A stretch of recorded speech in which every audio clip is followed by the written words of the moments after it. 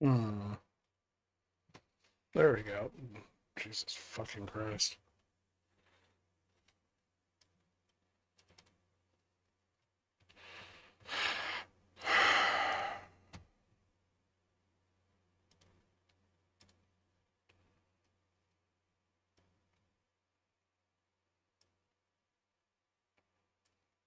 What do I look like? What?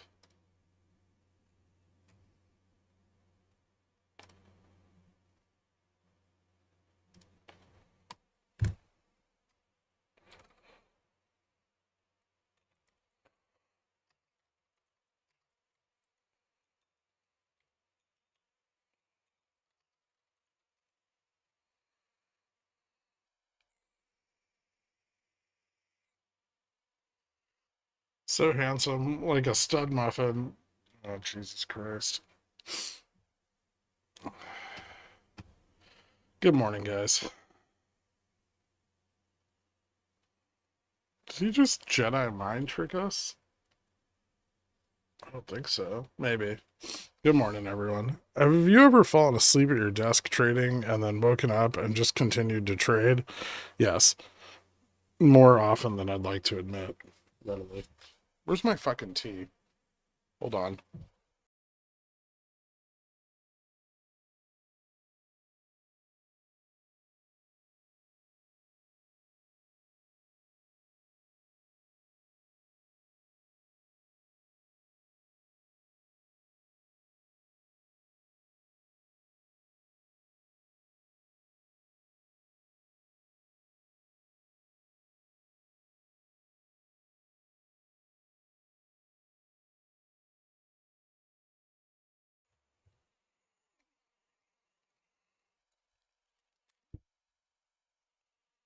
Loading up on cheap 190p.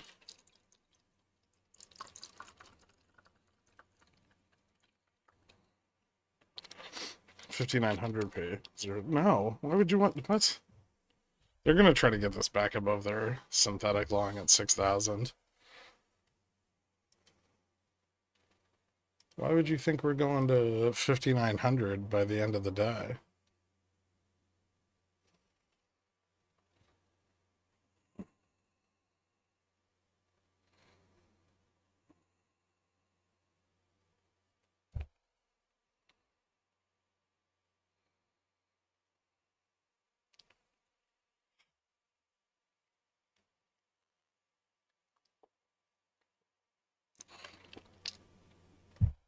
Morning, Randall. The cat hit his tea again. It'd be fun if they lost 6,000, but probably not happening, right? Mm, not as of yet, no. There's lots of sold puts at 6,000. There's a synthetic long at 5,990, which it looks like we bounced off of already. If we get clear of 6,000, they can push it up probably to fill the gap, honestly. A little bit of resistance at 25, but not much.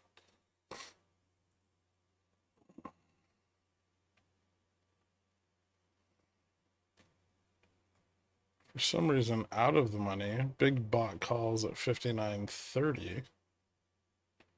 Huh. I didn't see those before. That's big. That's big. That's a lot of big bot calls. Hmm.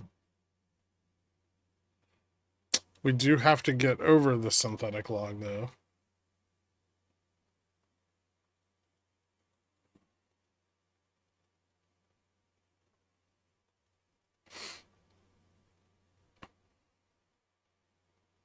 Did that come at an open? It wasn't there earlier.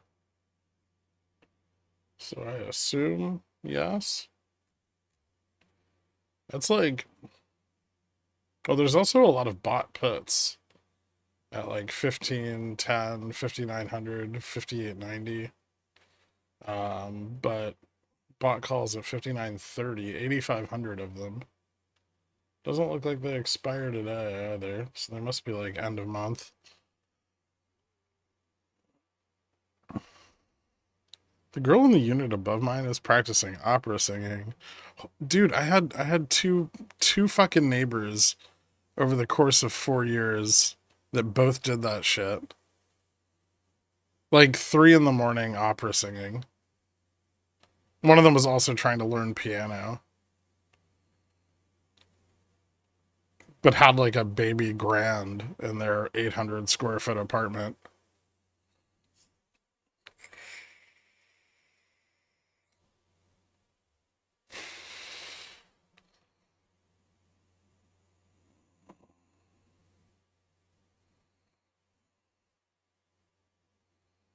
One of my college advisors was an opera singer and she was foine. Oh, okay. Yeah.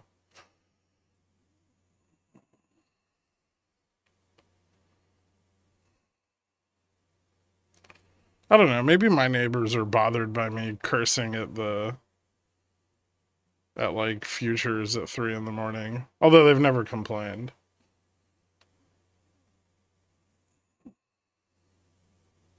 I'd hit that vibrato if you know what I mean. Yeah, I gotcha.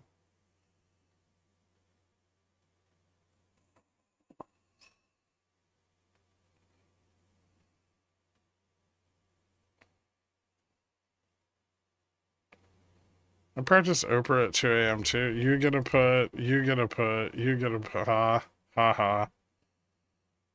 Mag 8 kind of selling off. Yeah, a little bit.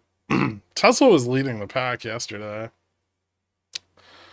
but Apple actually coming down today, which makes me want to sell calls on it again.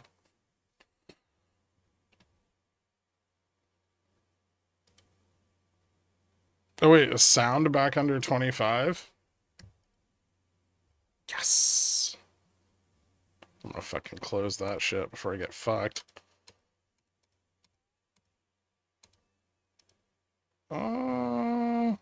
Yeah.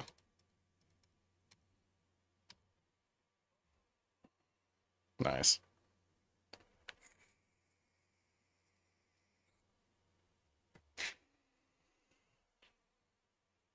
Is NQ actual garbage? The contents of it or the index itself?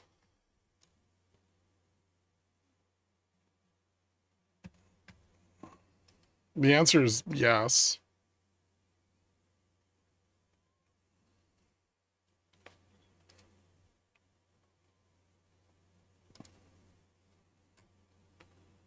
But NQ only down 137 points so far today.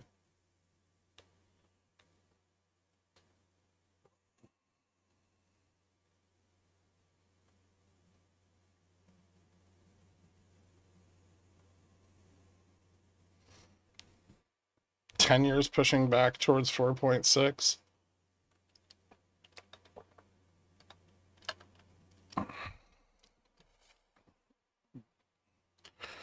%38 of the market propped up by 10 companies seems like a big problem. It's a concentration risk.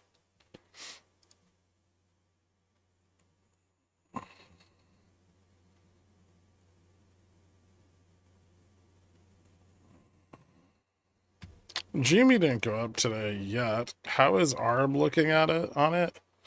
Mostly resolved. Negative, yeah. It's negative now. So not bullish. Probably gonna come down more. If it loses 30, it's gonna come down hard. Ooh, I should short GME. How much are puts? Probably too much.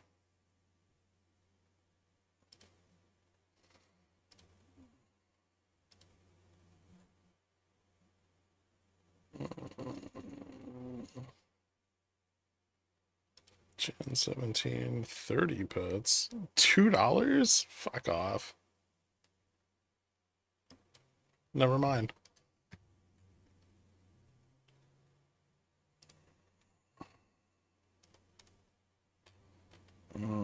Yeah, keep dumping Caterpillar. So many little gaps to fill.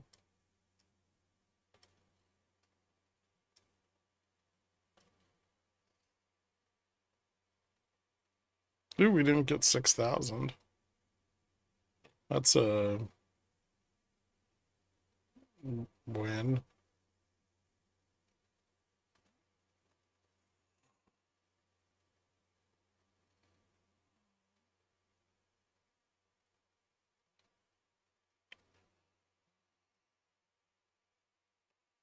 Don't say concentration during Hanukkah. I hate you. Why? Did my data steal your MOASS again?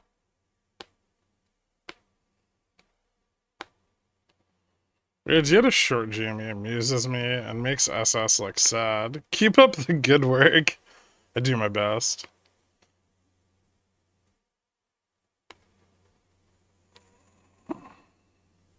The Bulls didn't get 6,000 yet, Gherk. Yet. It's not good to get rejected off of it because we're going to pull back to like 85 or 80. We're already at 85. There's bot puts at 85. The next sold put supports 75. Ivy is climbing. This isn't like great.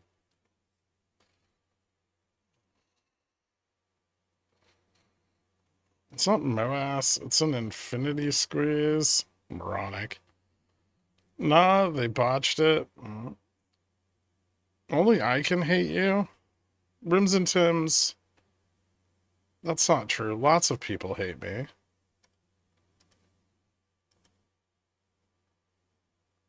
They just don't do it in such a weird way. Ooh.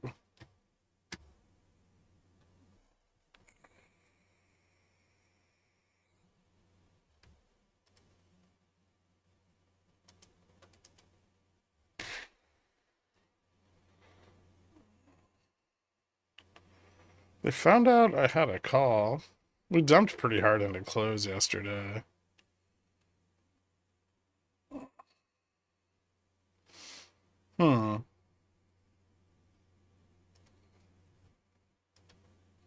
This is a reversal on the bear rally now.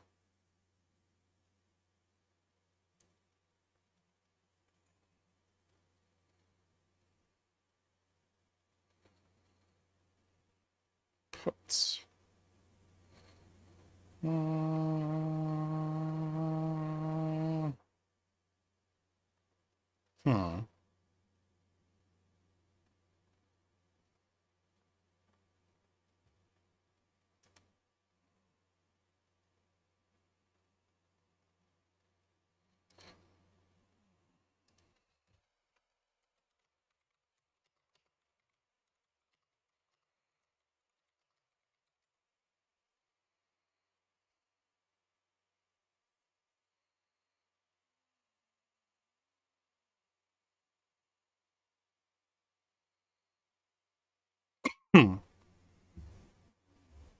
We're not going to 59.50 today, are we?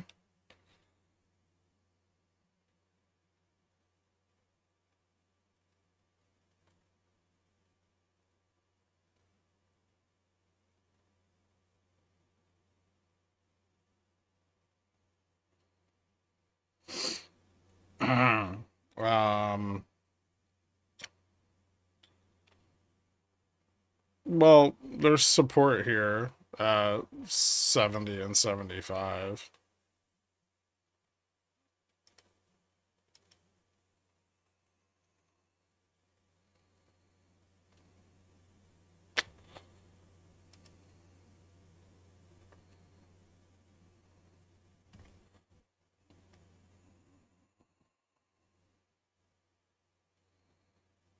Yeah, I know. I see the red candle, William, right here.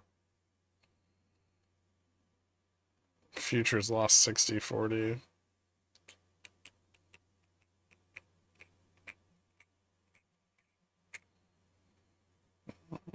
We could test 50. That's not out of the question. We'll probably get support at 75. But if we don't, we could actually drop to like 30. Just fucking crazy. Ooh, weakness in the back half of the week. Where's C-Mill? That shit turns him on.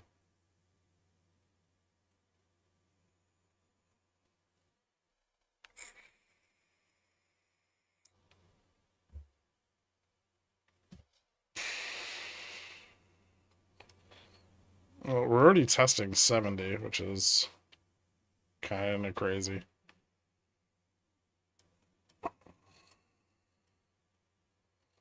How do I have 2 of these?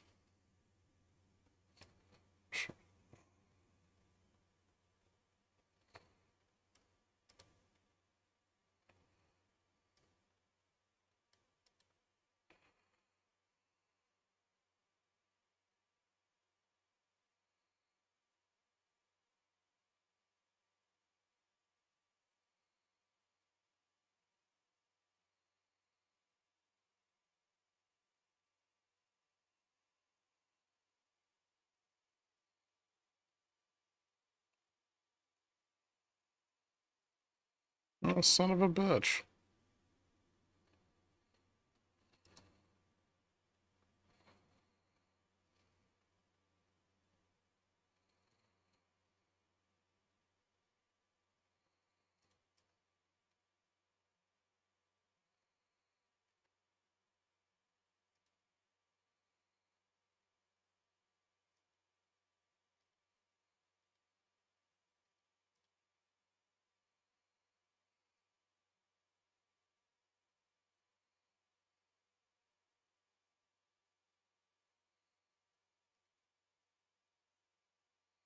That was weird.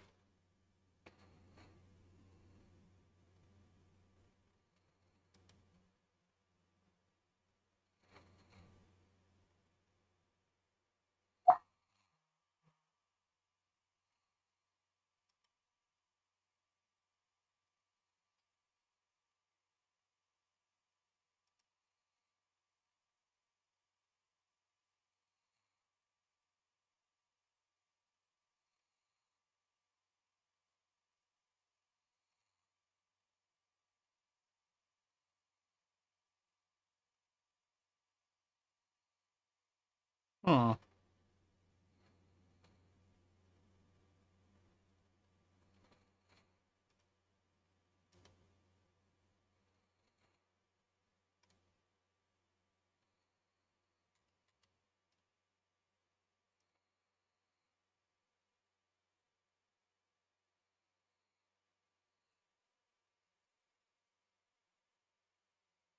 Why is the futures pricing not updating?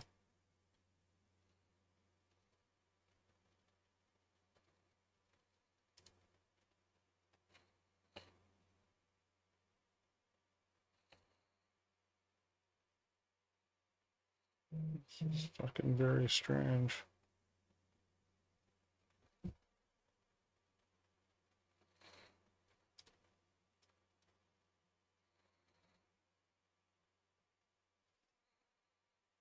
Oh shit, data issues. Yeah.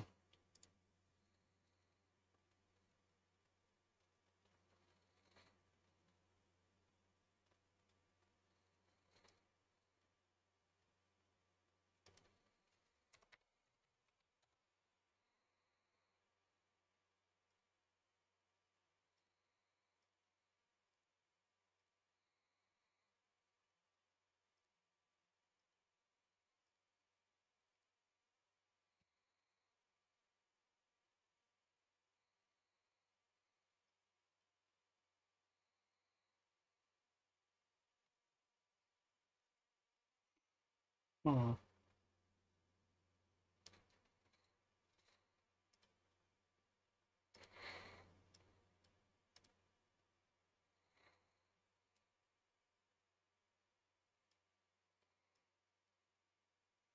Did NQ fail the long-term trend?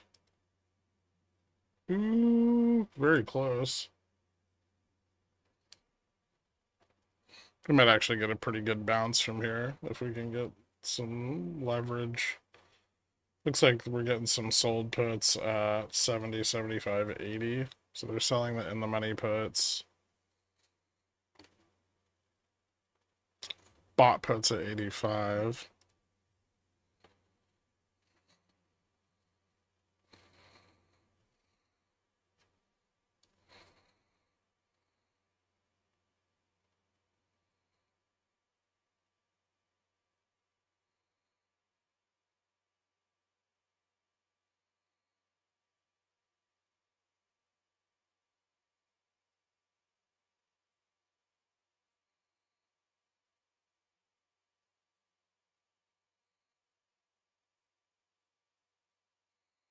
Hmm.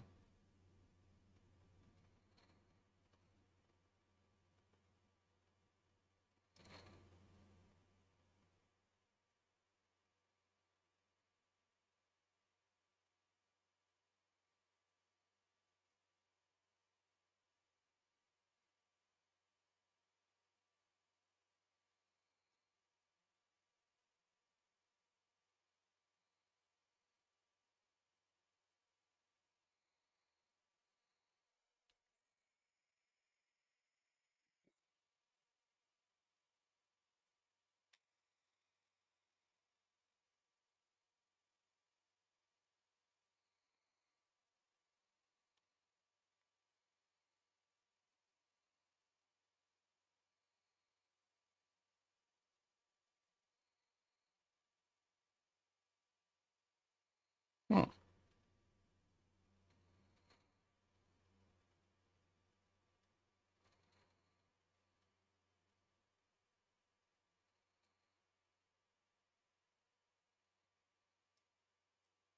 Jesus fucking Christ. It's blowing the bulls up. Bot puts at 60. Gamma's still negative here. Fairly flat across all these strikes.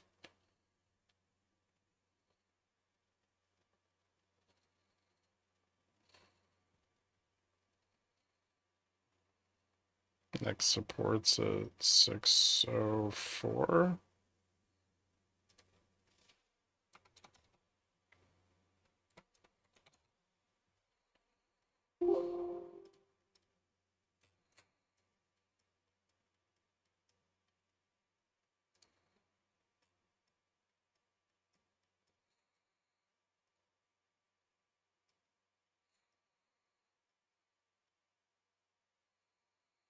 Uh,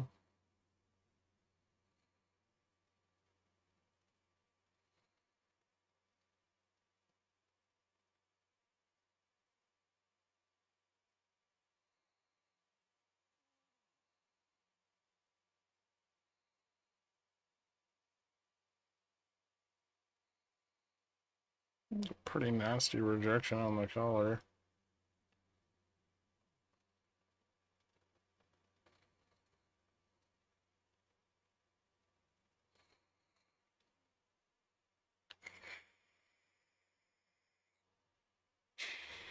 They're still selling puts to the upside at 70, 75, 80. They're just not getting vol under control while they're doing it.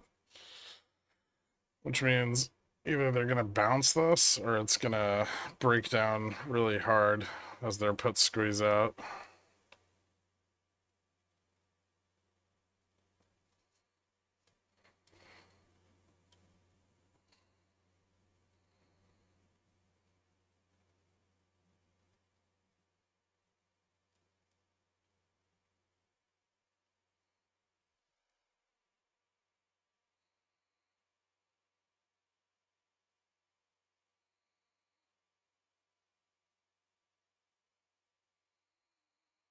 Still a chance at a gap fill if it bounces. Depends on momentum.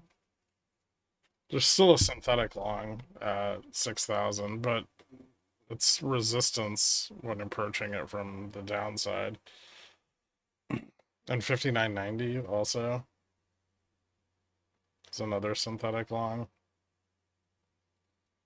Right now, all the puts they've sold are getting burned up, though, which is not necessarily good for a bounce.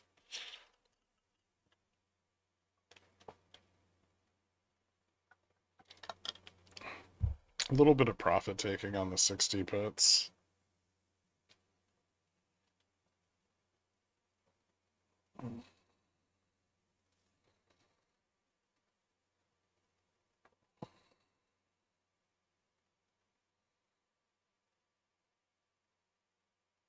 Left a gap up at 85. The MQ sell-off doesn't look like it's really slowing much at all, though.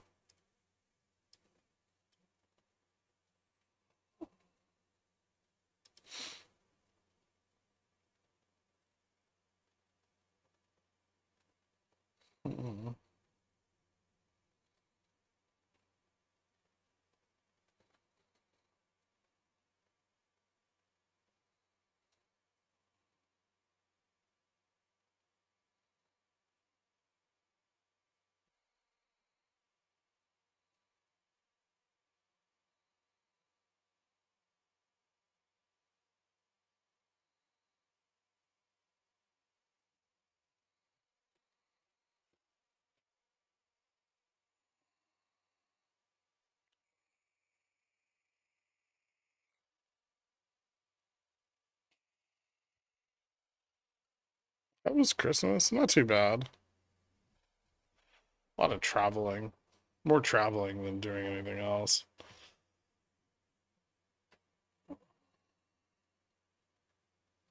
Still a chance to fill the gap. Beyond Finna. Is it? Maybe. Ooh.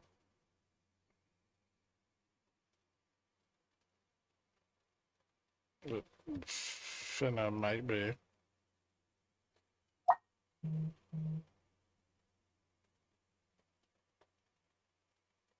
Huh.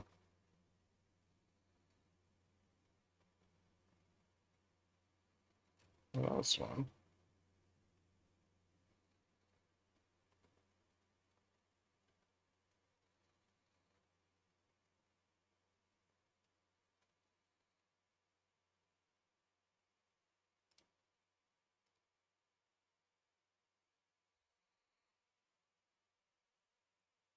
There's the 50 test. Just bleeding off. I don't think it's stopping.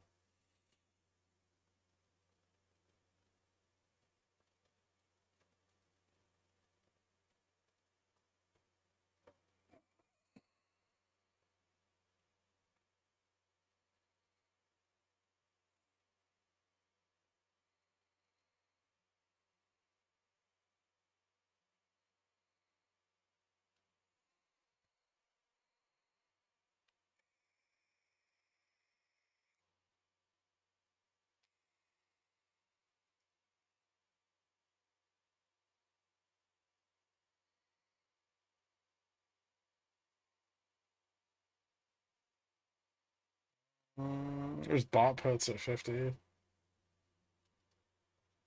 Still no real support here, though. Not on the 0 DTE.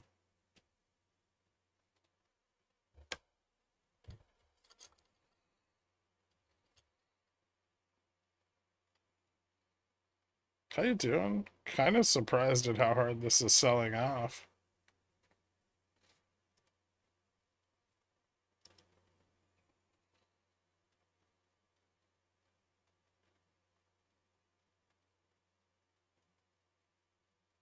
Huh.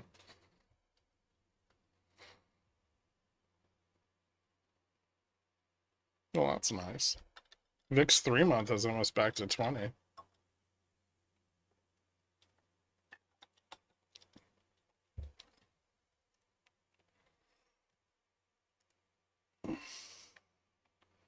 Are you showing me TLT?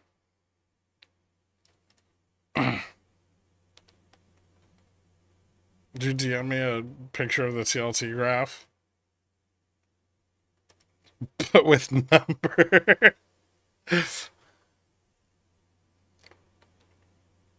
I mean, The 20-year was worse before.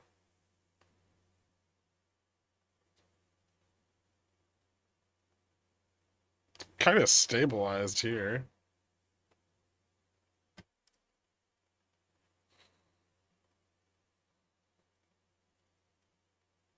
I didn't go to the Midwest. I flew over it. I don't know how it was.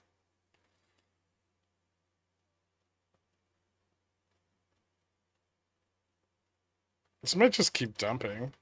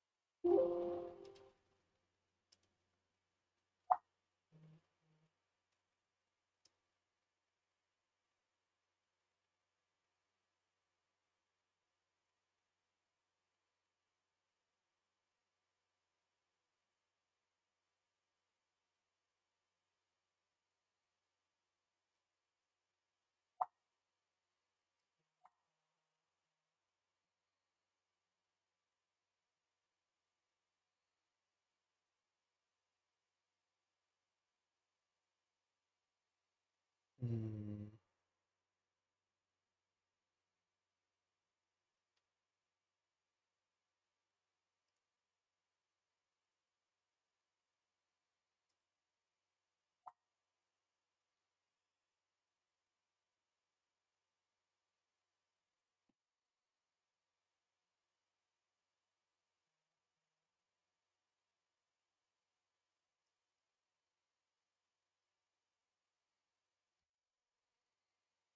Alright.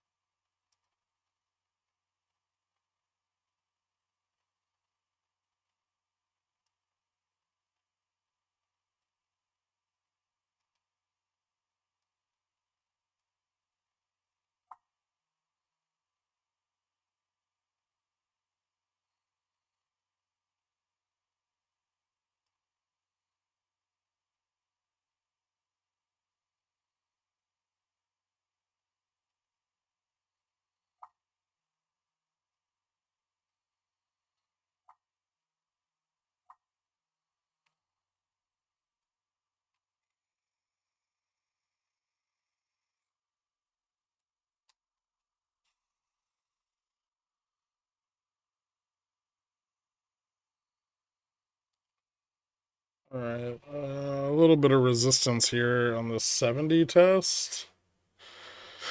If it gets back above 72, it'd probably push for the gap fill. So we'll see if this gets rejected and vol picks back up. There's short puts to the downside of 60, 62 that will push vol back up if we fall. So I don't want to short it there.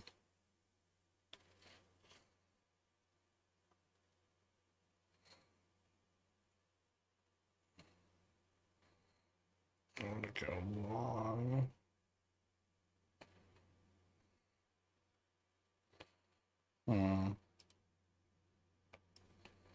Short there. We'll go long above 25.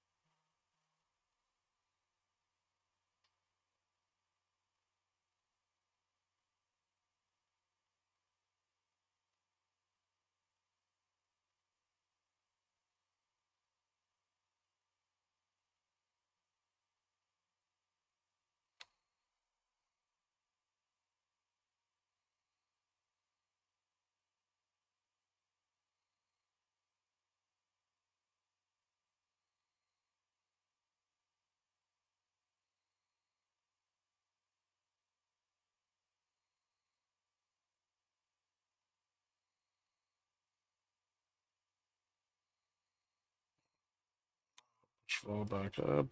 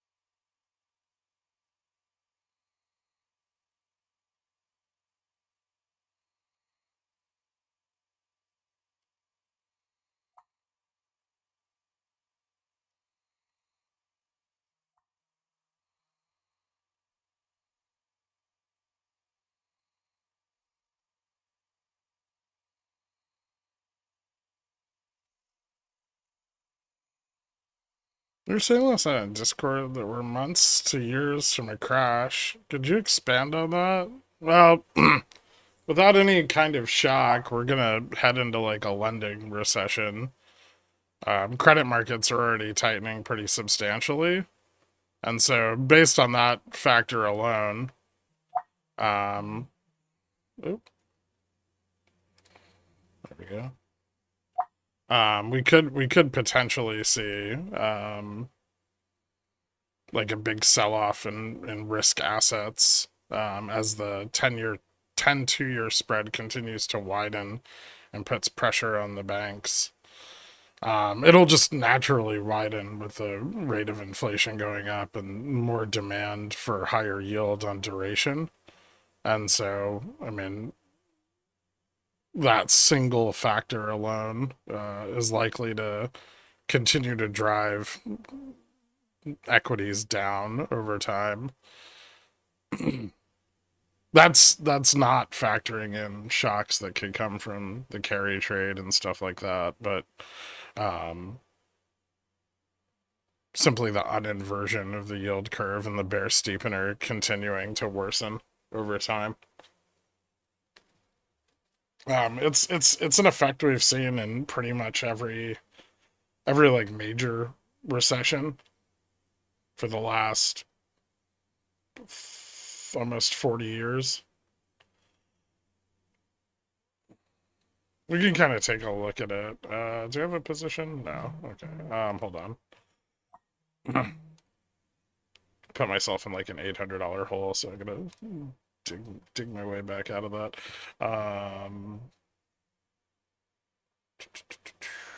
So if we look at the 10 2-year spread, right? You see after yield curve inversion and this one was by far the longest we've seen since the 80s, and even in the 80s, it didn't stay inverted this long. It kind of went in and out. Big spike in yield on the 2-month or year. 2-month yield? The 8-week?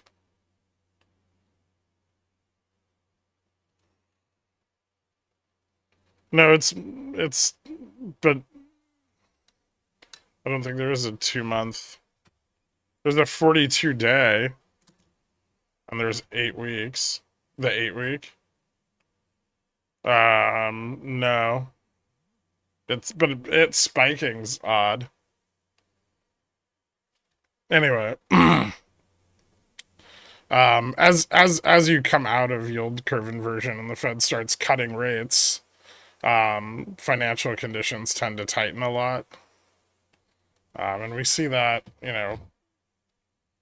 uh, going into the early 90s, out of the 80s. We see that in the beginnings of the dot-com bubble. We see it in, the great financial crisis, and we see it going into the COVID crash. And so, this period of time here, is relatively short, generally speaking. Somewhere between a few months to about a year. And we're pushing up into that now. Now we could, I mean, potentially, given the length of our drawdown, it's possible that we see that the spread worsen more than we've ever seen historically. But it's already, you know, at like 20 like 27 positive 27%. So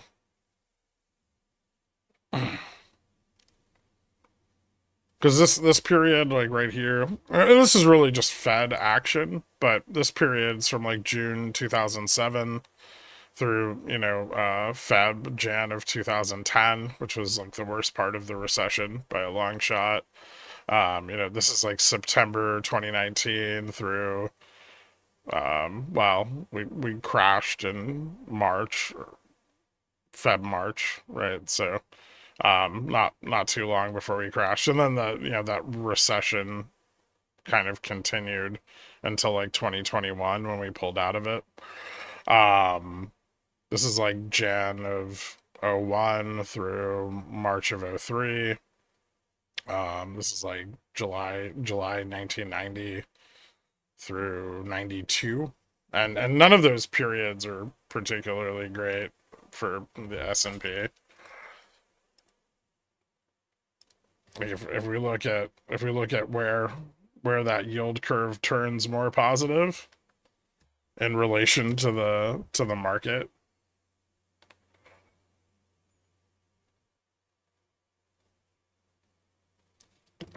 In the early 90s, the effect wasn't too extreme, but if you go further back than that, you'd see the prior peak. But the 90s were just flat. Like equities just didn't gain value really. It wasn't until like the late 90s that we saw, mid to late 90s, that we saw a big bump, and that was, you know, when that spread started to turn more negative again. So as that spread turns negative, you know, you get a really positive market reaction.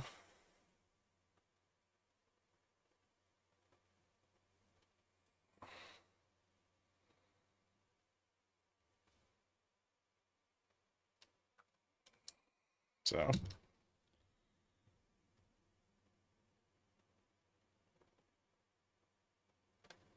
closer than we were.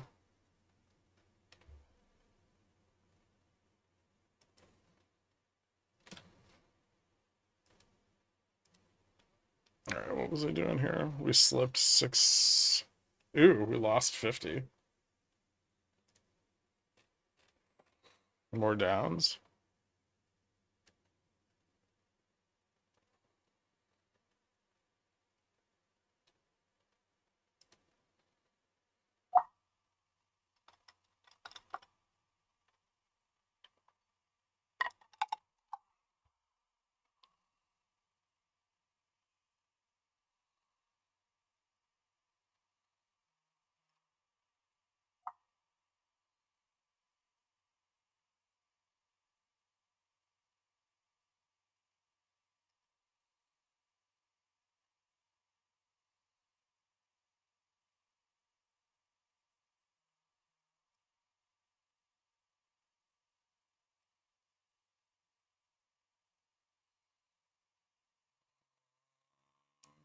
Next supports are at 40 and 30.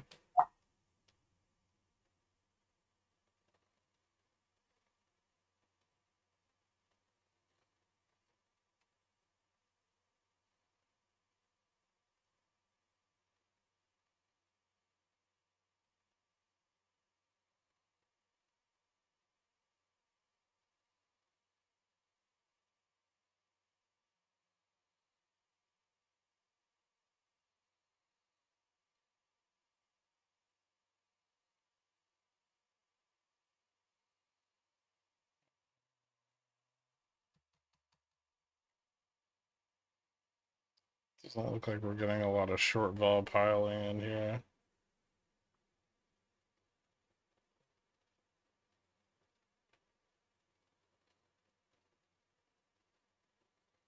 Failure to regain 52 is probably bearish on the SPX. 52, 53. I don't know where that line is, I can't tell. 53.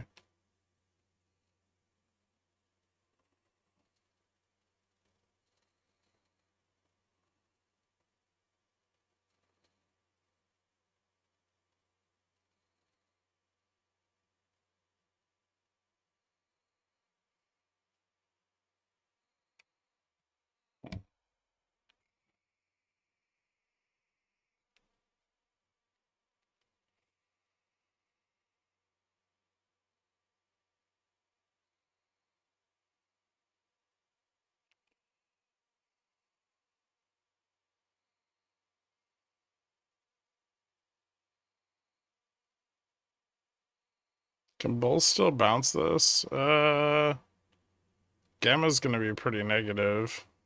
It's not easy. They can bounce it a little bit. I mean, they've got some sold puts to the upside, so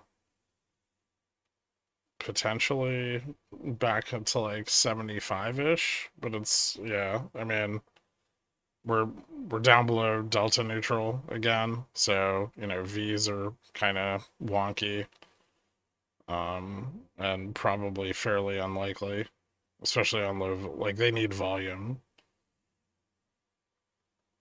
Otherwise, you know, bounces are going to sell off on their first rejection, like we saw back here.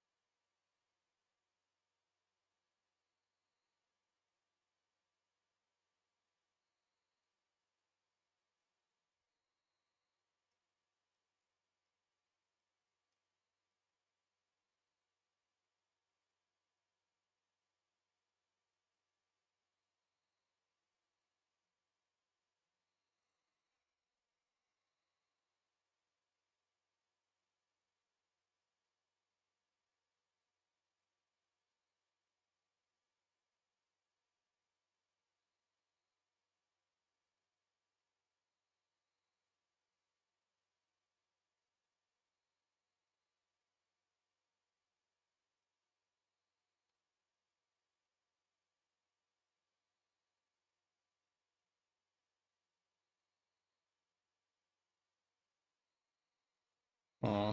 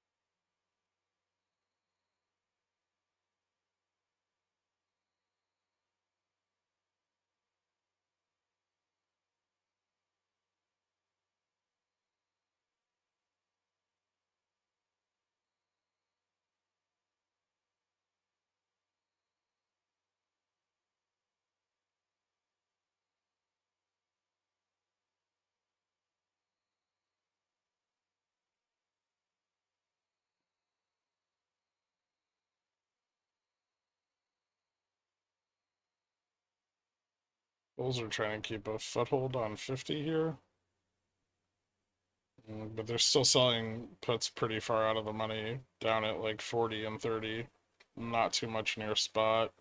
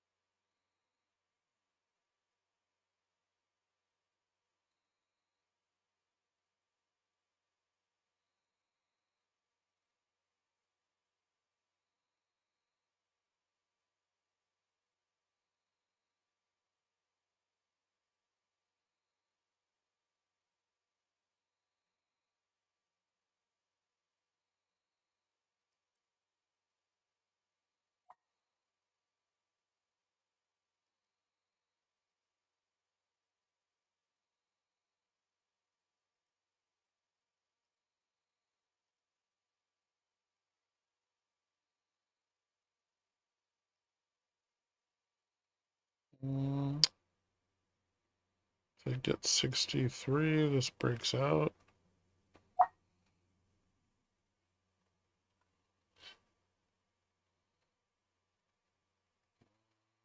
Yeah.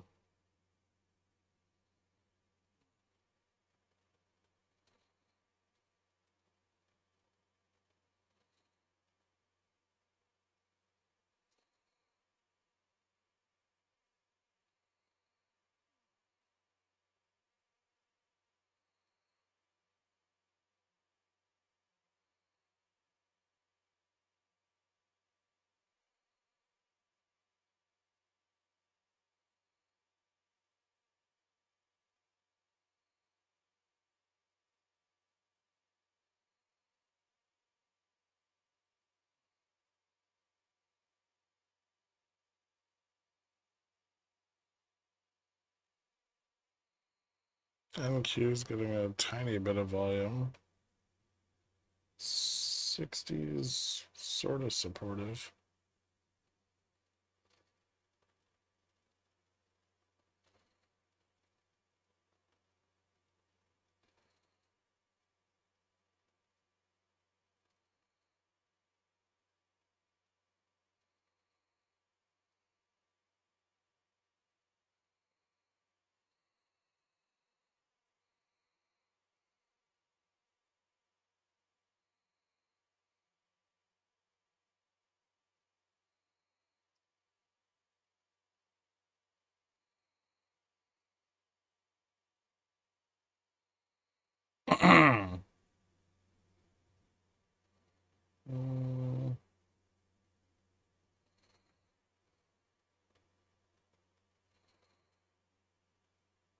Let's see if they're able to break out on the second test. If they break out here, they should be able to push things as high as 85. So that would be like the gap fill. And then they run into some bigger resistance again around 90.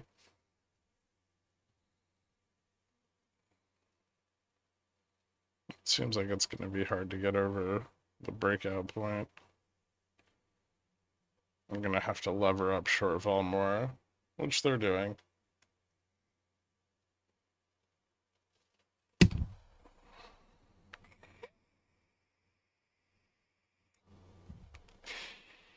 Is that a $12 candle? 11.25. Yeah.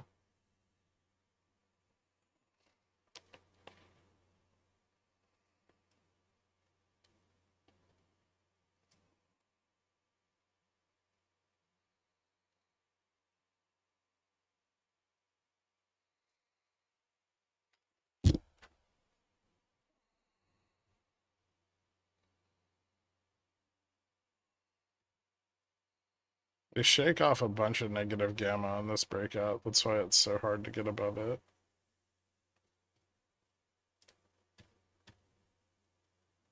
Put premiums moving up pretty quick though. 600, almost 600 million.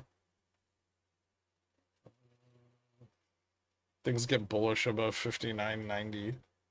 Like actually bullish. Like we could fill the gap bullish. More so at 59.97 though. 59.97 would be a reversal, like almost a full reversal. What's up, Vorname? Can you opinion on 312 calls for March 2025? I'm in quite deep, currently at negative 20%. Thinking of buying more. On what?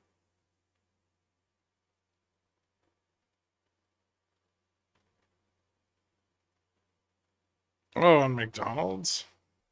Hmm.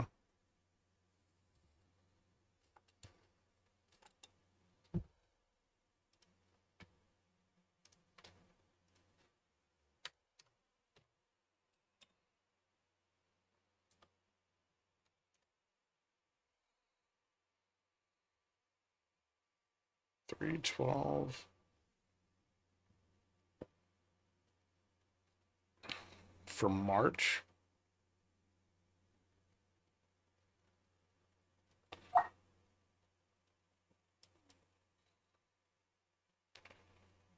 failed.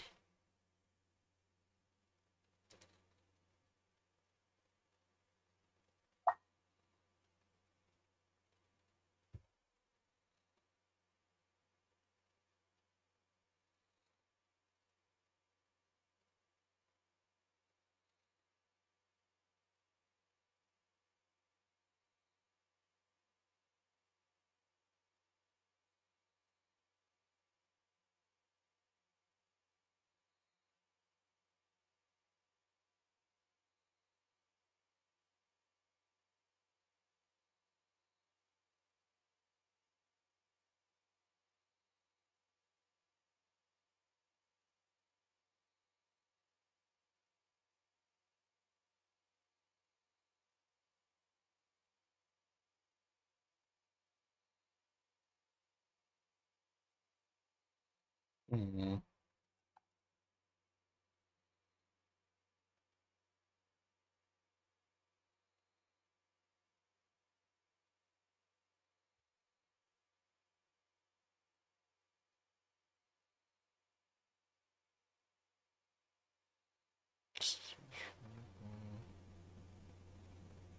One second.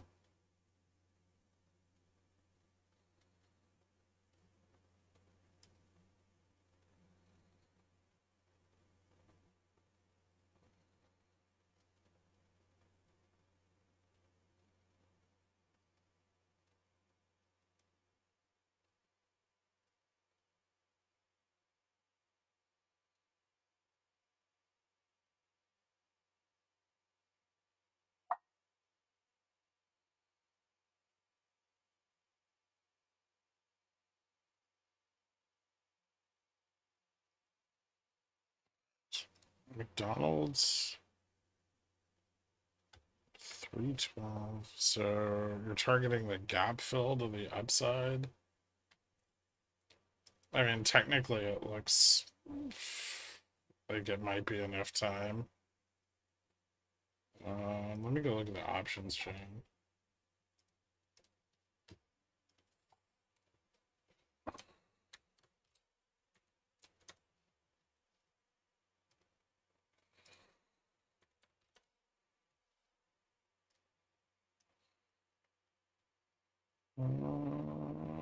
Yeah, it climbed up over gamma neutral the last couple of days. Gamma's starting to pick up, but dealer net delta exposure is still negative. Looks like there's a decent amount of options interest out to like 310.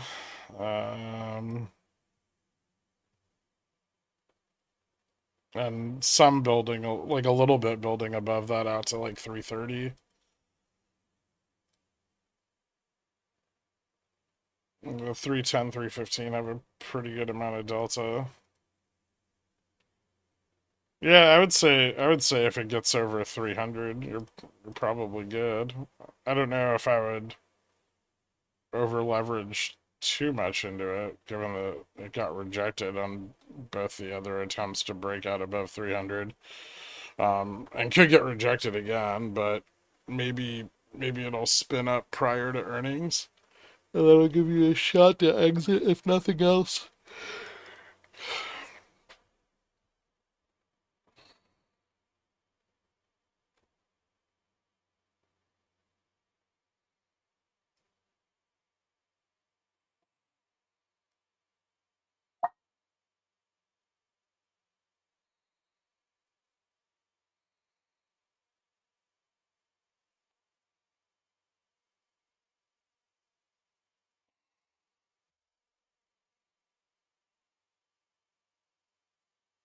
Switched to NVIDIA puts and took profit on my calls because of your commentary.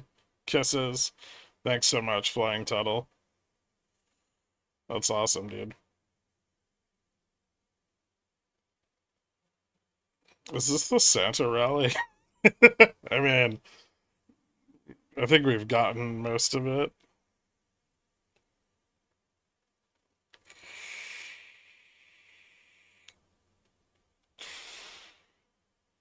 That tax loss harvesting was why I was worried about like the back half of this week. It still seems to be a bit of a risk.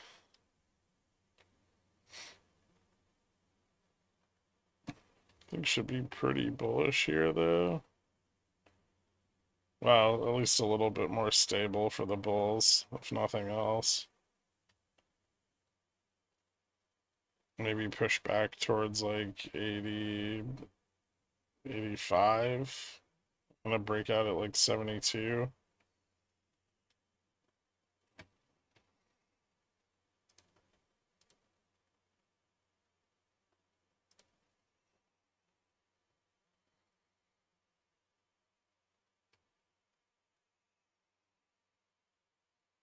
Hmm.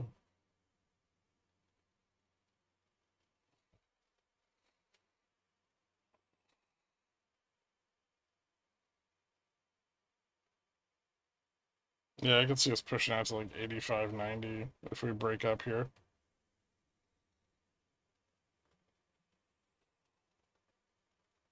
Ooh. Do I want to get a call? How much are those?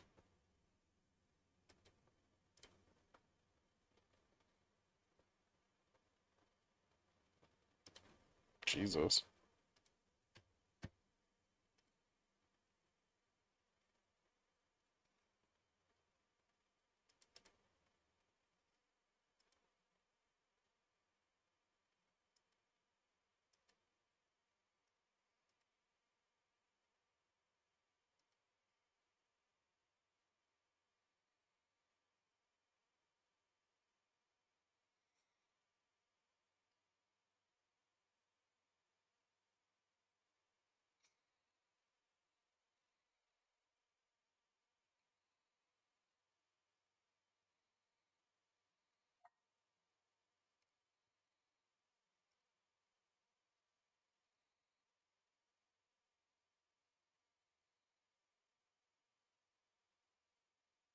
Hmm.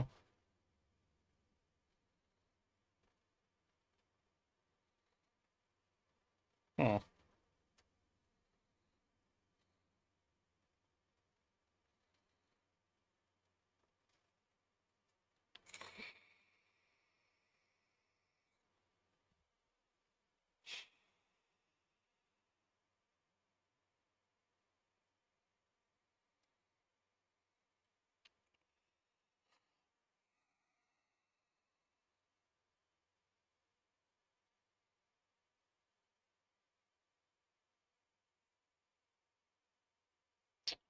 It is looking a little de-risky.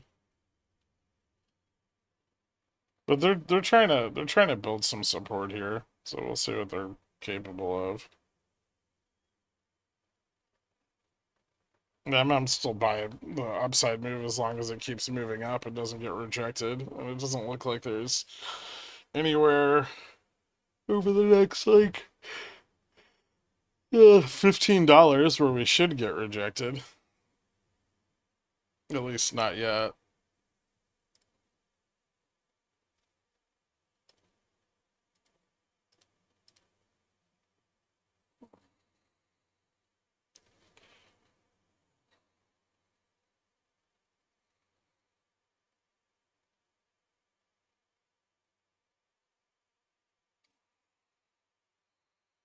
You have to worry about profit taking. If too many bulls take profits, this will fail. It does appear to be a lot of sold puts, but there's bot calls also. And there's bot calls at 40, 50, and 60. And if too many of those take profits, it'll rug pull this.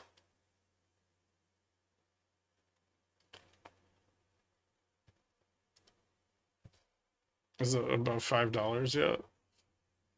It's above $4. That's nice. Hey, look at that. My synthetic longs are back at break even.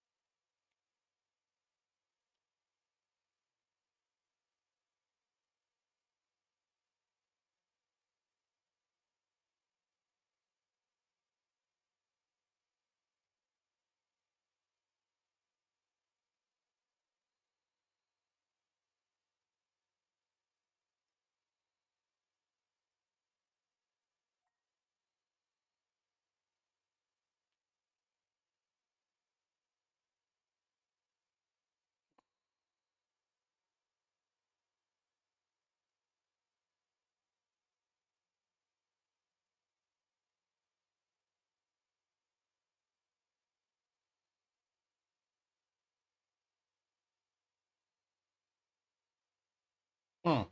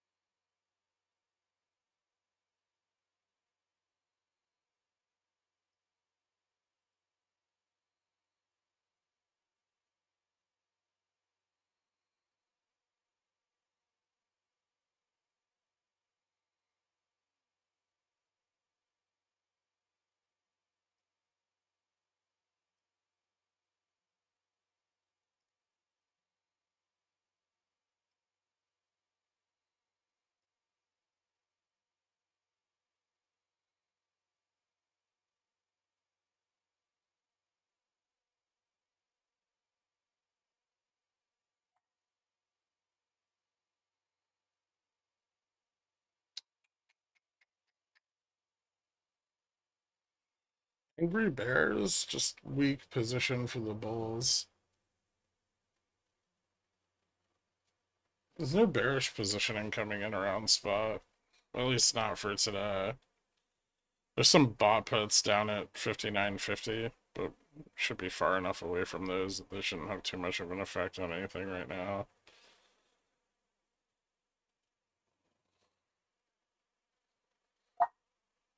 Oh, they lost it.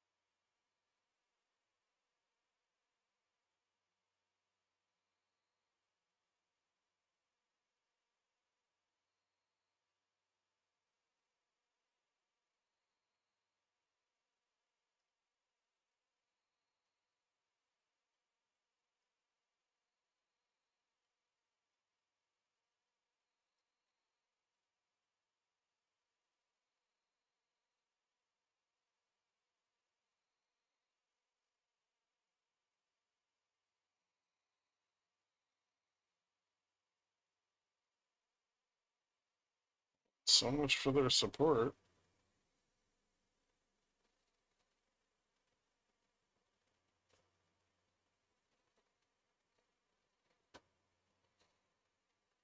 Watch for bounces at 50.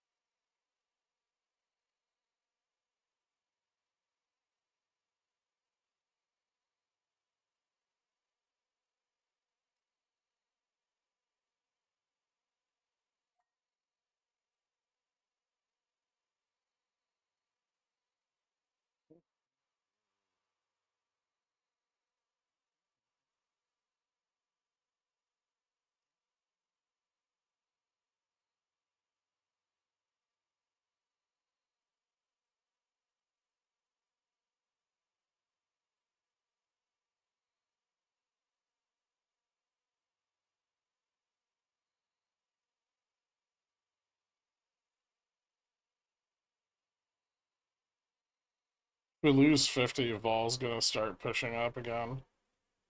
Like, fast.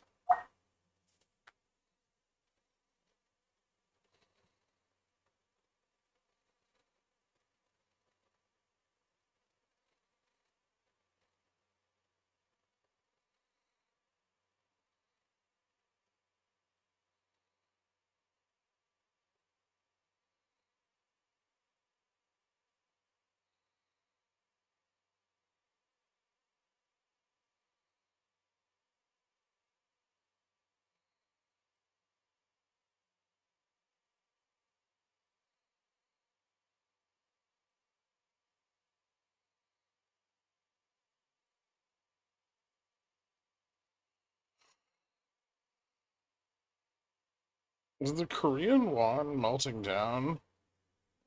It's not doing great.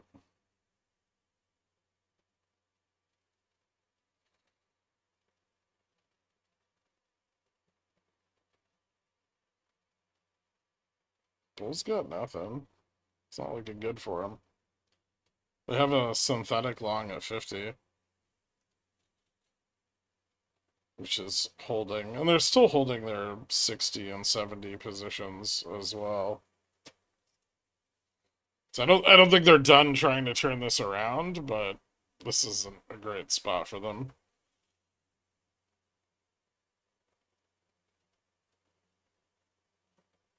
Loss of 48 opens up the lower test, and then at which point we're just falling into sold puts.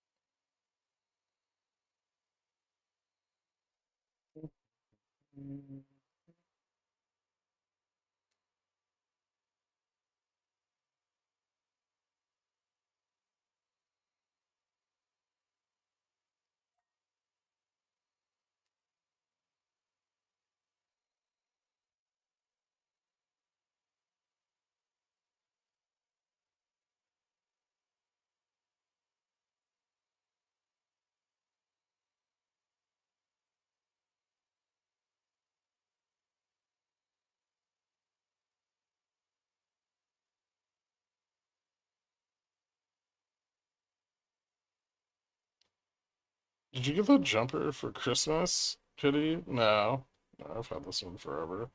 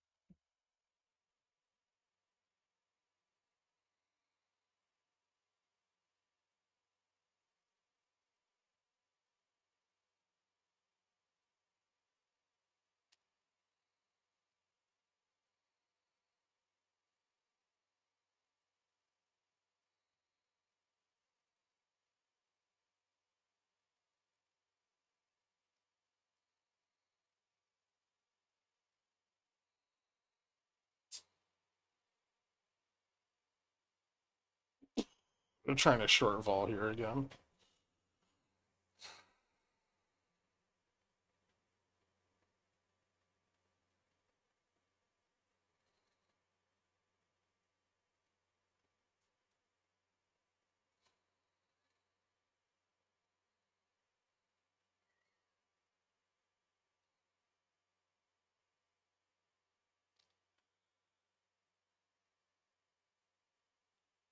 There's 4 tests of ES of 60-22 on ES. It's bound to fail, I think. I don't know. They could have levered up more, but they didn't. they, they'd much rather sell their puts down here, it appears. Which means it'll continue to be hard for them to get any kind of substantial breakout. But maybe they don't care if they can just hold the 59.50.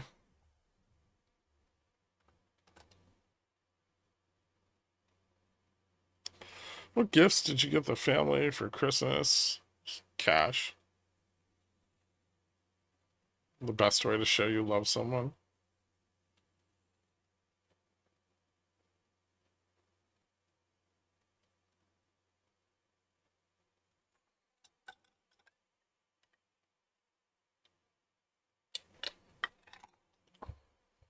T-bills.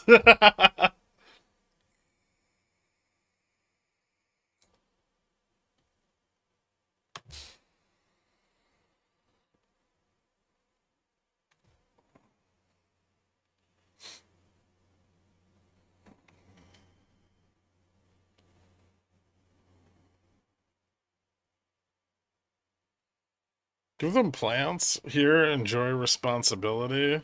Hmm.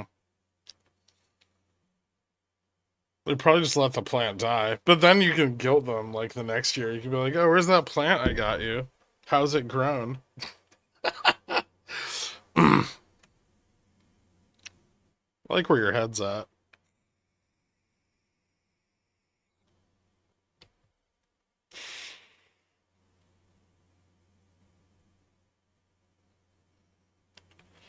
There's no reason to risk on. Yeah, I could agree with that. The problem is if it stagnates at 50 too much, they risk it falling into their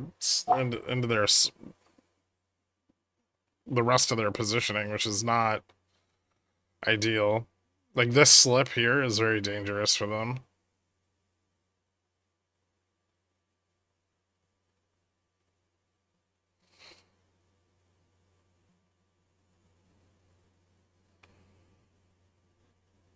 Because if the short puts to the downside get exposed, then they're very hard to protect, and they'll have to let them slide into the money and then sell more of those, which means stabilizing between like 59.30 and 59.50, which is a far more dangerous range.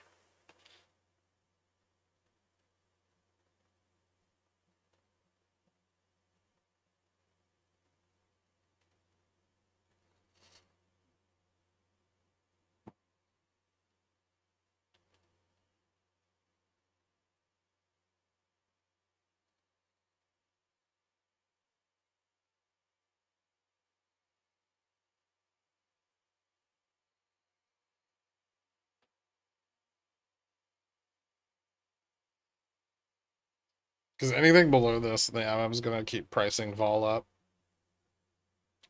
and as vol gets priced up, they're not gonna be able to stop the downward move in price.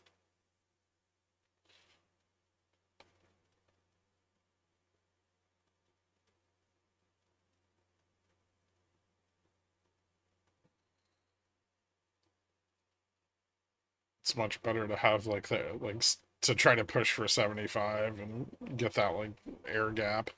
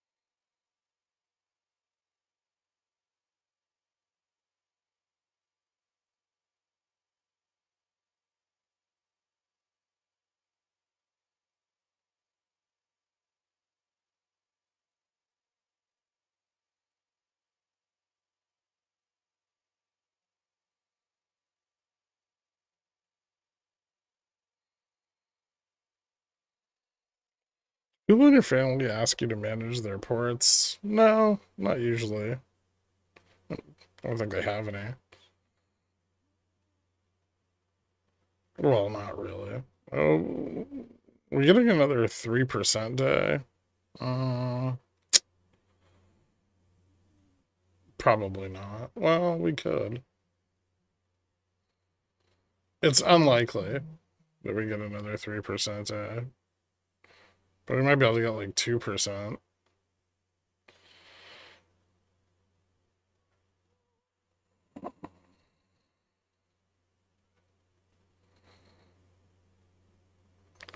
I hope you had a good holiday too, NW. What's up, SH?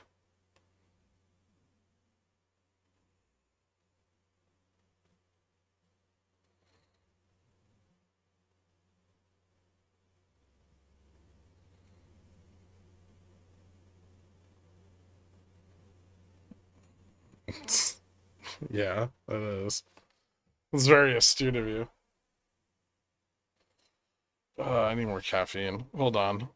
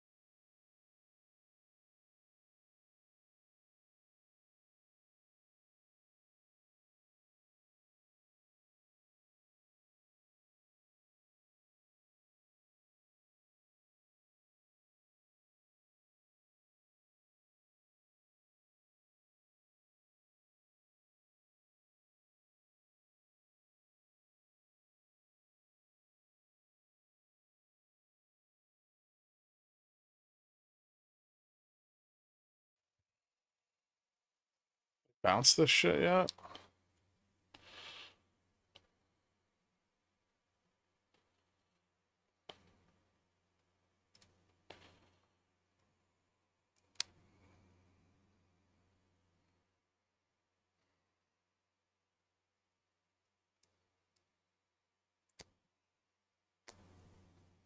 Like a fucking razor blade to open this or something? Jesus Christ.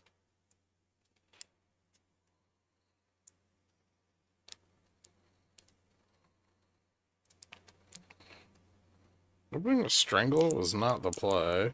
No. Strangles always suck at major resistances.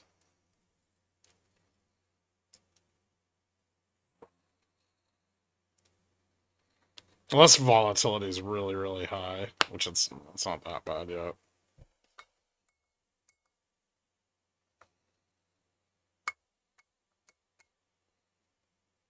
Oop, is that the whole tube? Oh, shit. Whoops.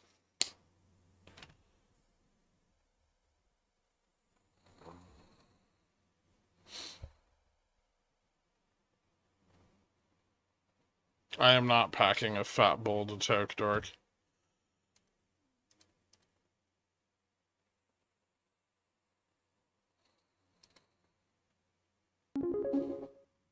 Kendra Wilson put their pickle in my jar. Merry Christmas, Peppino. Wish we could have spent more time together. PSA. If you like to eat scrum, then you have to visit Japan. Word on the street is they have the cleanest curry hole on the planet. 3.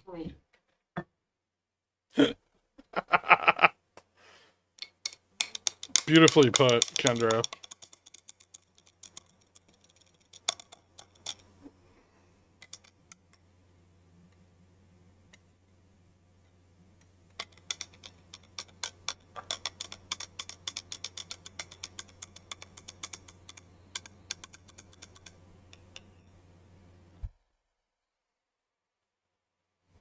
Wonder if it's bad to use a screwdriver to stir your drink. Yeah, it's probably fine.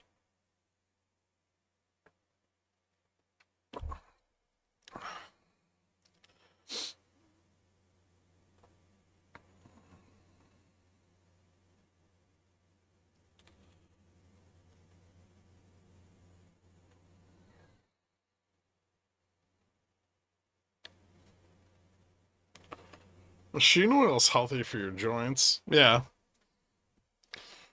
Keeps things lubed up.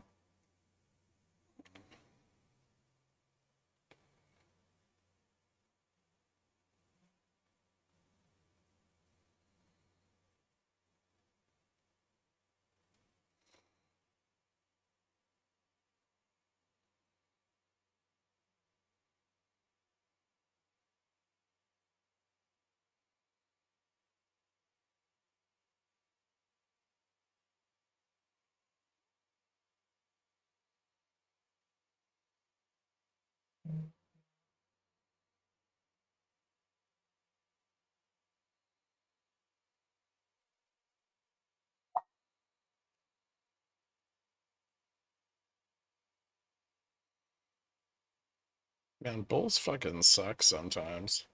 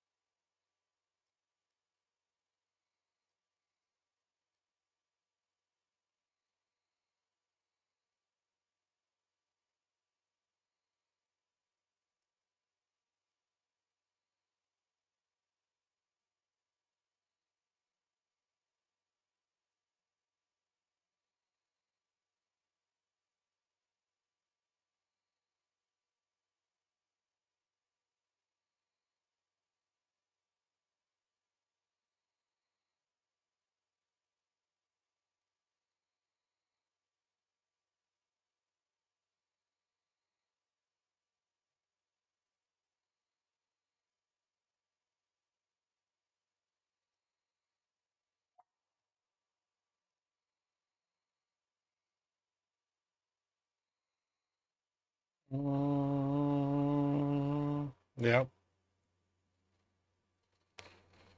Ooh, we got the breakout a little bit.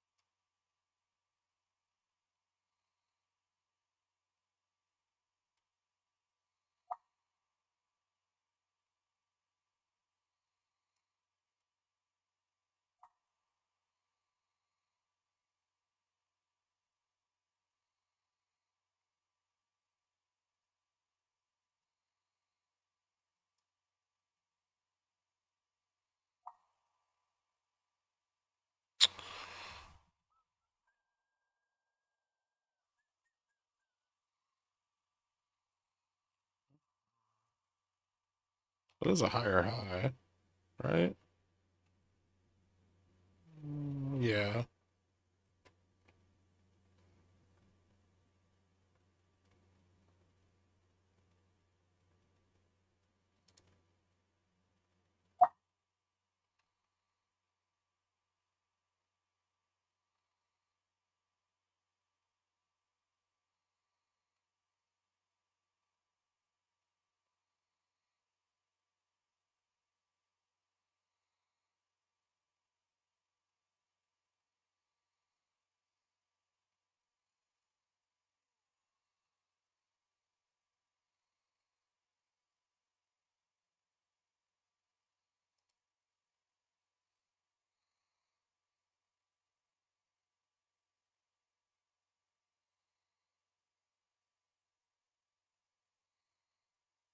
This is where they needed to lever up last time, too. Looks like they're trying a little bit. We got some bot calls to the upside out to 80. And then 85 still resistance on the upside move. Although a little bit less resistance. And then 90, 60, 100.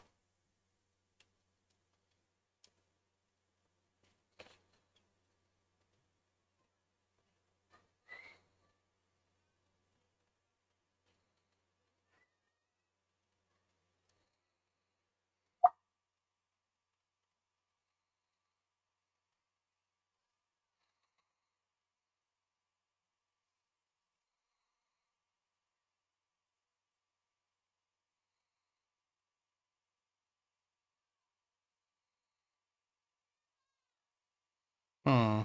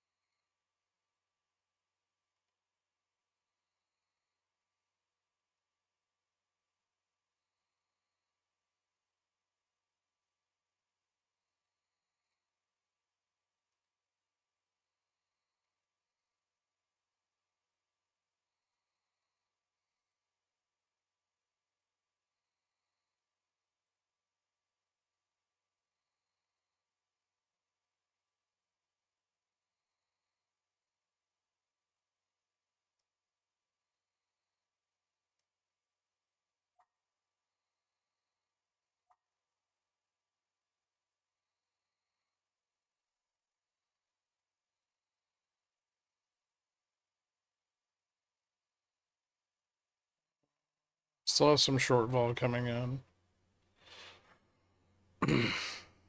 So still trying to pump it. But we're getting close to resistance here. If they get it above 70, they should be able to lever up some more. I might try to push vol back towards 16. NQ also broke up above resistance. That's like the long-term trend. So retested the long-term trend and broke above it. We also have a gap on the upside at 85 on SPX. It's not a very big one though. It's like 30 cents. Yeah, it's a head and shoulders. Oh, we didn't get a new high on SPX though. We got a new high on ES, but not SPX.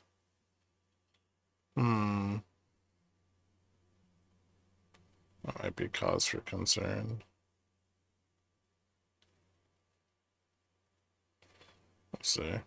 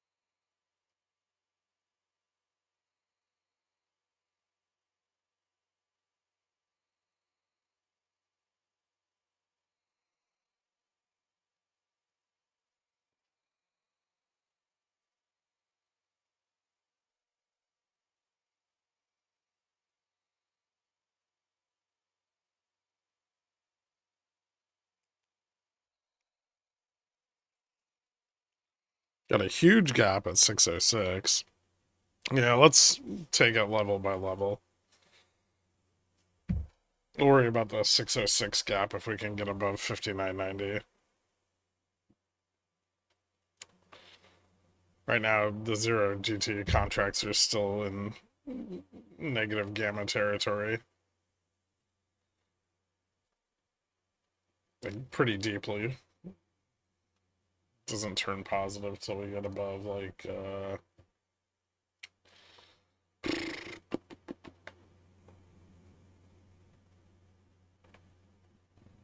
is that? 82.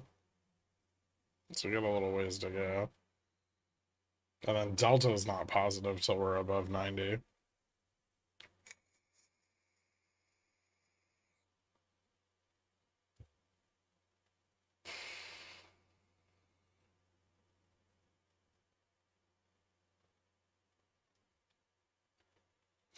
Are there big puts at 70? No.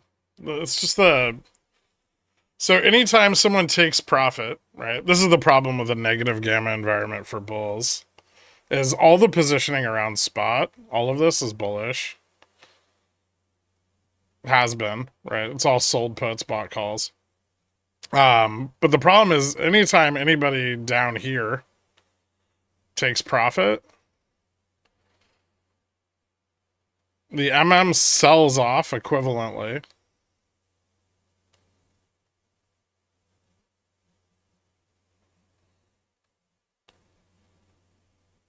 In a positive gamma environment, when someone sells off, the MM buys the dip.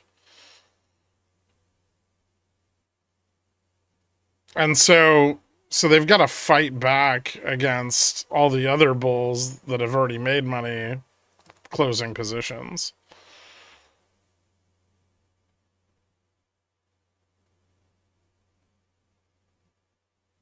Yeah, we want to get above like 72-ish so we can shake off some of the, like, we shake off a pretty good chunk of the negative gamma if we can get up above here, which means the market maker won't be pushing back as hard against those positions.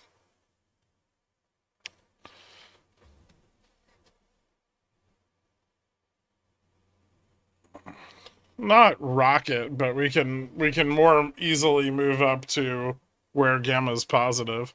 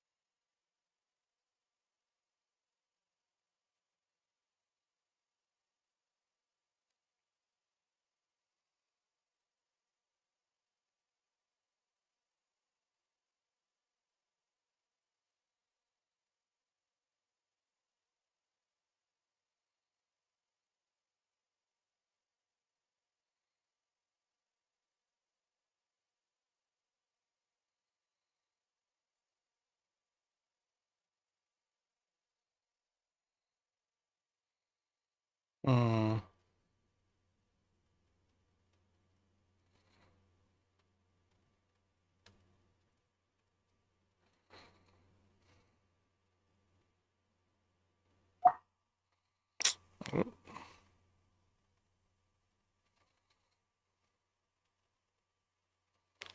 fail.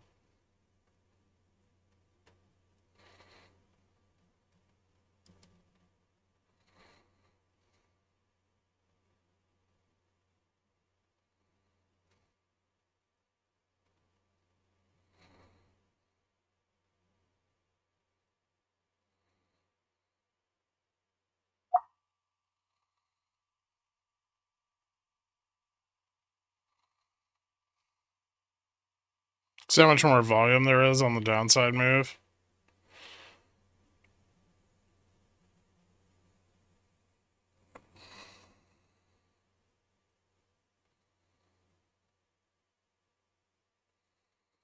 Uh,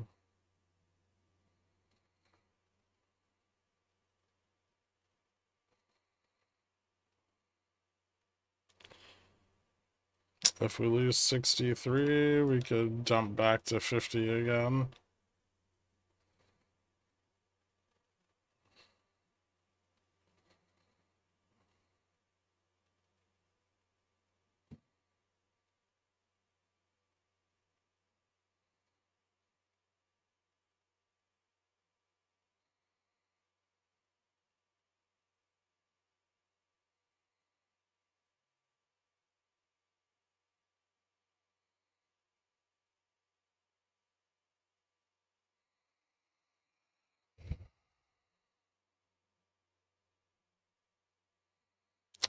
Yep.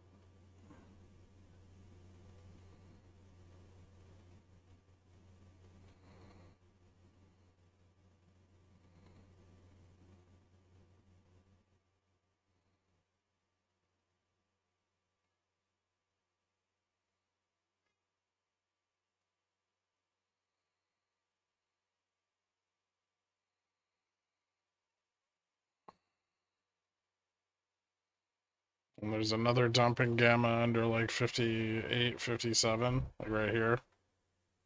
59, even. So we slip this, we'll dump more. Yeah, there you go.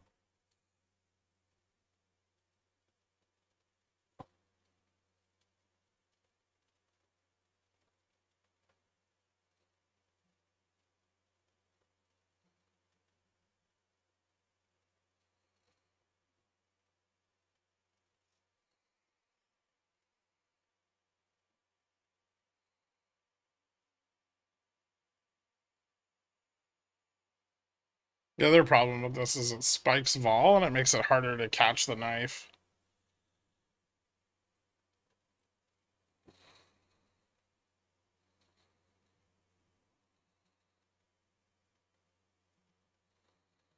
When does that synth line at 6,000 expire?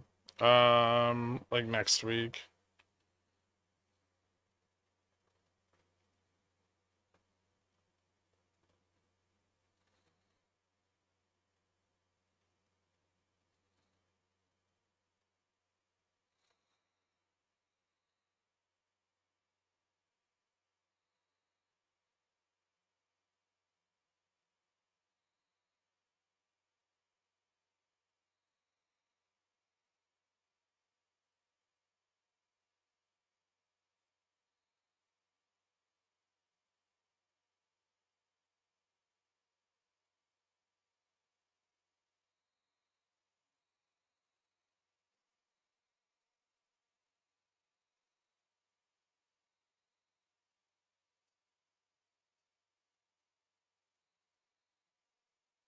Hmm.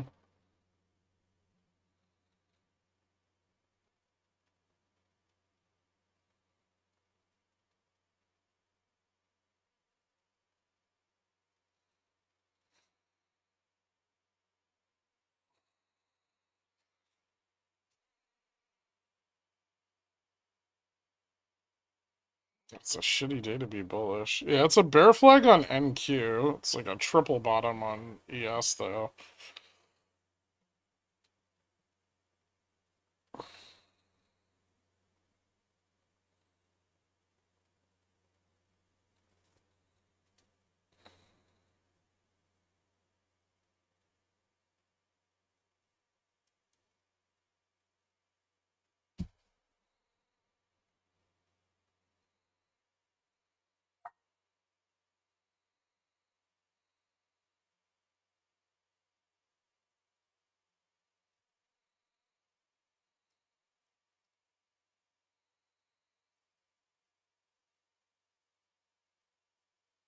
Head and shoulders on SPX.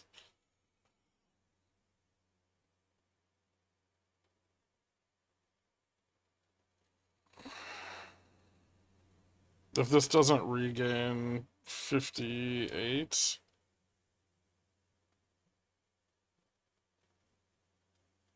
then another leg down, probably.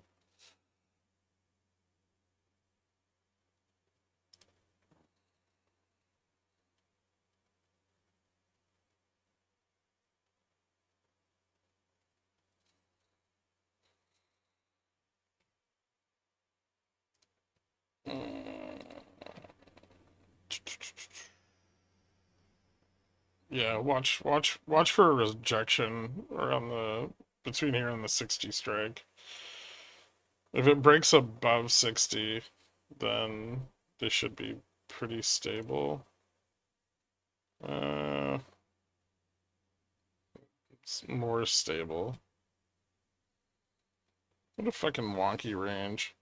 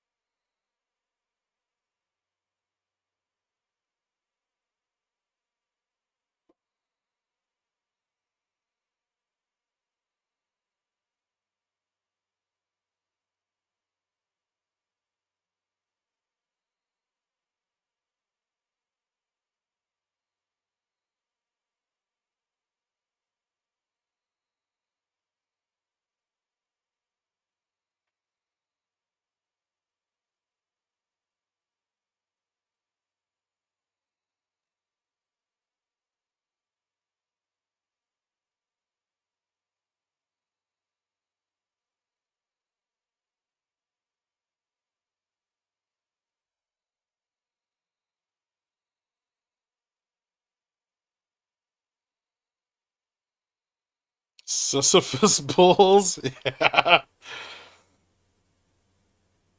Is anyone not tapping their foot right now? I am.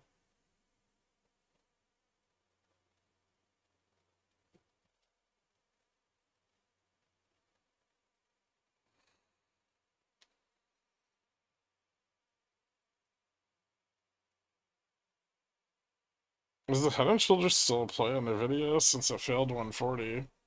I think so. You mean like the one out on the daily? Sure, it's probably just more relevant that it failed 140. It's in a downtrend. Ooh, that's a good shit.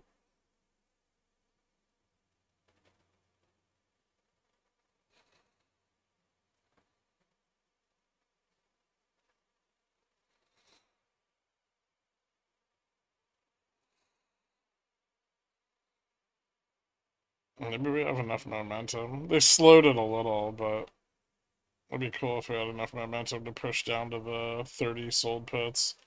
Some of the 40 sold puts pulled back on the drop, so less support to the downside now than there was earlier on the last test.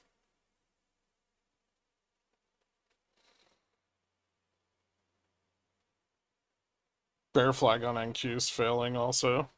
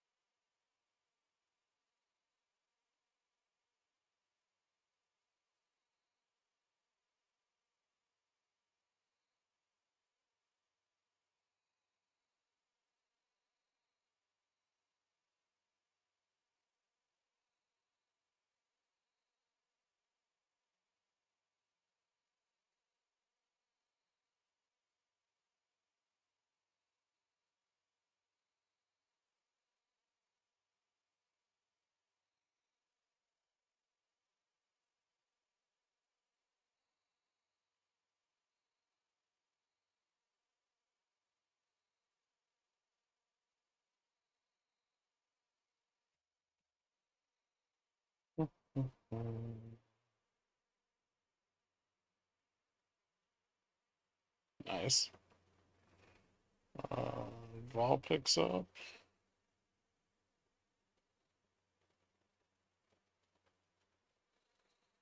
This is where we start running into short puts. So 42, 38.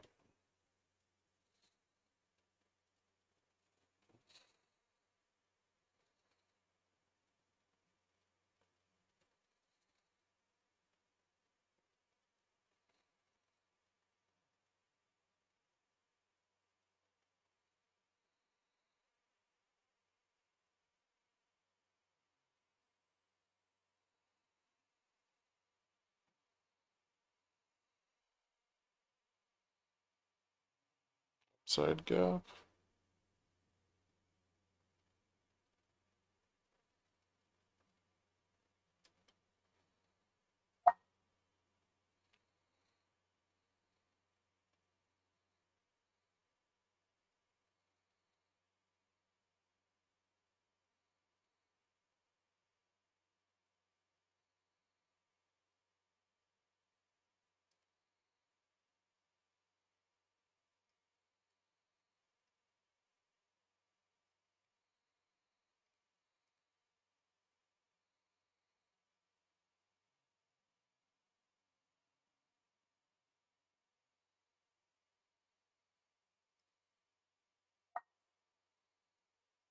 Phone. Ooh. Spicy.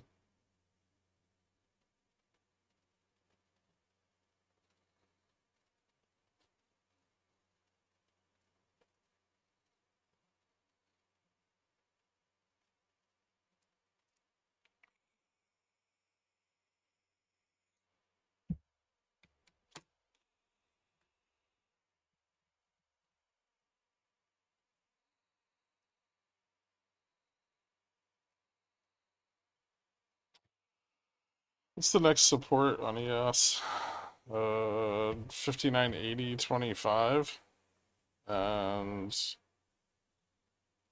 59.66, 59.65 and 80.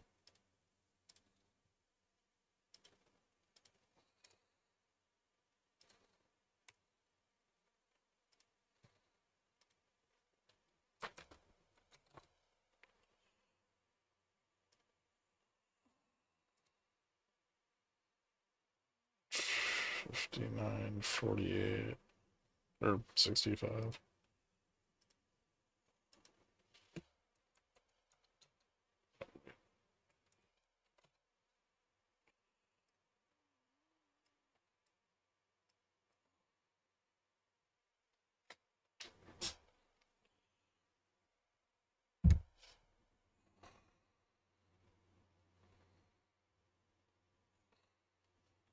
Man, did I sell my 6K put from overnight early? Sorry to hear that. I'm actually not that exposed to this downside move. I did get out of my debit spreads this morning, but I only have like five puts left on my straddle.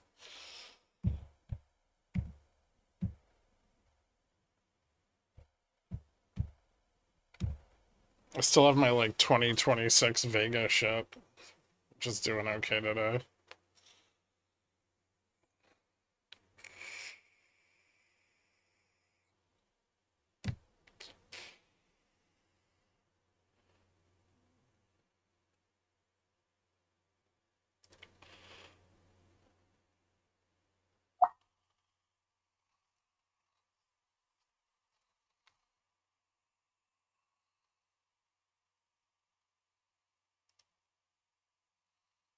Ooh, I also dug myself out of a $2,000 hole on ES today, which wasn't easy. But somehow feels better than actually making money.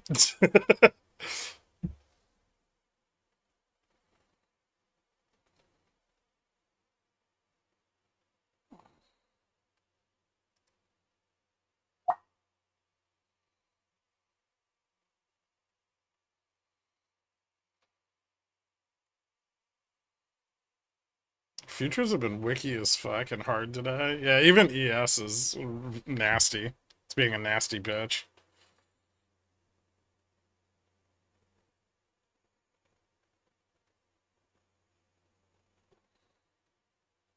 Oh, come on, sell more puts.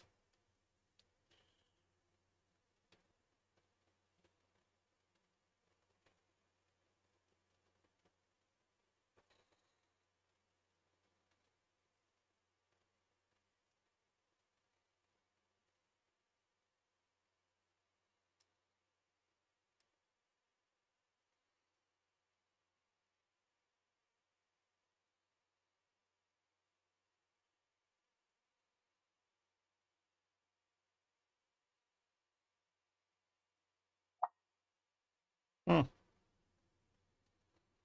Failed. Uh,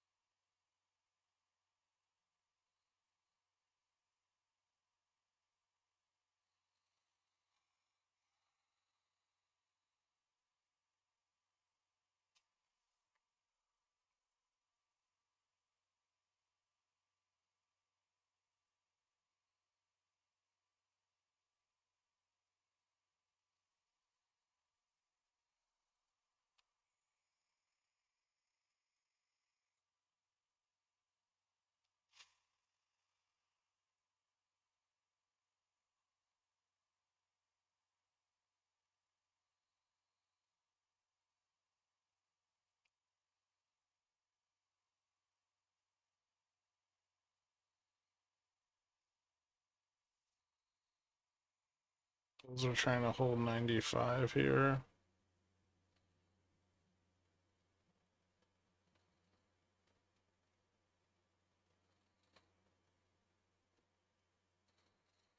Mm.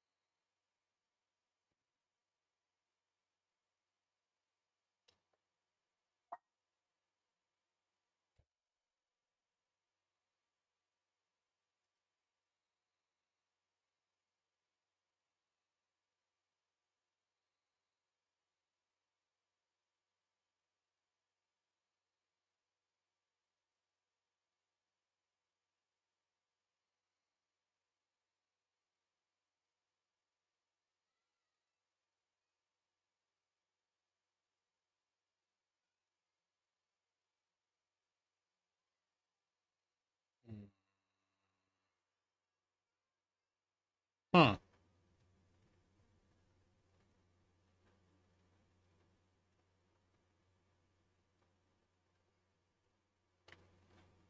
$45, 40s, still supported. 2,200 puts, 3,400 puts.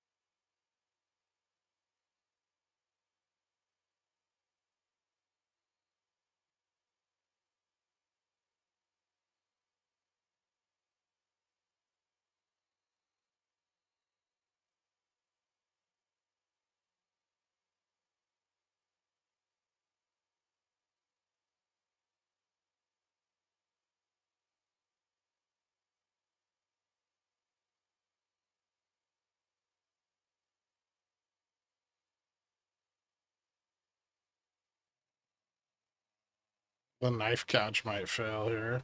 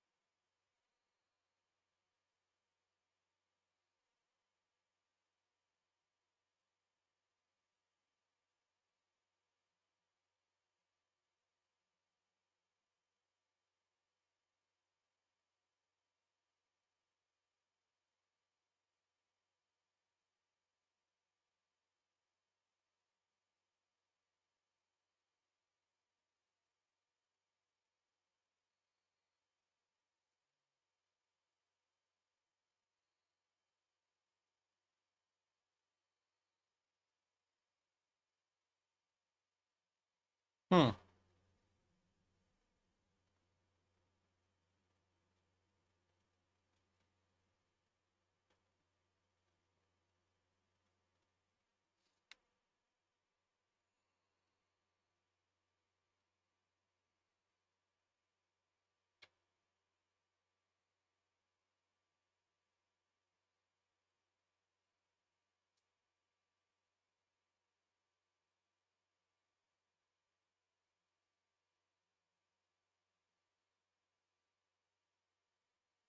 What direction? Short ES right now.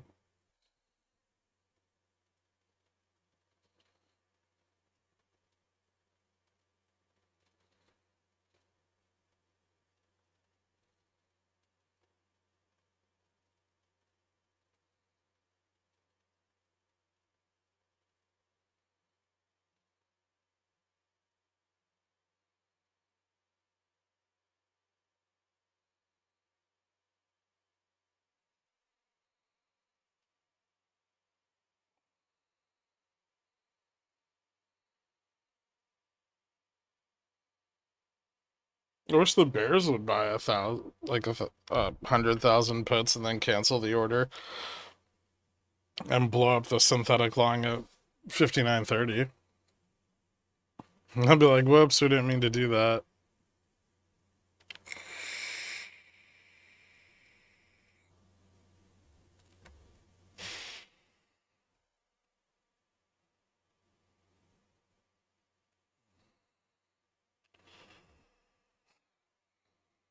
So the last support to the downside is a synthetic long at 59.30. If we lose that, it gets really ugly. There's a shitload of bot puts. 59.15, 59.10, 5900, 58.90. Like big positions too, like 10,000, 11,000 puts.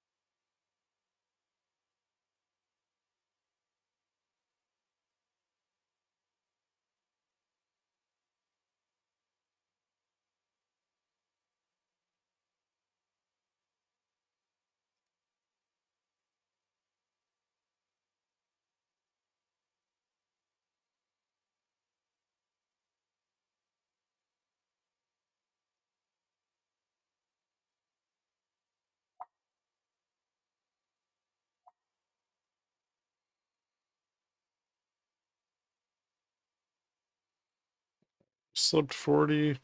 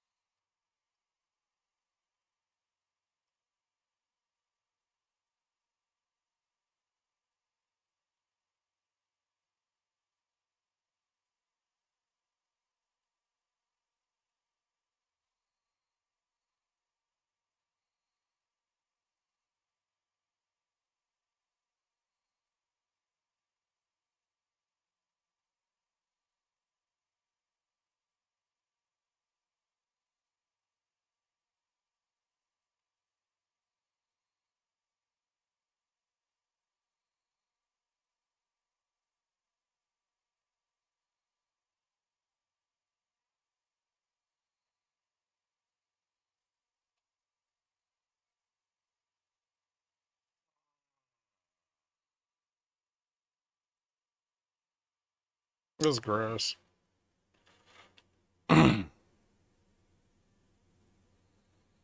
MQ still hasn't made a new low yet.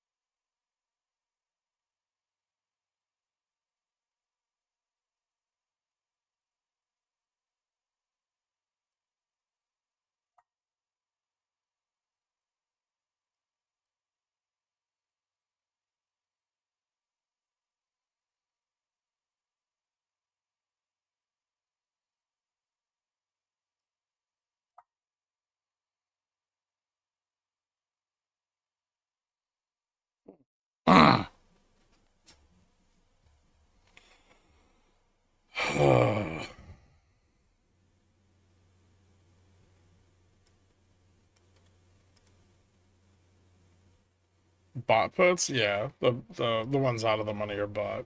There's quite a lot of them too.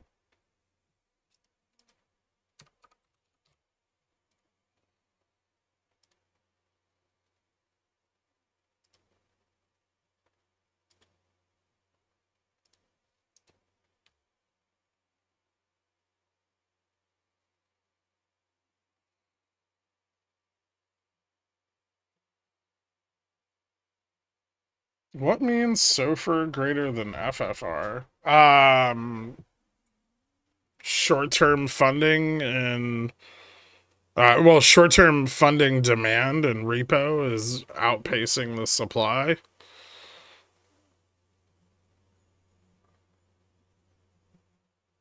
It could be a little bit like risk perception, but it's more likely that borrowing costs are getting driven up because demand on repo is greater than the available supply of repo certificates.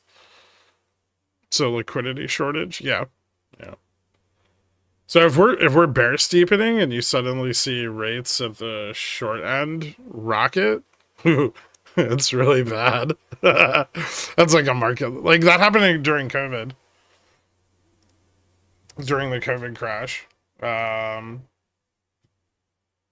Here, you'll like this.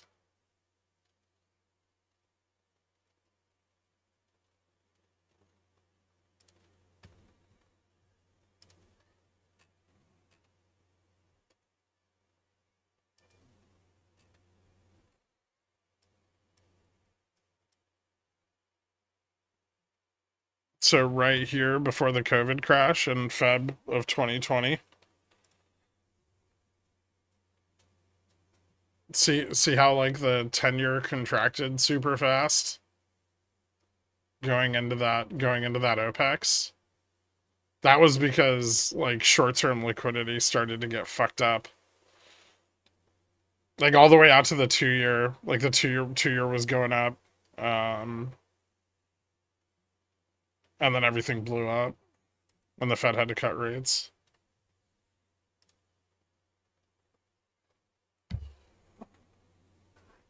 Isn't that what someone just said with the 2 month, the 8 week? Yeah.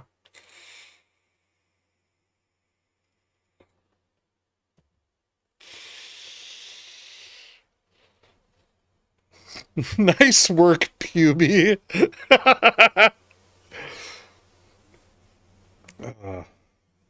Really, this place is so weird. I'm glad I made it. We're gonna get that 30 test. If we do, it's super bearish. That's like their last line of defense on the whole chain.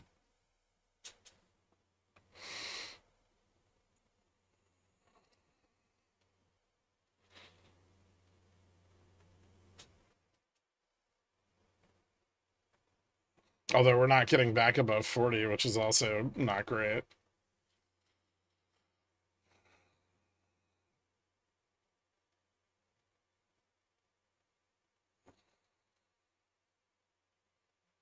Looks like the sold puts are mostly 0 DTE at the 30, but the bought calls are a couple days out.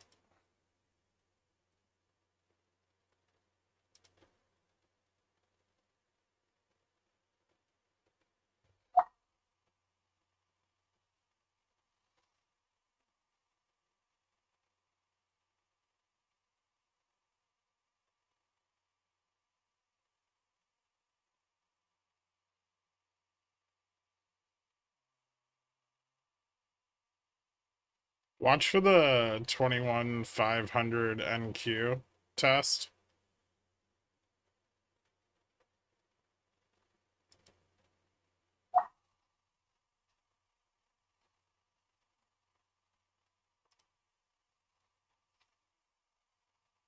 Because it's getting really close.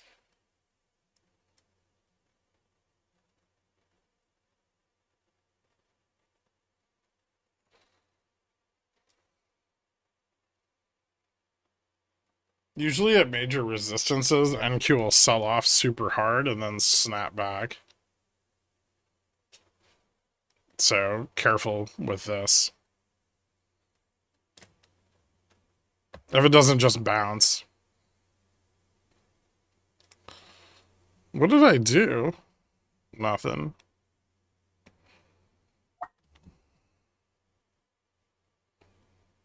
Did you notice how rates are up despite the Fed cutting?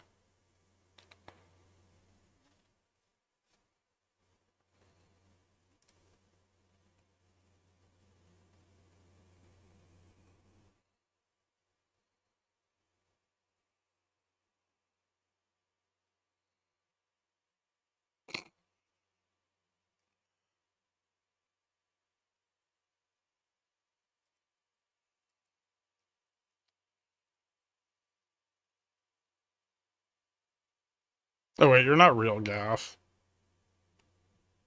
You're just Turdferg, pretending to be Gaff.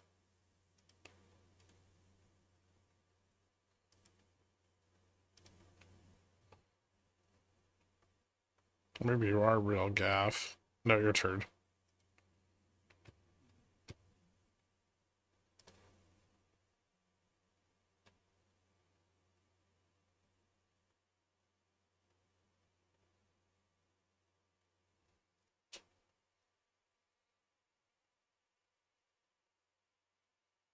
Oh shit.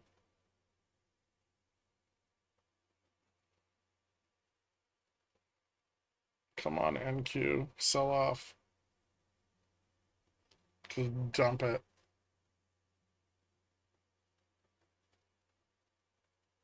How much is NQ down today? Jesus. Rough day for tech. It's almost like the last thing they wanted to sell was tech.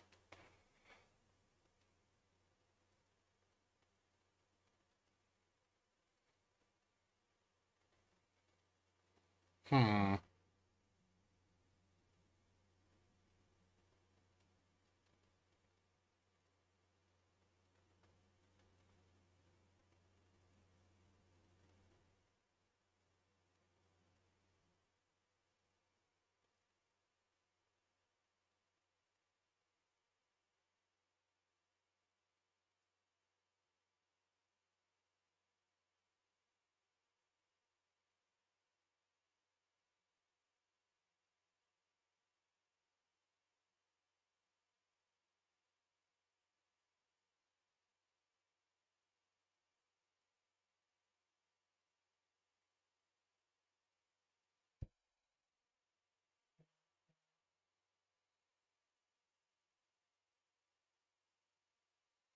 Oh.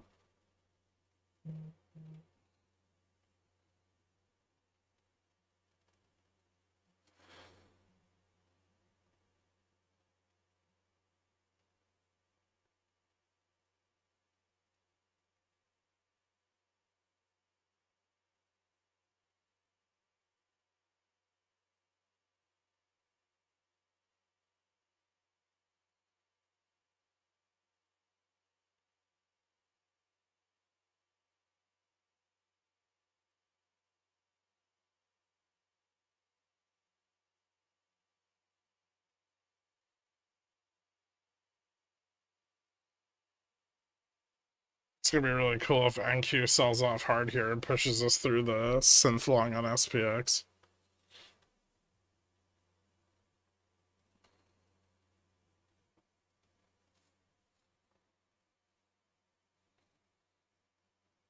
Do it.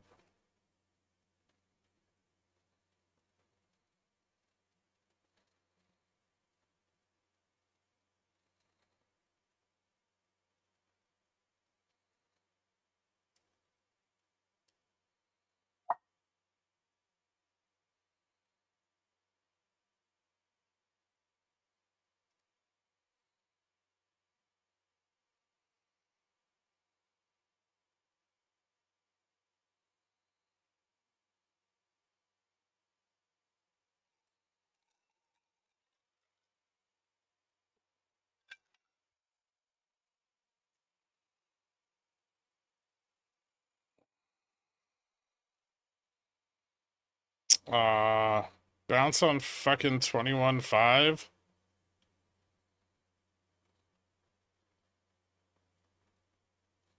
Man.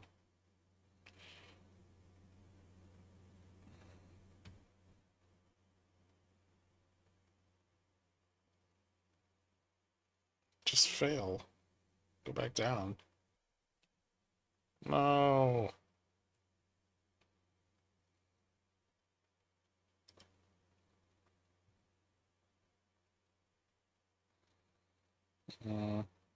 Wait. Is that too low?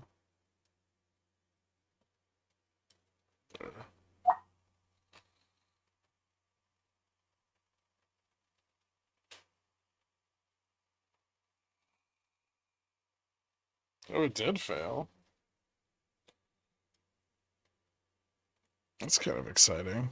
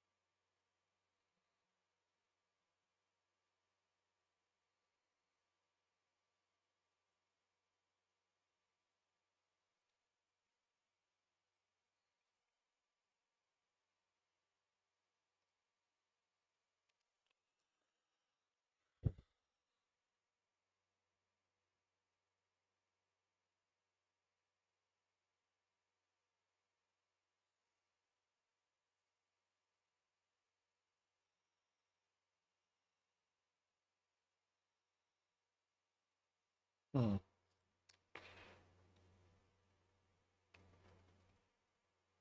Is the BOJ still doing YCC? No, they stopped doing YCC last year, and right before we tanked in August.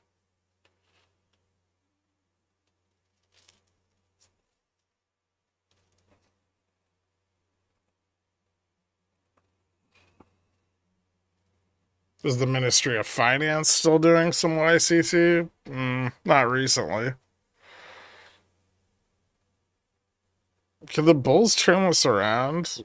Yeah, if we get like a shitload of volume on NQ or something.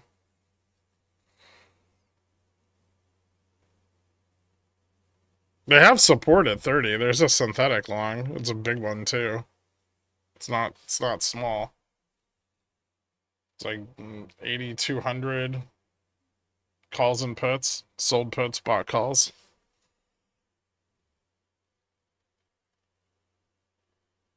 And ES isn't really at a very significant level right now, so I'd say that it's up to NQ to drive our price action here.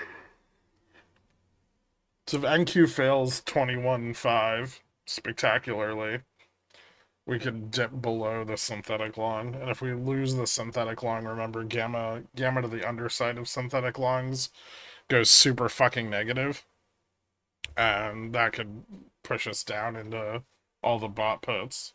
So whoever's buying the out of the money puts on SPX right now, that's what they're betting on. They're betting that the synthetic long gets blown up.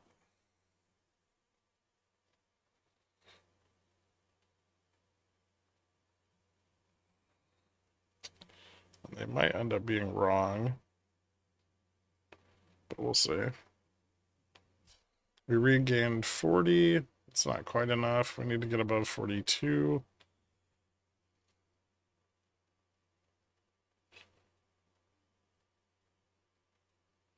So we do have a little bounce here. It may fail like all the others, but still a bounce for now.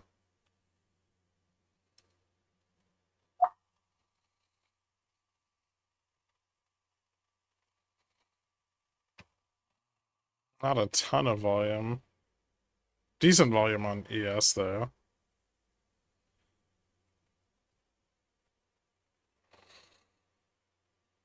If it gets above 42, then some of the negative gamma falls off up to 45, 47. If it gets above 47, they can push off a chunk of the negative gamma and try to push higher. So 42, like right here, I don't have a line drawn, but right here is a really important failure point. And then also 47.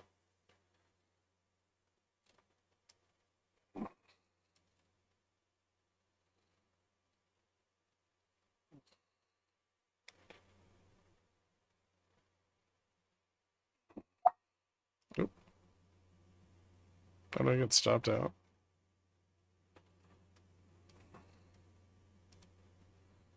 Hmm.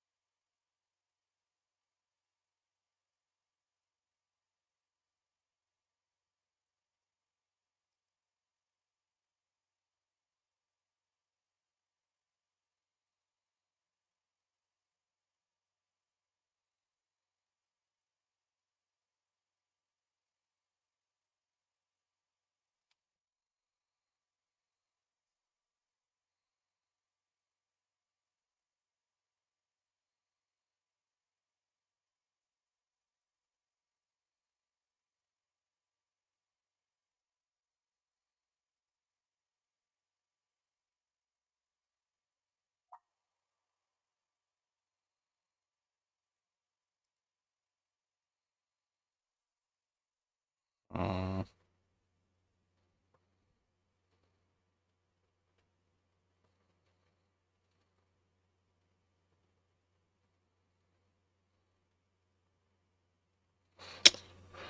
the put side of it's 0 DTE. The call side is further out. So it's not really, it's more of a calendar spread, but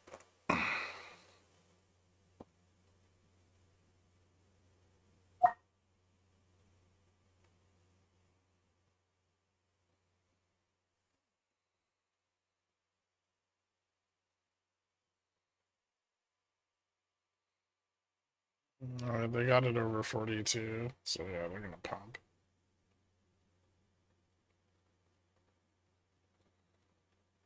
And 47.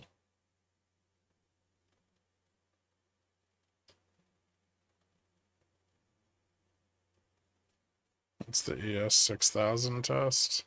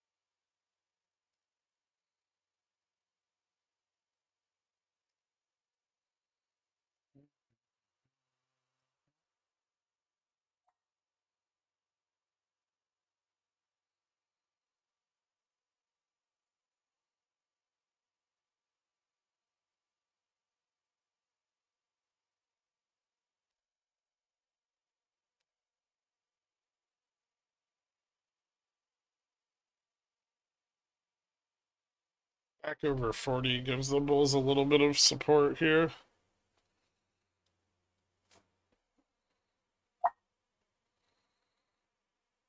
But could lose it again. Damn. It's kind of fucking rough.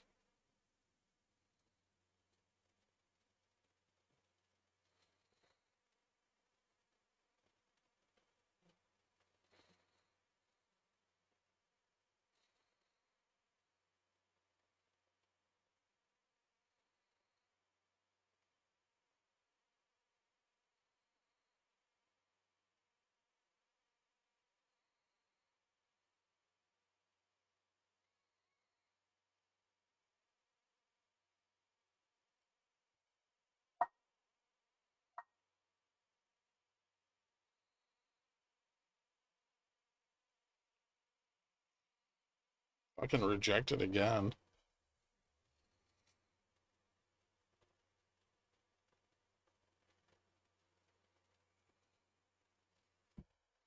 And back under 40.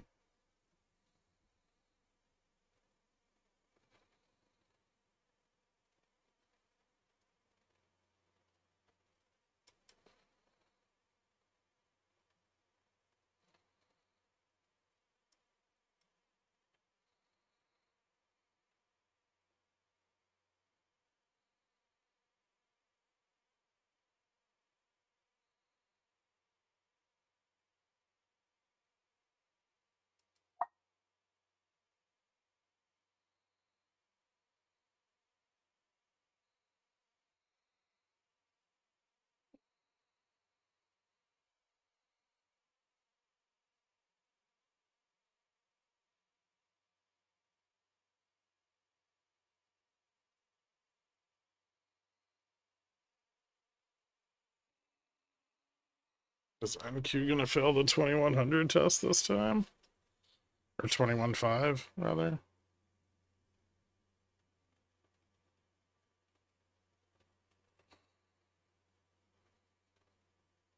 That was a kind of a weak fucking bounce.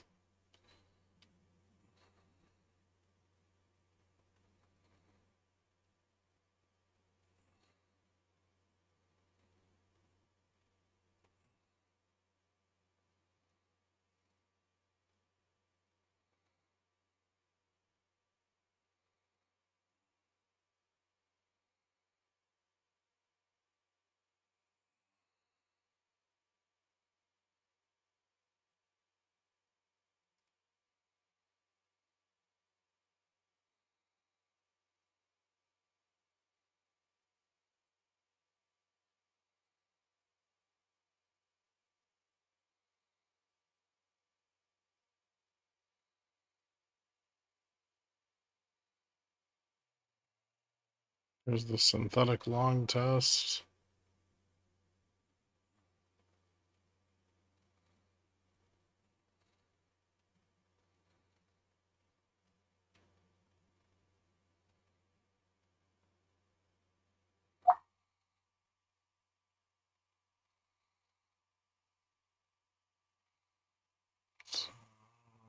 Short under 82.25.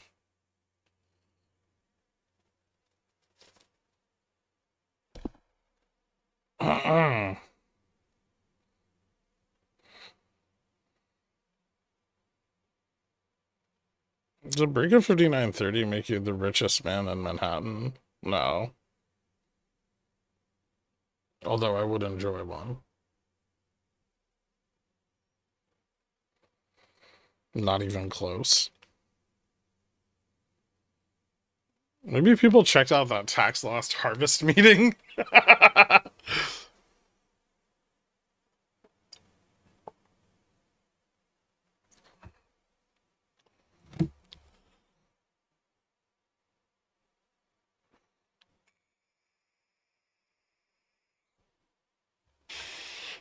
People aren't scared of the dollar going down right now. They're scared of the dollar going up right now.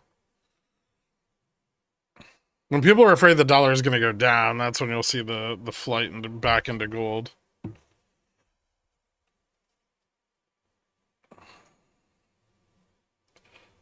Also, I wouldn't call gold at 2,600 low. Just remember when I told everyone gold was a super good buy when it was at 1,600?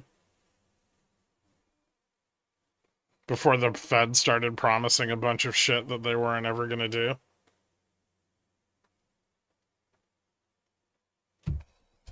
That's when gold was a good buy.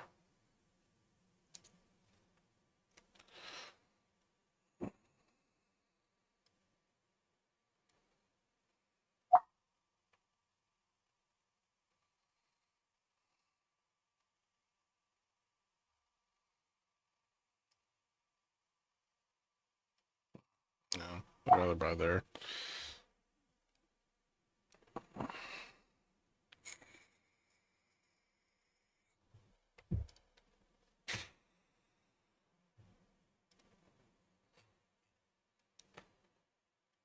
Those were the GME days. Dude, that was like Feb of this year. October last year. Oh, 18. I don't remember when I posted it, to be fair. I can check. Oh, what did I get filled on? Ooh, we're bullish. God, I love buying right at the rejection point.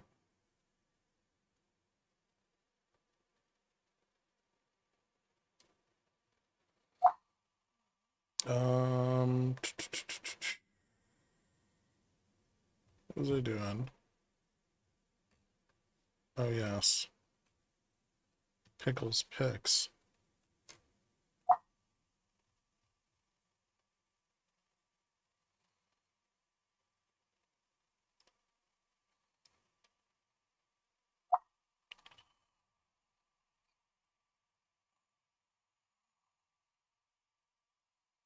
About a call? Silly? It's hard to say. Yeah, I mean, this isn't like a confirmed breakup. It needs to get above 47 and ideally 53. Like things are a bit better above 47 and some of the short puts at 40 start to like push back out of the money. But this is a pretty dangerous level to enter because it could just fail again like it did the last two times.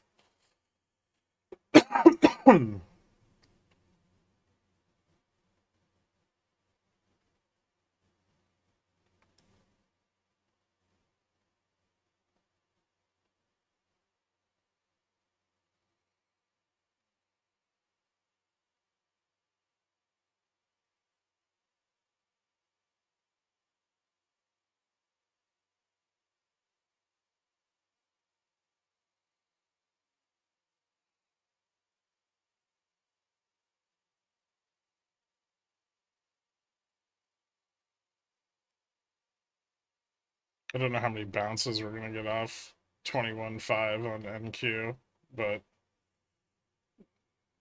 they're likely not gonna get stronger over time.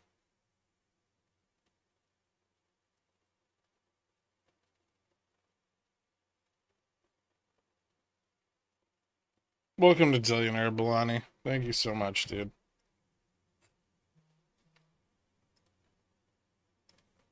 Hit me up on the Discord if you need help getting added.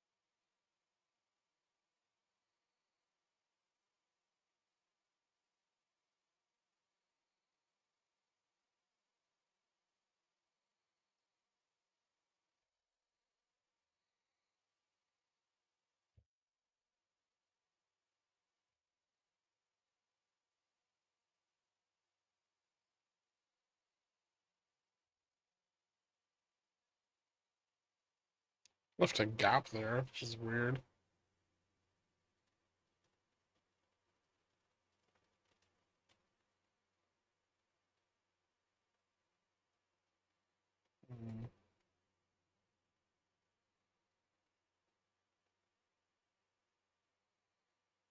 Wall's just turning up again.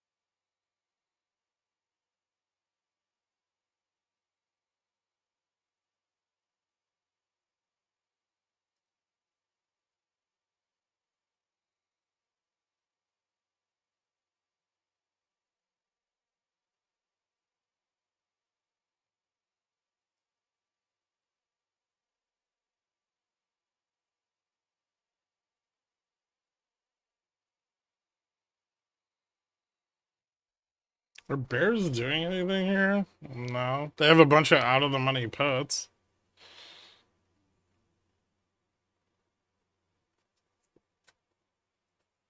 I guess there's still some bot puts at 50. Not very many, though.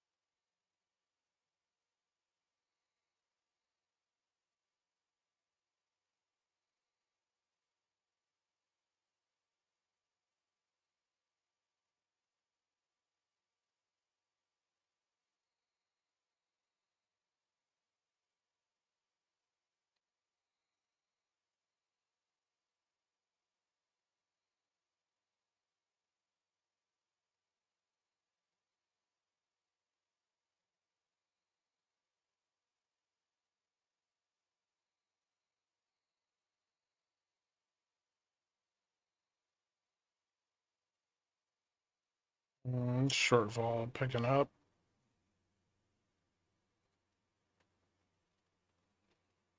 $42, then $47. Same as before.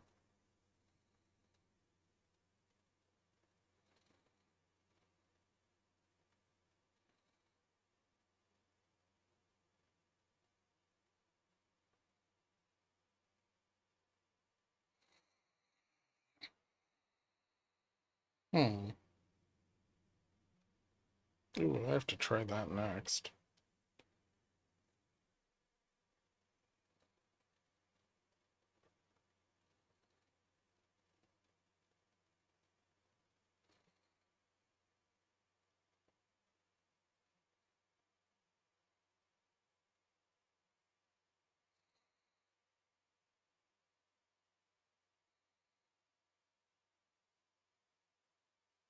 I wonder.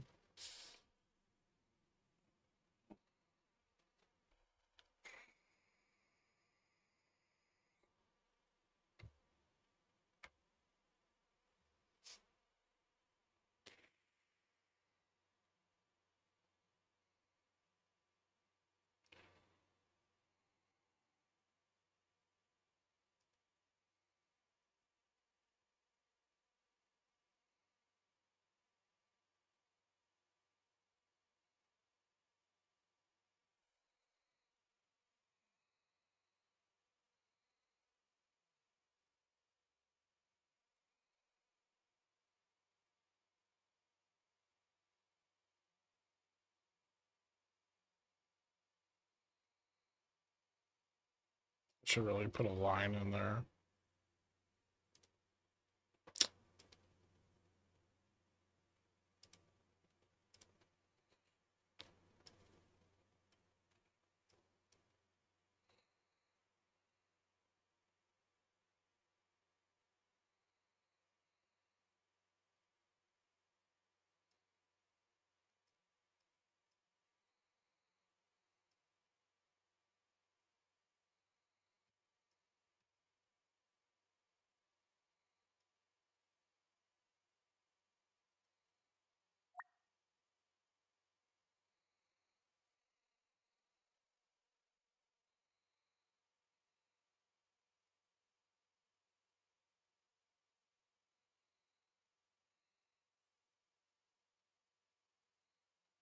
Careful of rejections in this range.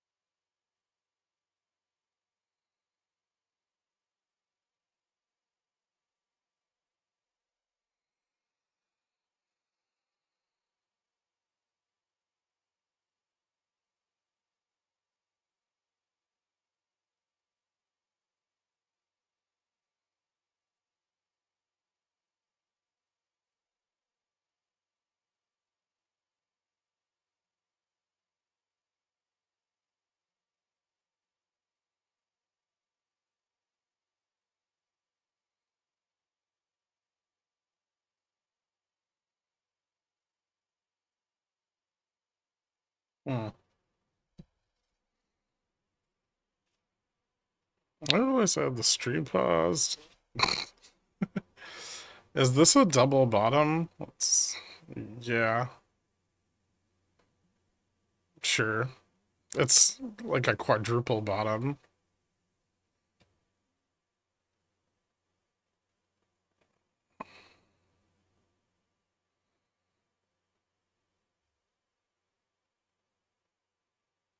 Bulls need to push through the profit taking here.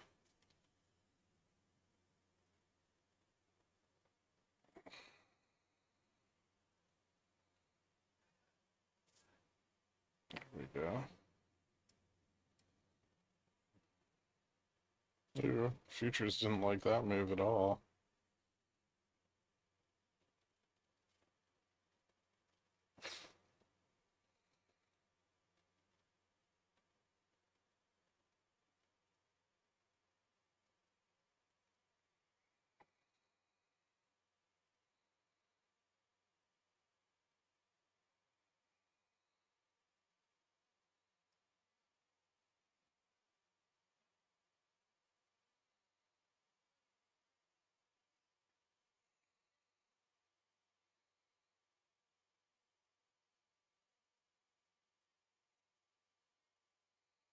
Getting some bot calls at 50.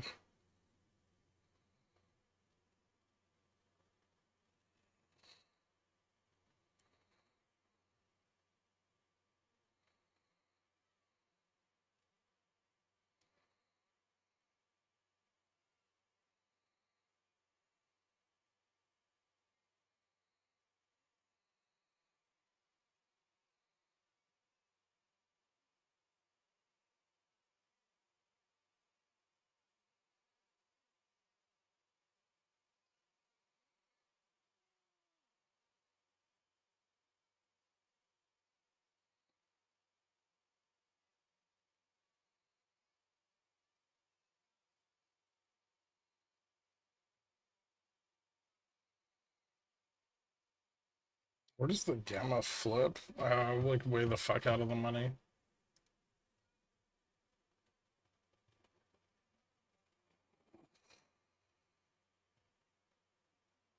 $71.40.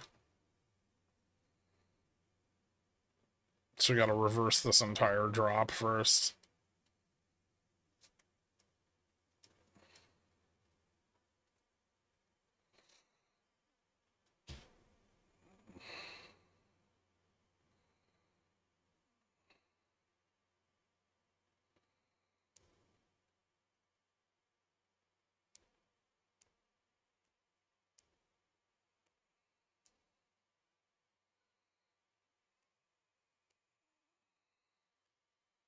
No, 47 isn't.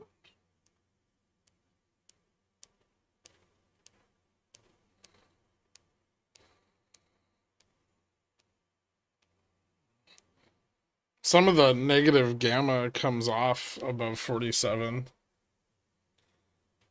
But then, like, gamma's pretty negative at 50 again. So it's only a moderate improvement. Okay, yes, testing 6.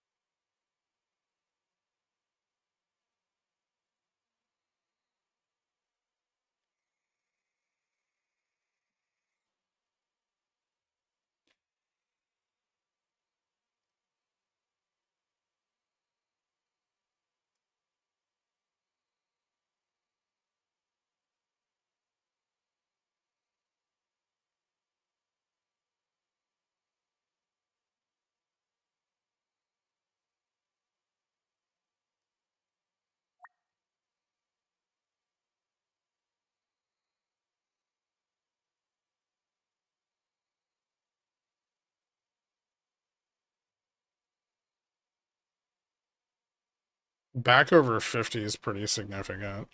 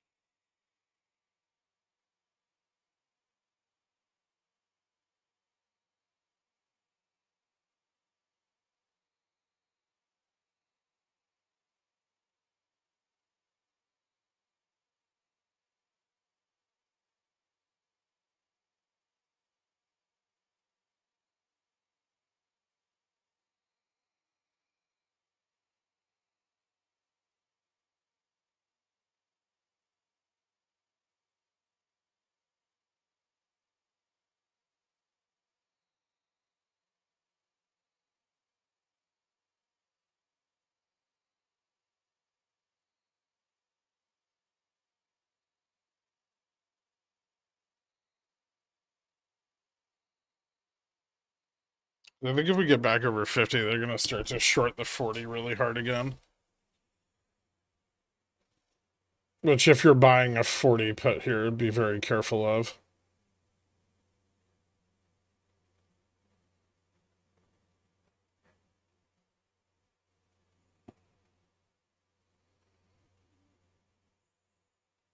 Why do you think 47's the gamma flip?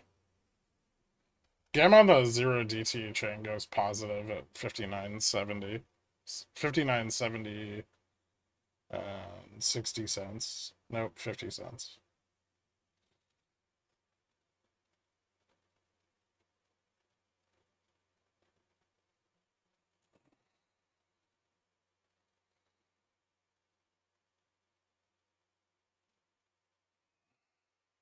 That's a retest on N or ES.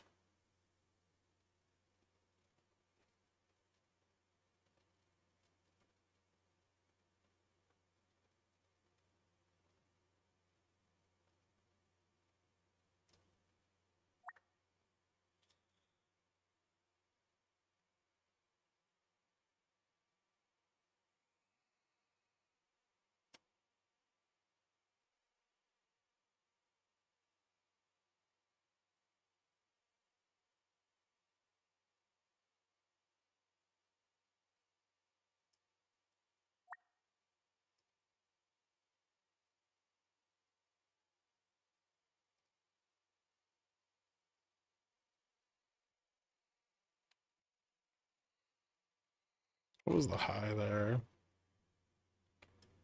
50.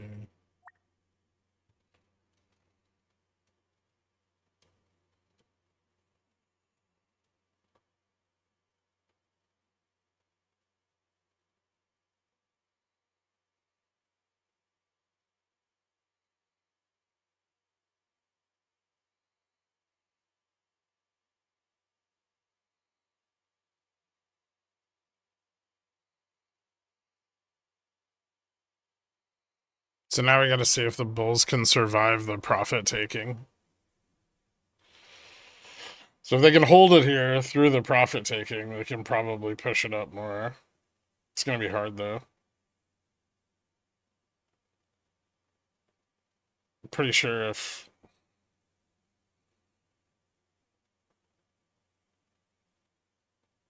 they lose 47 through here, they're fucked.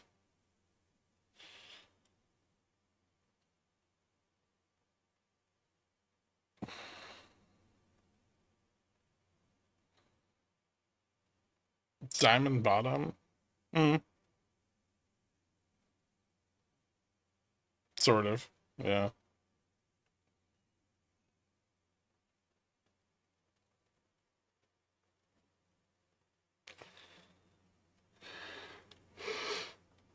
Man, the profit taking's really a big fucking problem for the bulls today.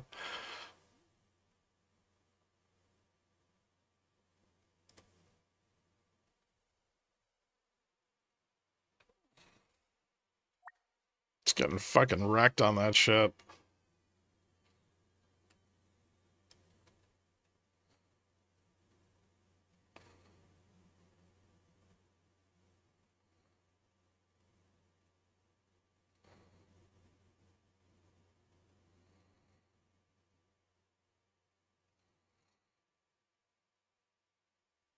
Ouch.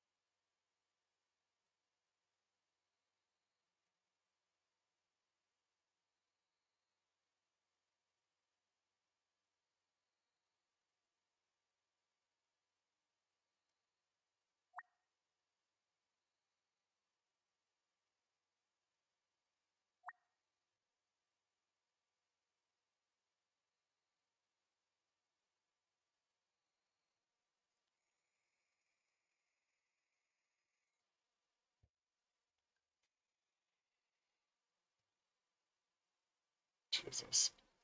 Fucking 10 BPS candle.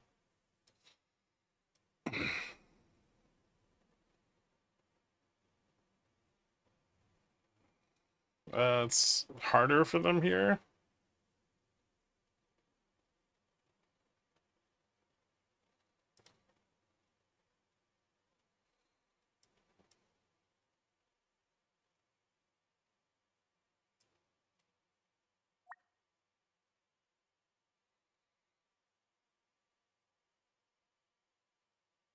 See if they regain 47 or not.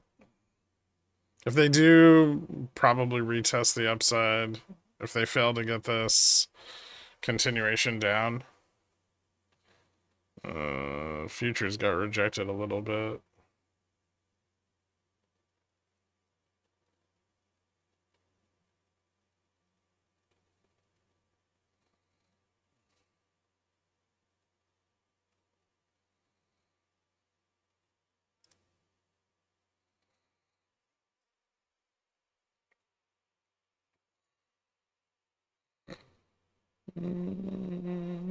Got it just above 47.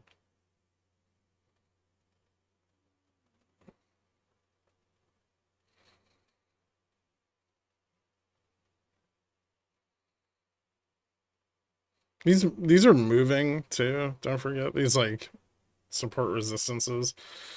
They change throughout the day.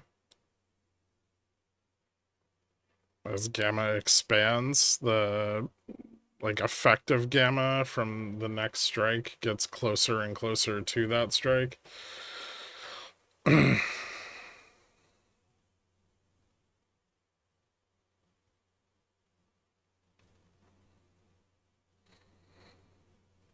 So remember Gamma's whispering eye? The video I made you guys about how Gamma reacts to spot. It gets tighter as the day progresses.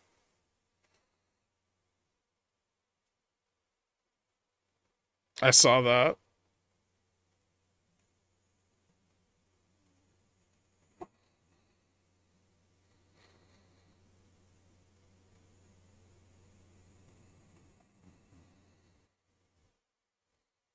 Ah, to be in love.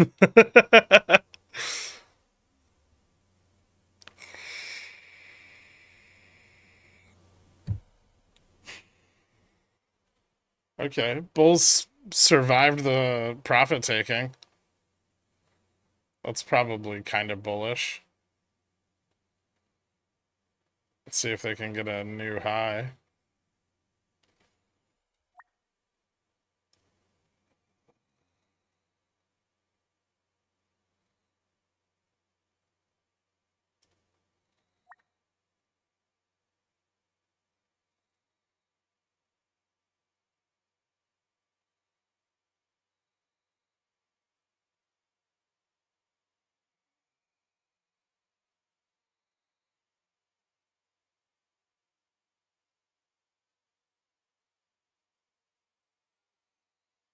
I don't know. It's a video. It's one of the videos here on the channel. It was like a couple months ago, maybe.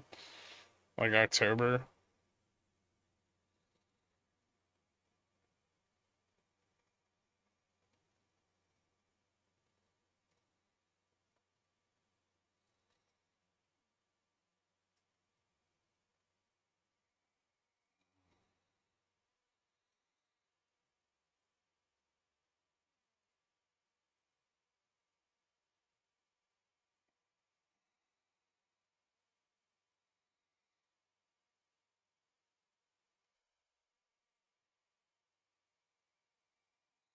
You think Todd's being flown in from his Florida townhouse as we speak?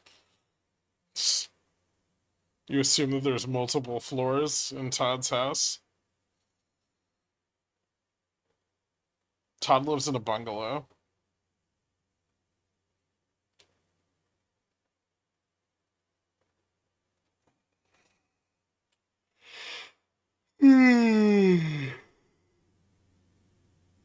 Yeah.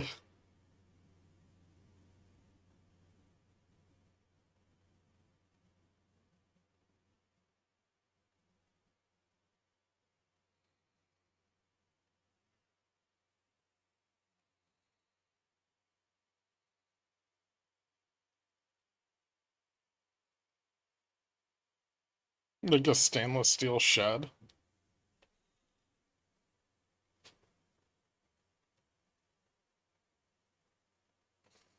I lives in a storage locker in the basement next to the trash room.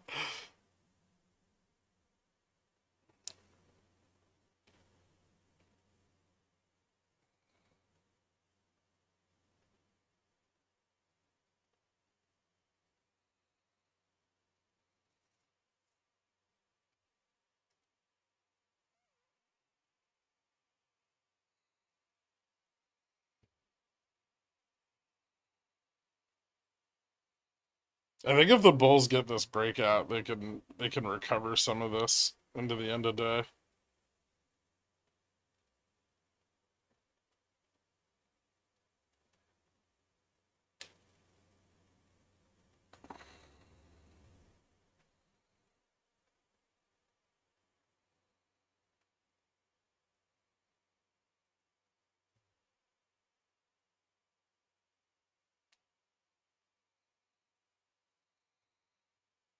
We got what? A few hours.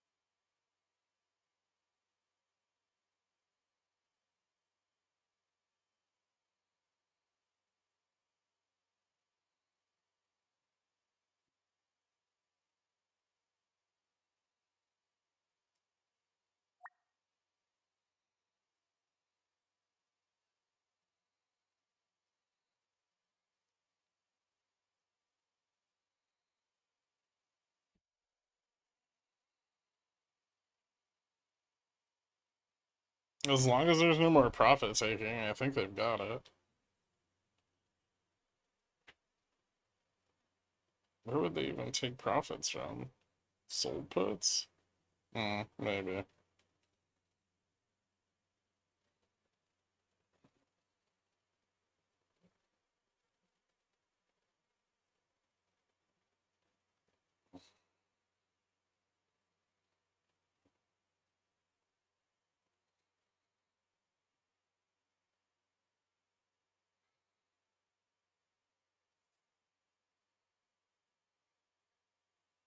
Mm,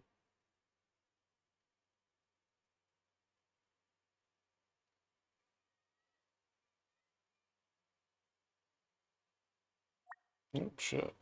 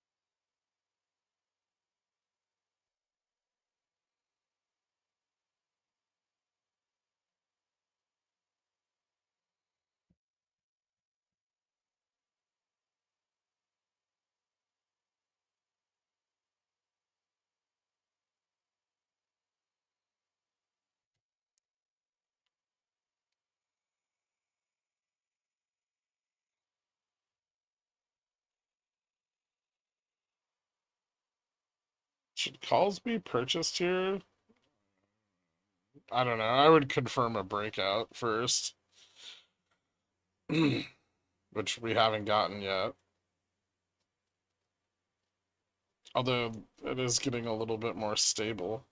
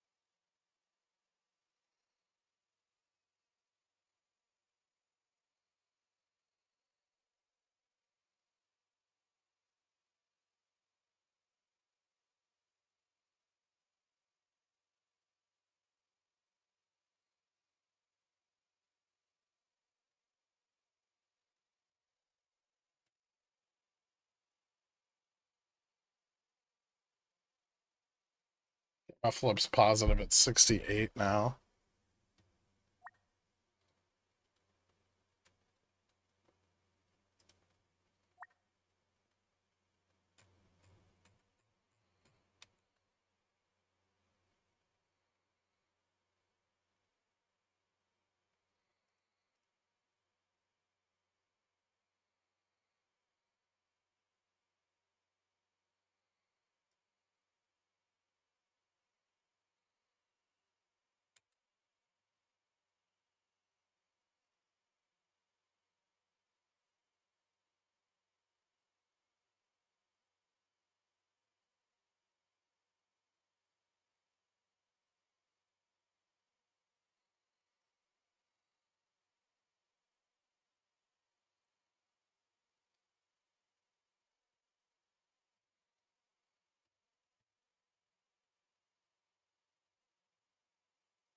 Not a lot of sold calls anywhere. At least not until you get up to like 70, 80.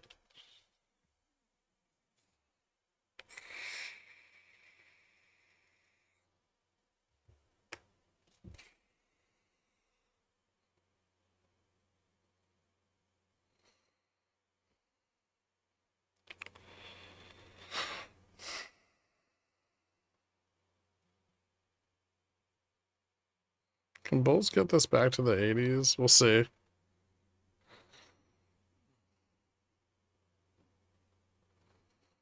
Gotta get it above 53 first. Is the goal to get it above the collar before the roll? Yeah, because you can, once you get above the collar, if you're short vol, you can de-risk and everyone picks up your bags for you. You de-risk without spiking volatility. Although, I feel like we already saw a bunch of short vol get de-risked today. And so there might not be all that much left. At least near the money. There's still a ton left on the whole chain.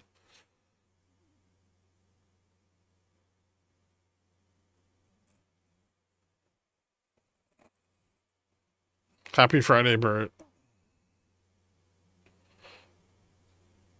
No volume on this bounce. This is consolidation.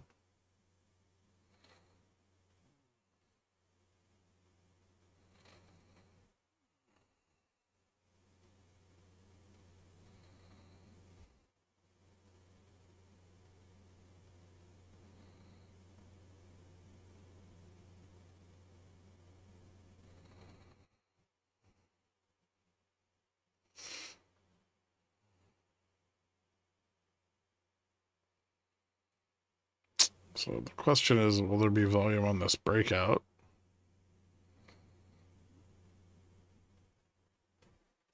Some, because we just gapped up.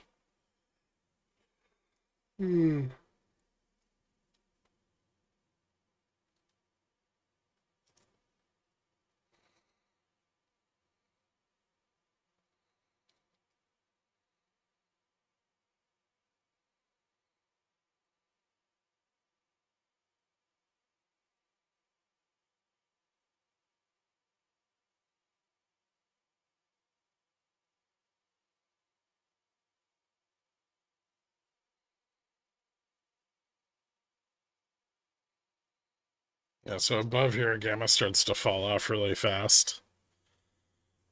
And then above, what's it at now? 68.40, it goes positive.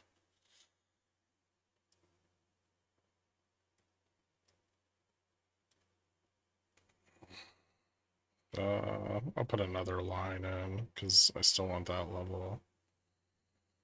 But like right here, let's make it yellow. Yeah. Ooh, rejected.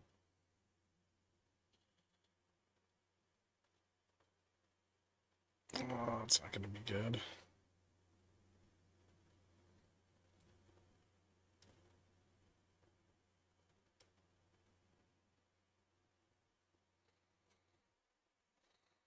No, it's not that bad either.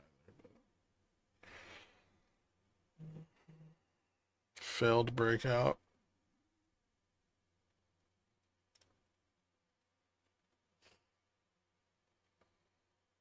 Big oof.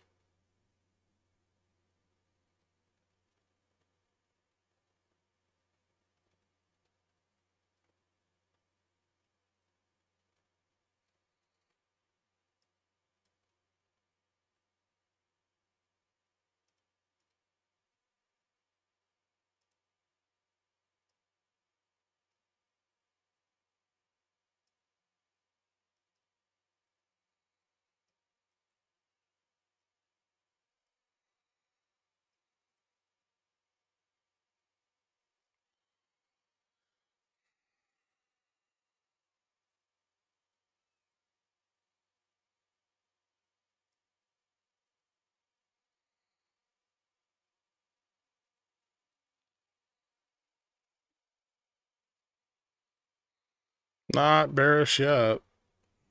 Well, I mean, it's the whole thing's bearish, but it didn't lose 47. If it slips under 47 again, the delta starts to fall off. So it goes more negative, or gamma. Well, they both do. Gamma goes more negative.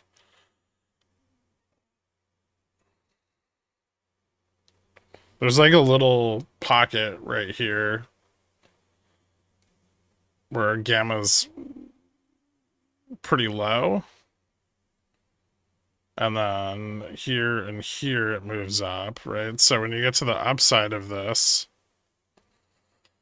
gamma starts to fall off. When you get to the downside of it, or well, gamma goes more positive, goes more negative. Let's refer to it that way. It's better, less confusing.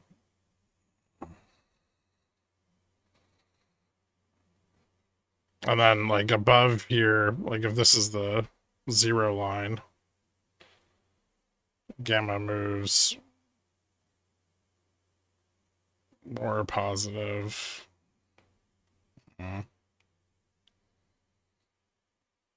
Right there.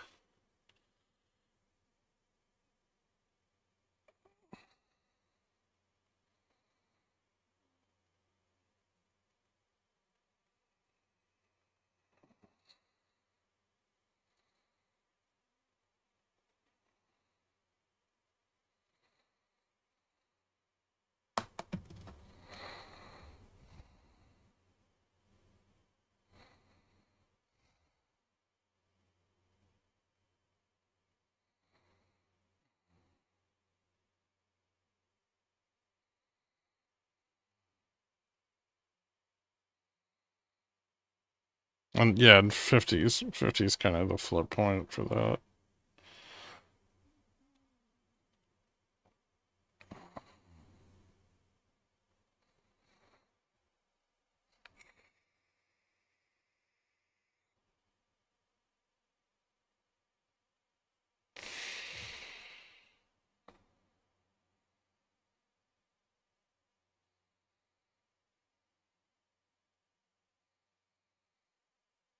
The whole pump could just fail. If there's like enough profit taking and enough short puts close on the move up, then it's just gonna fail again, like the other ones.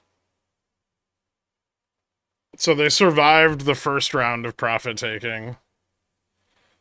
It looks like they've kind of survived the secondary, tertiary one. Um, but most of these these big drops, these are short puts closing.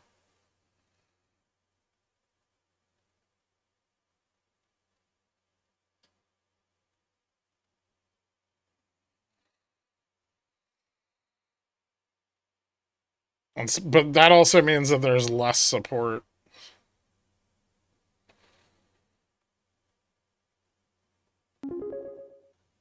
Pickle put their pickle in my jar. Testing testy 3.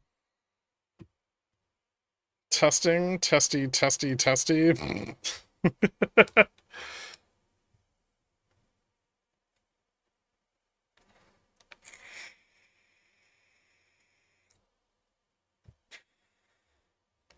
Well, the problem is they want to sell, like, they don't want to take a lot of risk, so they're selling the puts back here at 40 and 30.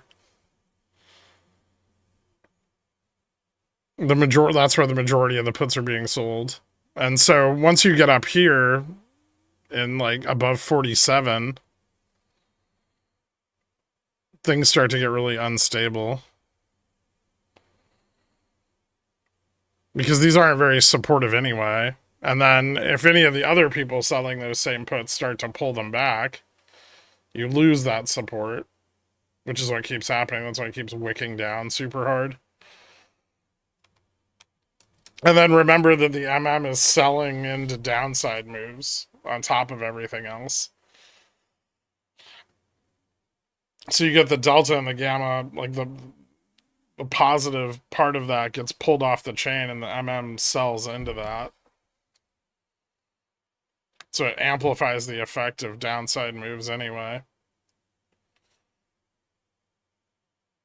That's why you don't generally, like, under DN, GN, you generally don't get, like, a straight V. It's not like when we're in, like, positive gamma and, like, we move up really hard and grind and then drop and then bounce right back.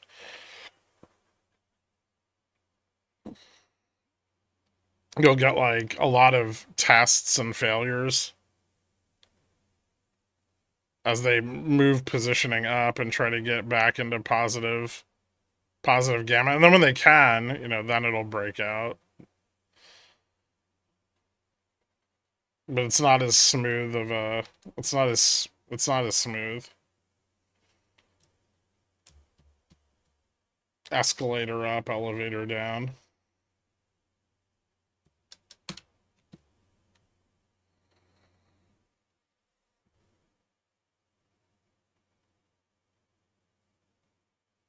Ooh. Futures is once again testing resistance.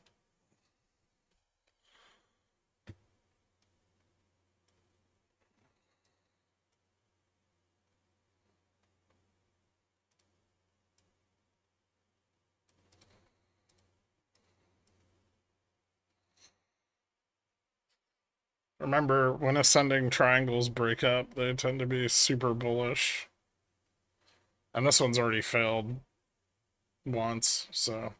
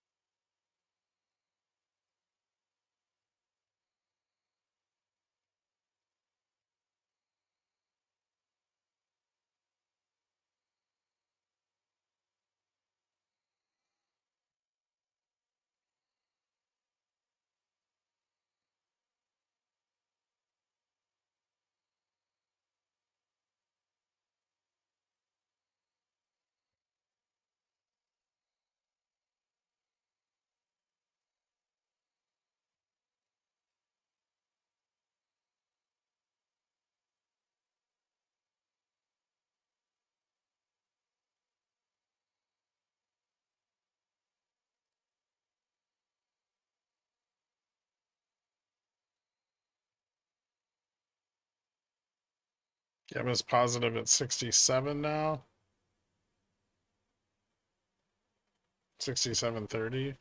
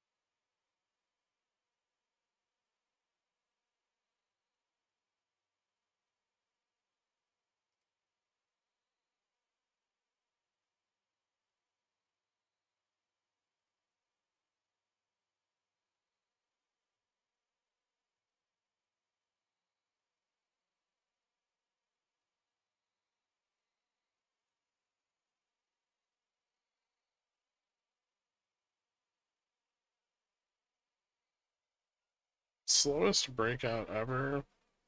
Well, Gamma's still not positive. So you're not gonna get like a fast one.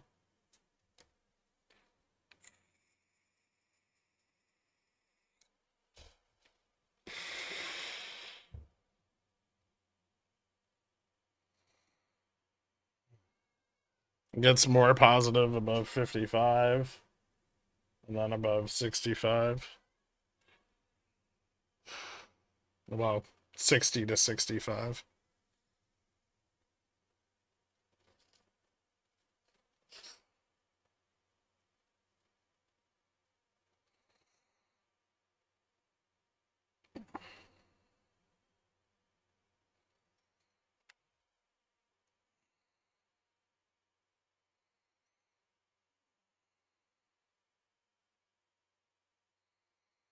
But there should be like far less profit taking now.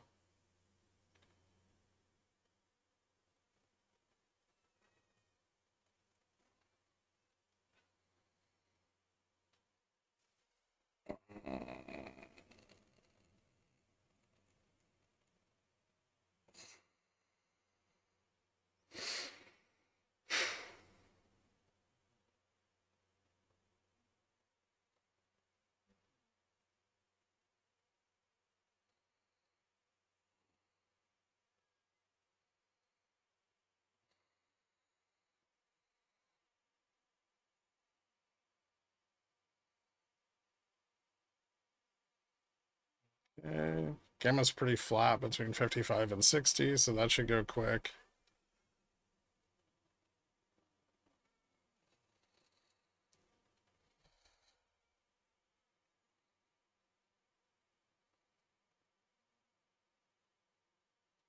And then 60 to 65 is where we're going to see like the next layer of slight resistance.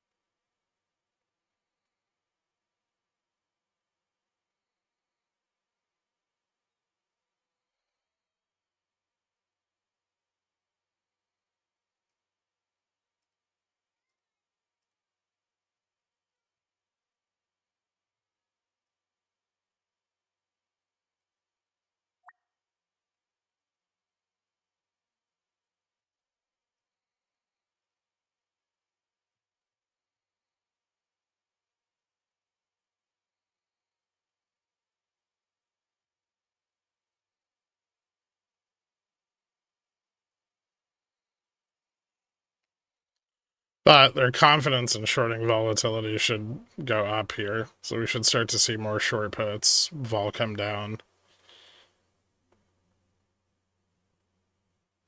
And vol come down harder at 60, 65.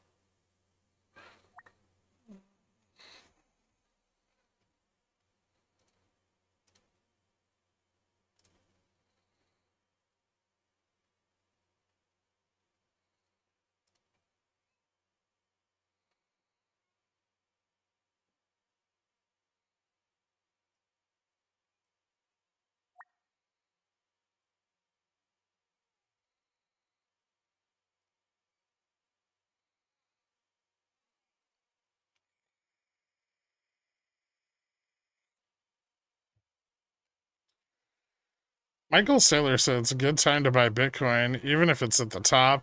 But I can't help but think it's the dumbest thing anyone's ever said. Everything I've ever heard out of Michael Saylor's mouth sounds like the dumbest thing anybody's ever said. Like he's constantly one-upping himself. Apparently Trump's mad at Elon for the latest visa drama. Ooh. Trouble in paradise.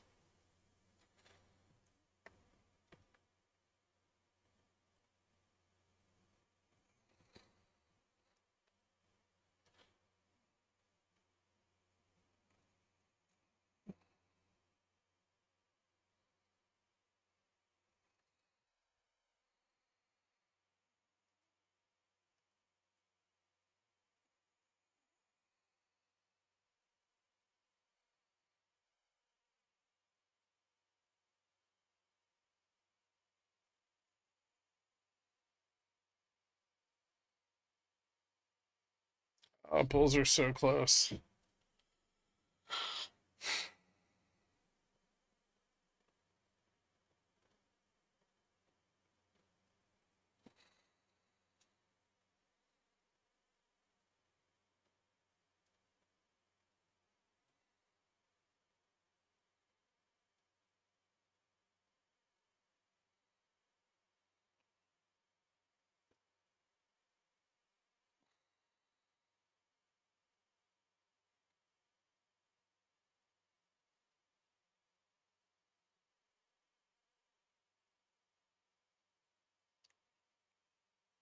Trump just can't get rid of him yet because he's not president.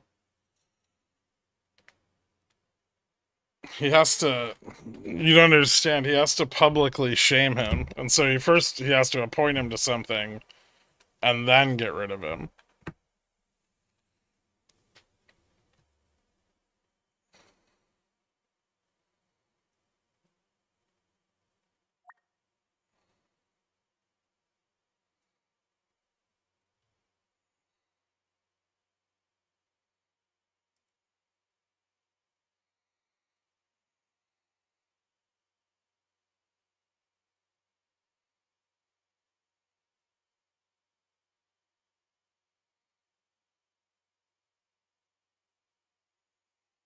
He's got to keep all the PAC money.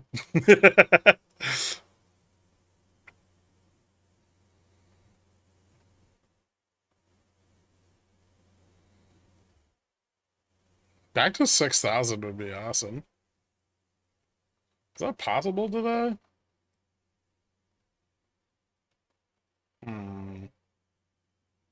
It's not impossible. Maybe unlikely. Ooh.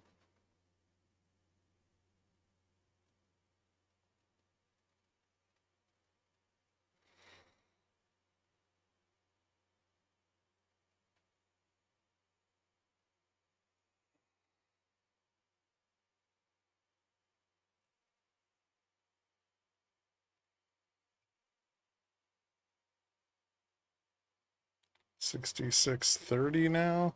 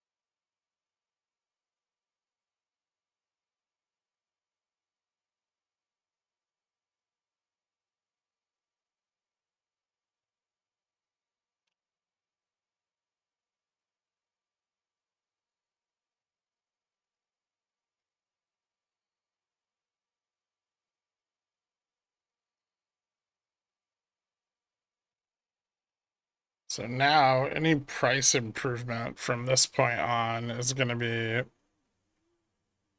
or is going to correlate with a drop in volatility.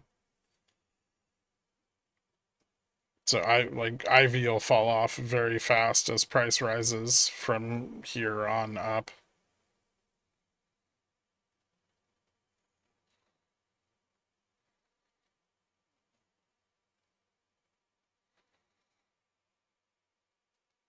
Is this still a bear rally? Yeah, actually. Like, you mean overall? Like, on the daily? Yes.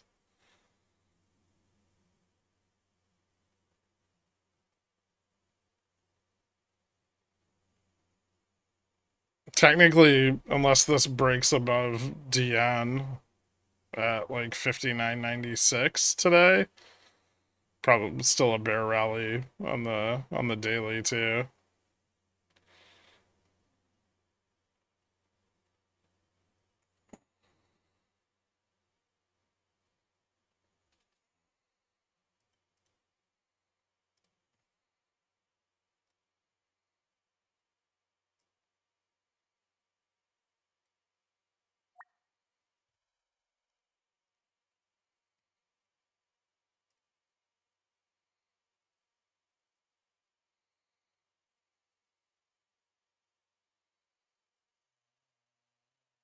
Gamma's almost positive, 65.40.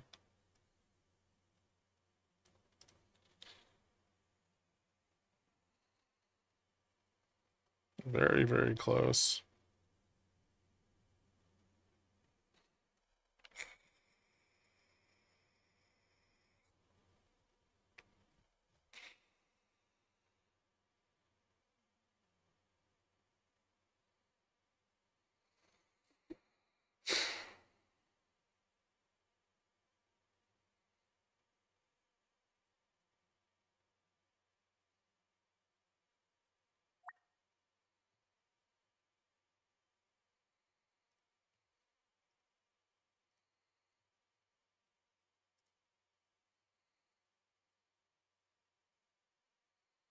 Mm-hmm.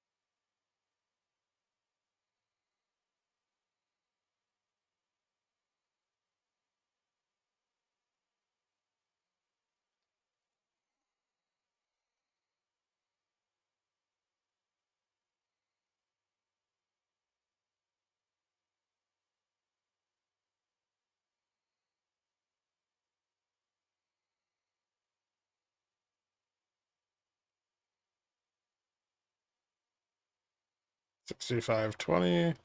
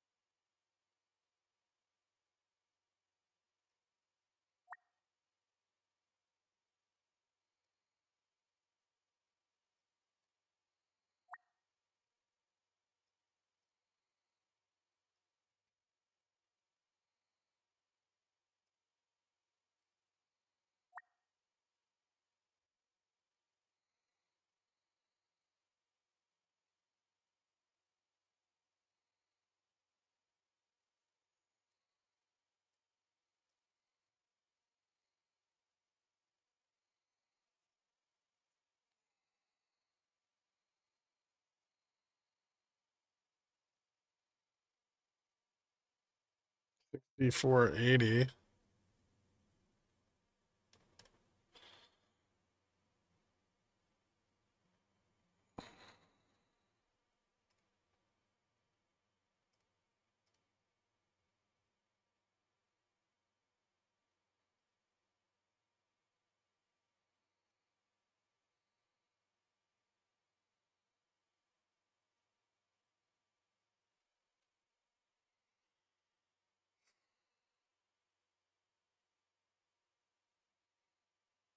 And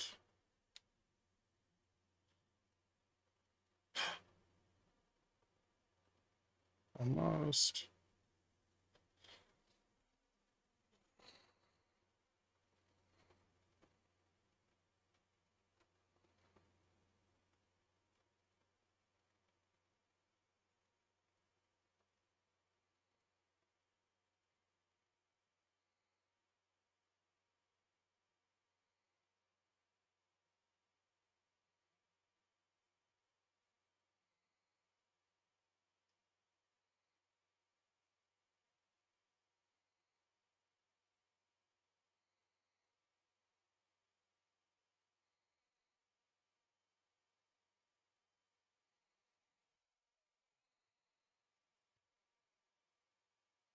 And then Delta goes positive at 77.60.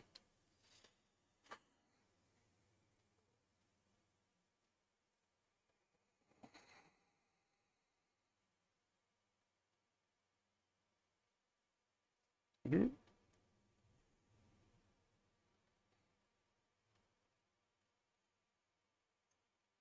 little resistance at the spot.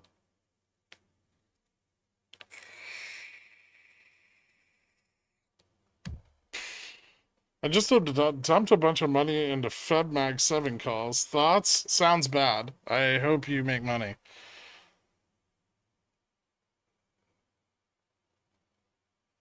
I don't think I would go long tech here, given that all the concentration risk is in tech. But you might be profitable into the end of today.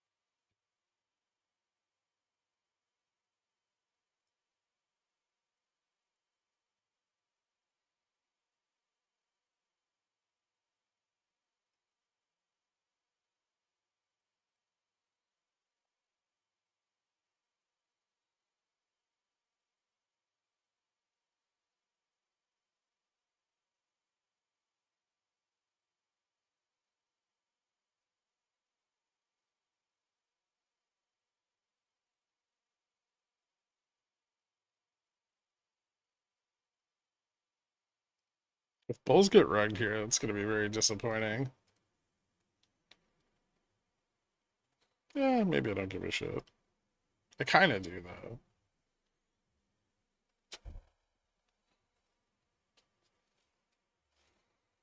Is this a bear rally within a bear rally?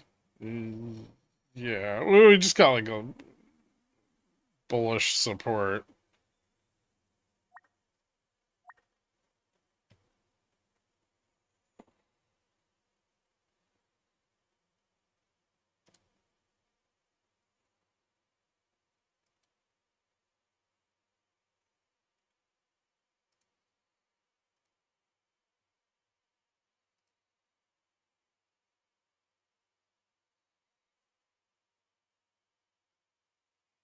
Hmm.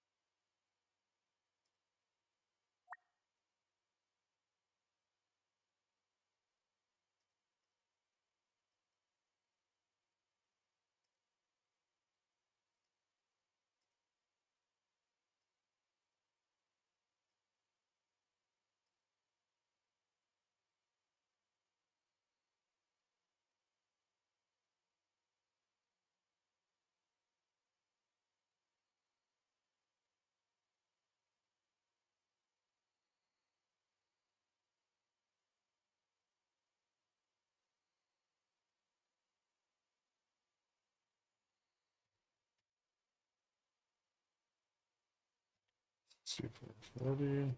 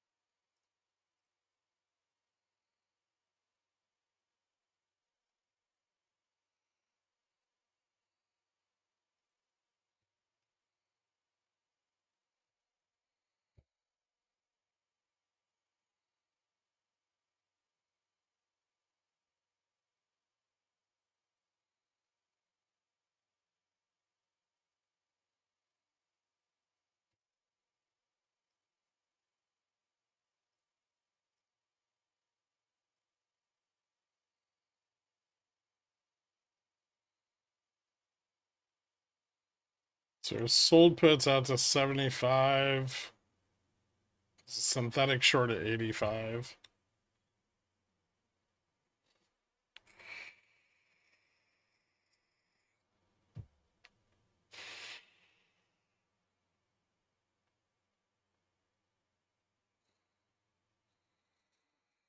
There's some sold calls at 75 too. But I have a feeling those are going to get pinched a bit. Definitely liked the position on the 70 better.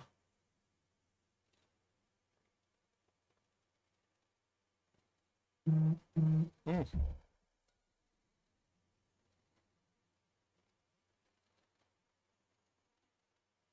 I sell to GFE, you can't get out of these positions until Monday. Well, hope it turns around into the end of the quarter. I mean, I don't know. Like tech's the only thing that's not oversold, so it's like kind of the last thing I'd want to buy. All of it's near all-time highs anyway. So assuming that it's going to go higher when leverage is kind of capped out is dangerous, but it got a little breathing room today, so maybe you'll catch the bounce back into the end of the month, end of the quarter, and then you'll get like a nice exit opportunity near highs on SPX, especially if bulls push for the collar again, which they very well may do Monday, Tuesday.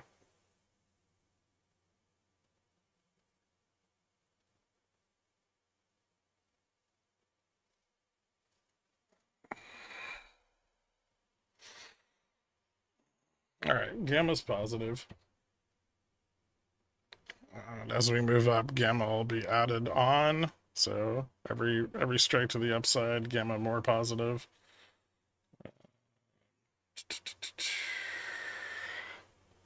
Looks like 75 is kind of the next big resistance from here.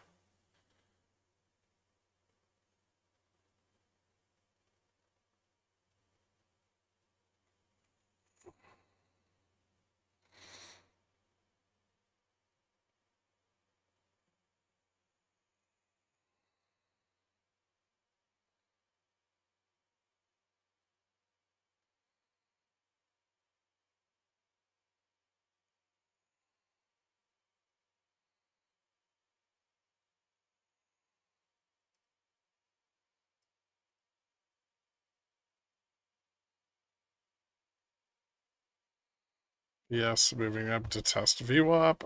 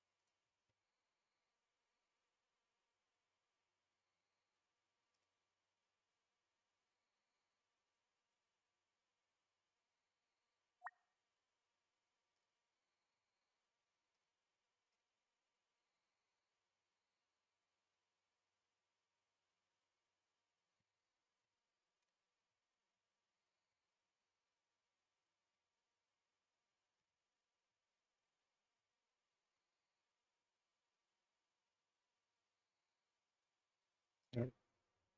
This is now moved down to 64.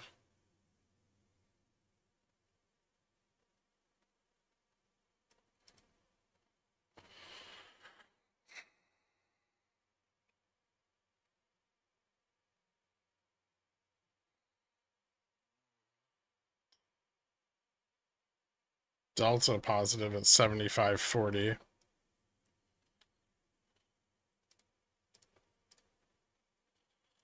So that's the next one.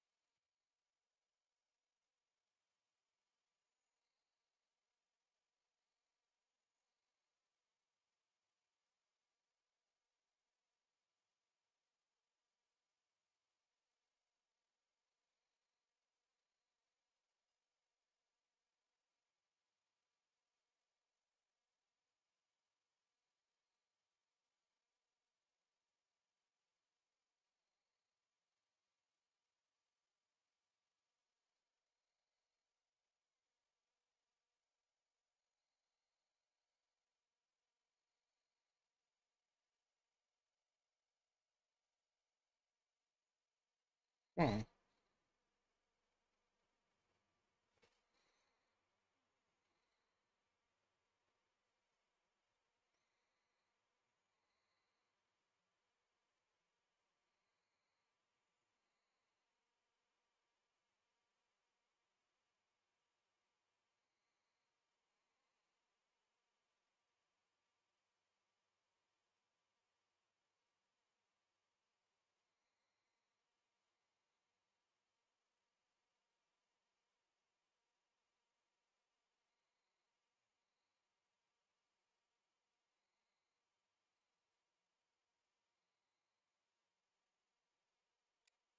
So we start to pick up a little bit more positive gamma around 68, and then not very much between 70 and 75.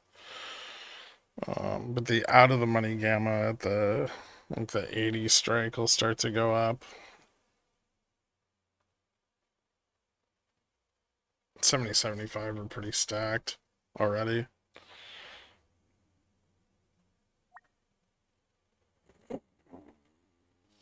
I get stopped out on futures again.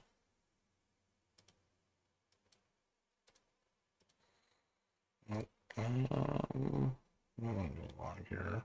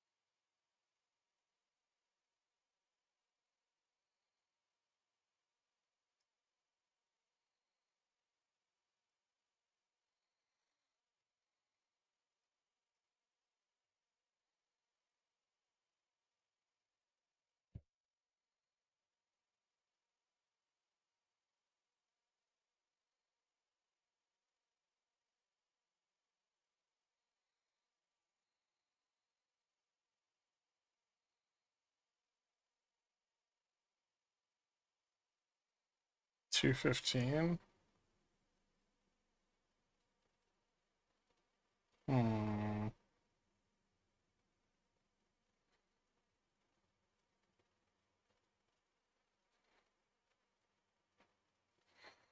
Oh, money decay is getting nasty.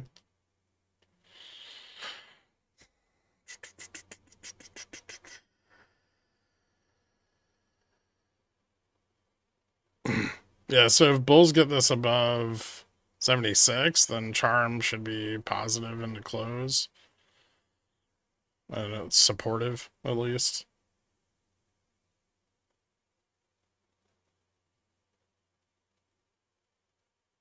It's definitely a race against the clock, though, because it was like 45 minutes till power hour.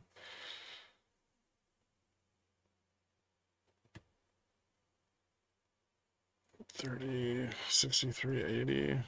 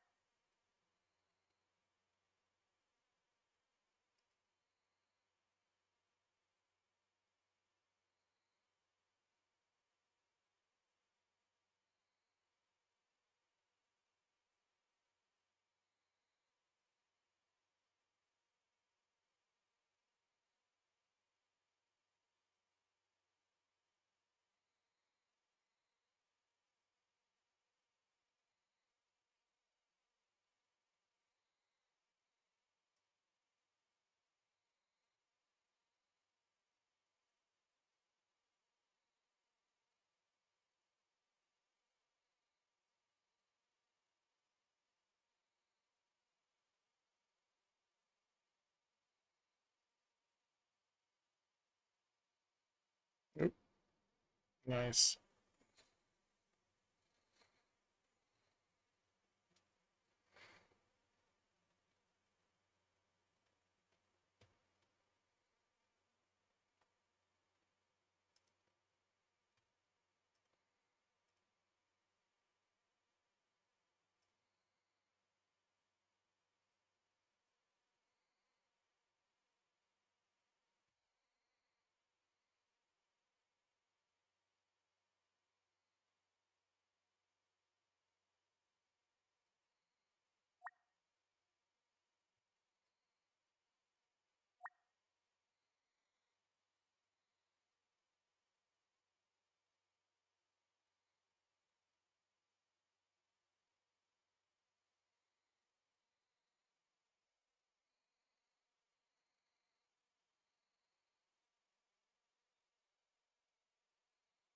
Yeah, it's very grindy. It'll get less grindy above like 66, like right here. It'll probably move up faster because gamma peaks at 70 and then flattens out into 75. So, but climbing the positive gamma is very grindy.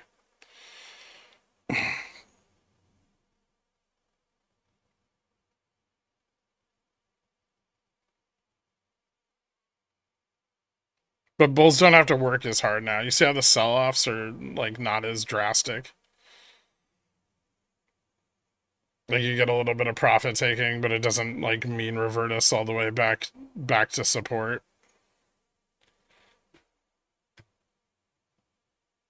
Yeah, so that's a little bit of a breakout. And then from 70 to 75 should be fairly clean sailing. There's barely any gamma added.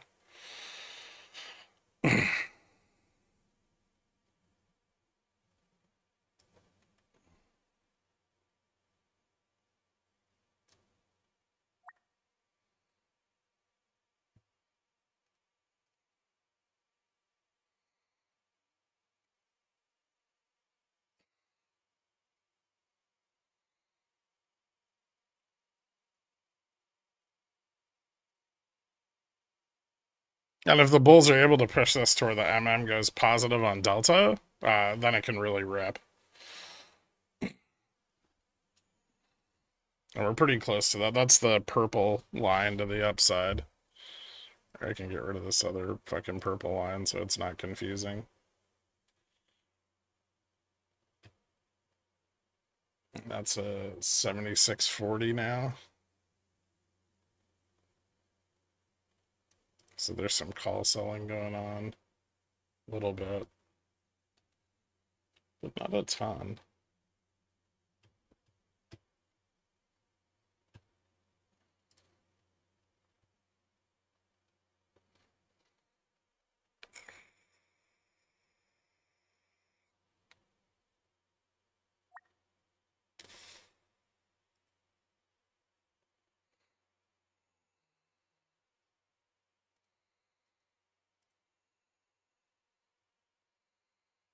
NQ looks like it's about to dump.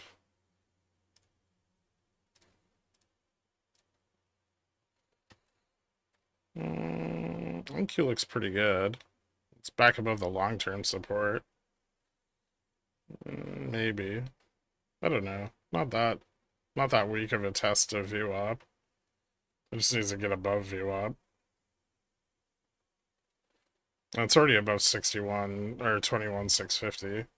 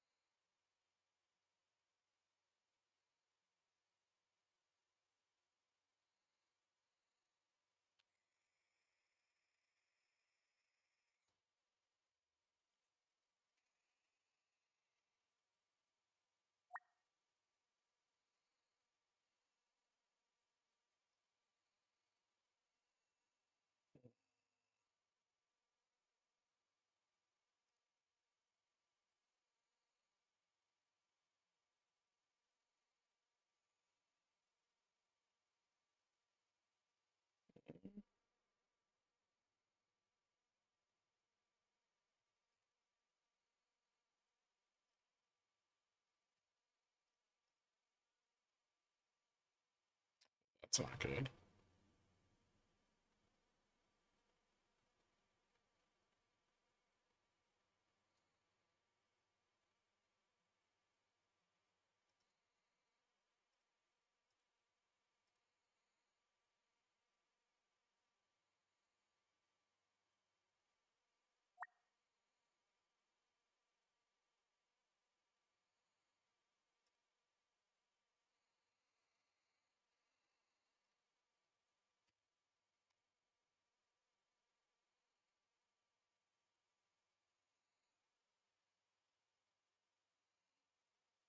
Bear trap.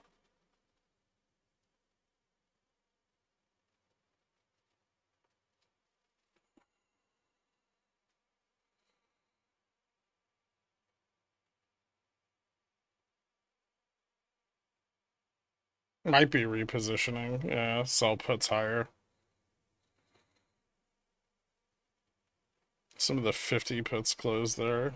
I didn't see anything else really move though.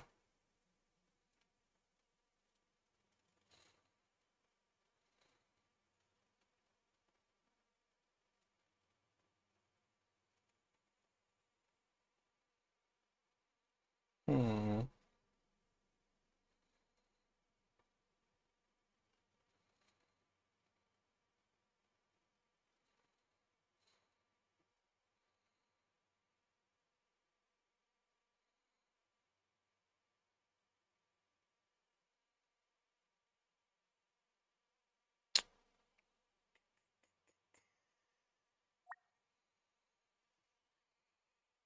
Negative gamma.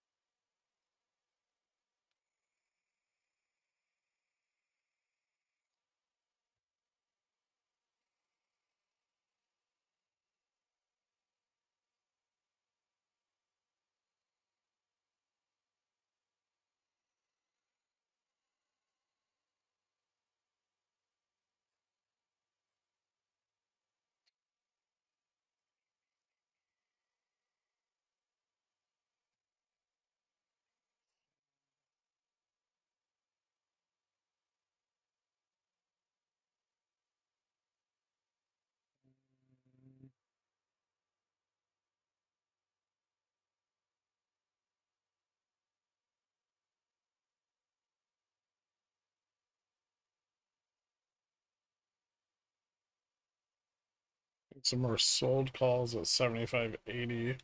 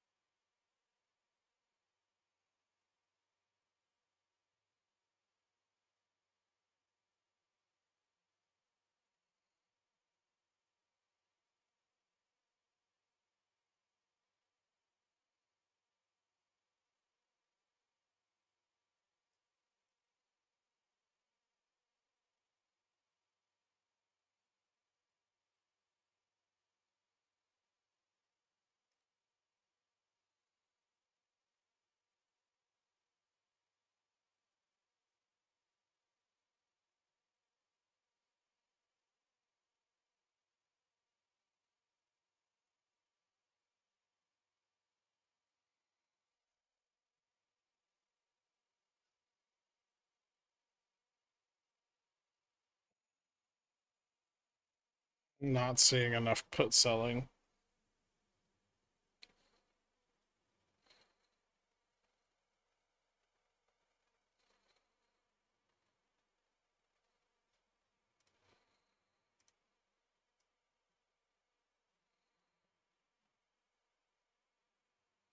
Well, these aren't being sold that heavily. 230.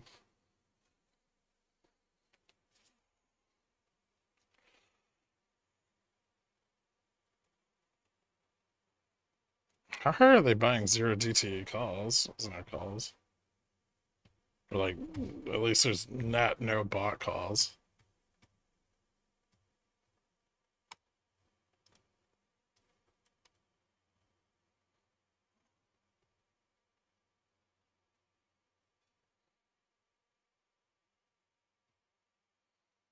Not to the upside. There's some at 60, 65. Not very many. I'm not even sure those are 0 DTE. A couple of them are.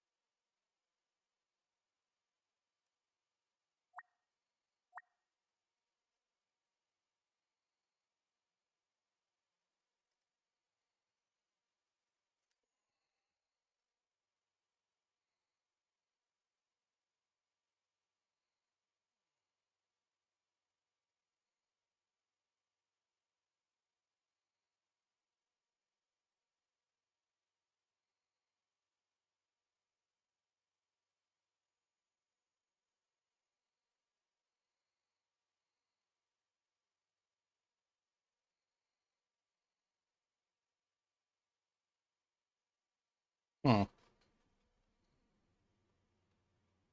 Strike him down and take his place at my side. Greg, be honest, is what you're doing legal? Literally predicting the market live to us poors? I don't know. Probably.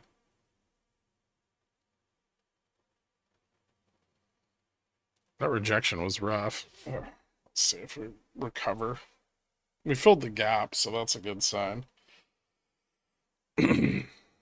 We didn't sell off too hard below negative gamma. Long have we forgotten Lady VWAP and her elegance. May her beauty never fade. May our hearts be lightened by her presence. Let's take her by the hand and walk the path of Gamma Strike together. Hashtag Gamma Strike Bros. Beautifully put. I couldn't have said it better myself.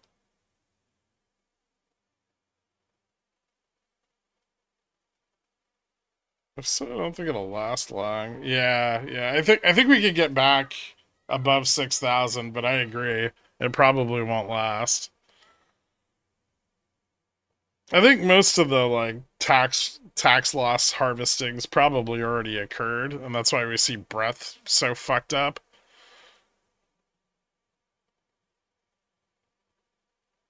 I wonder if we go above 70 this time. That'd be fucking cool. Yeah, let's do that.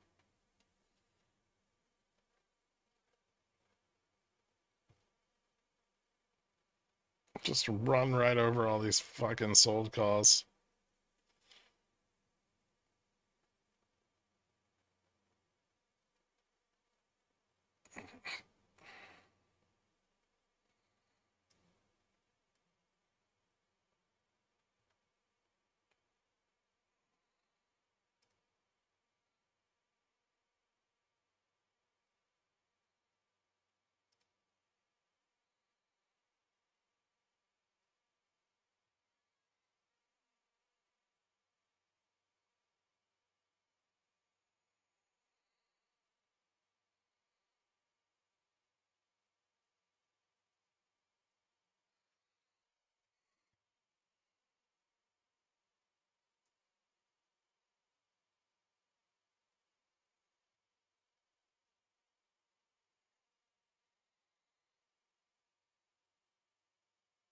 Girk, if you have $1 million uninvested right now, what would you put that money into for good profit next year? The 20 year? Wait, is it at 5% yet? The 20 year when it's at 5%.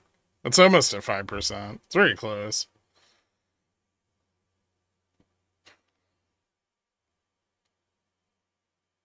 Craft dinners.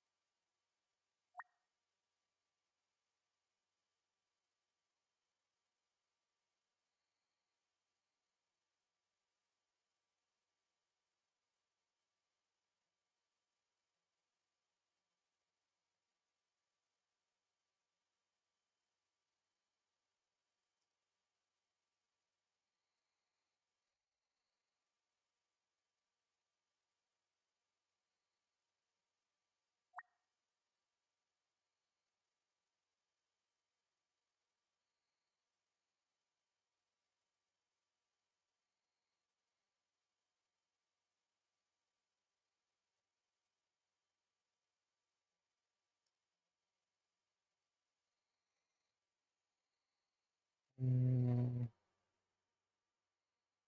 huh?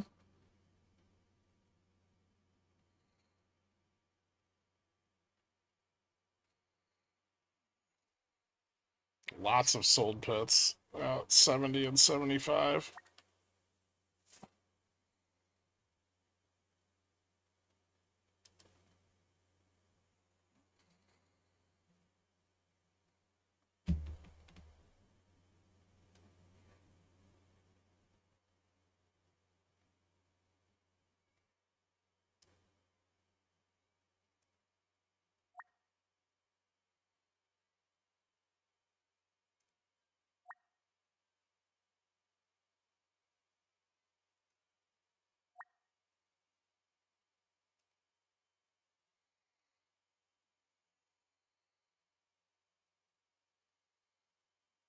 Woo! We did it! Did the big breakouts.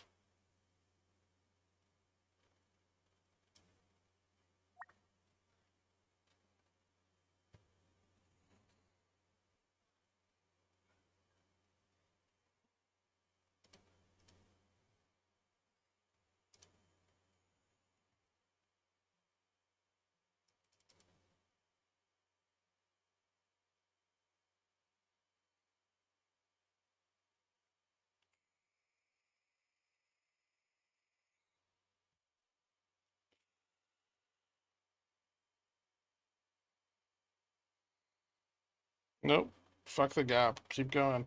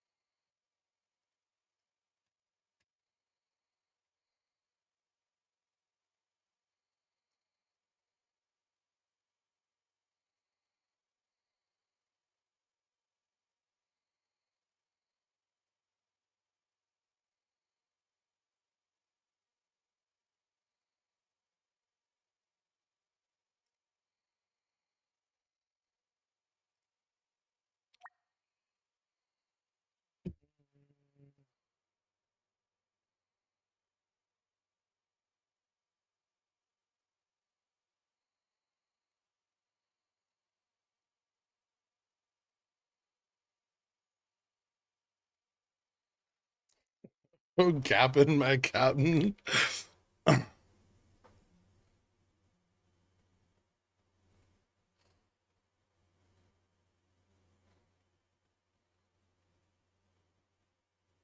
Yeah, bulls are way more stable here.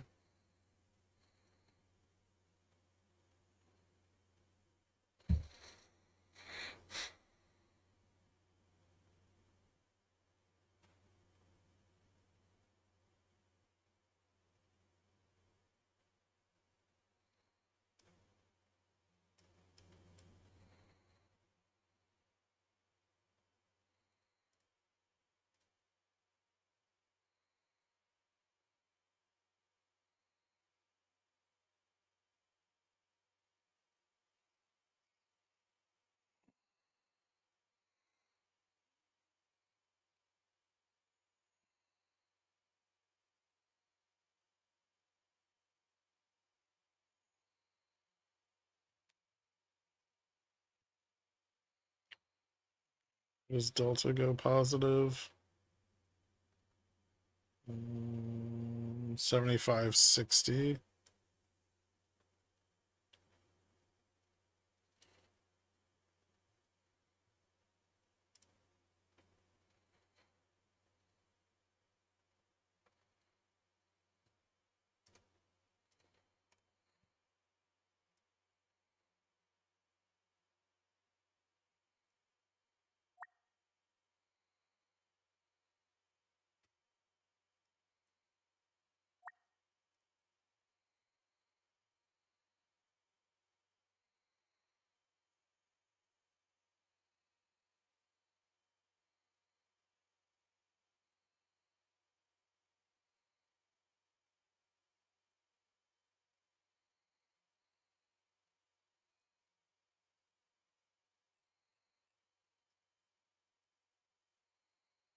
There's still that gap up at 85.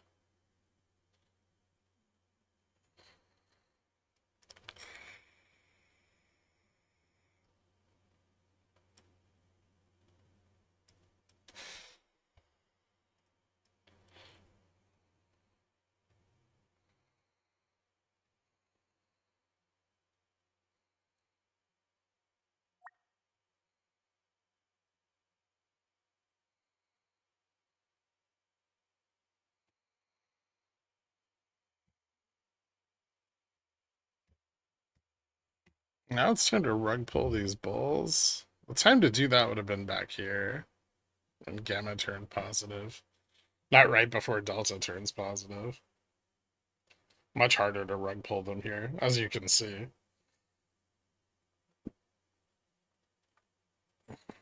The pullbacks are becoming like non-existent.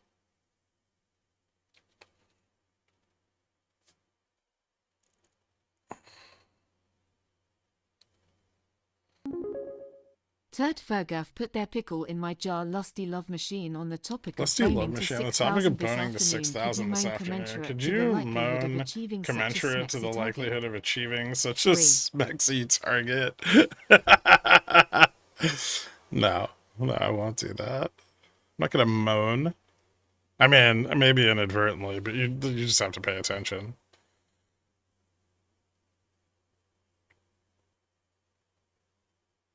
I don't want to fill that gap. Go back the other way.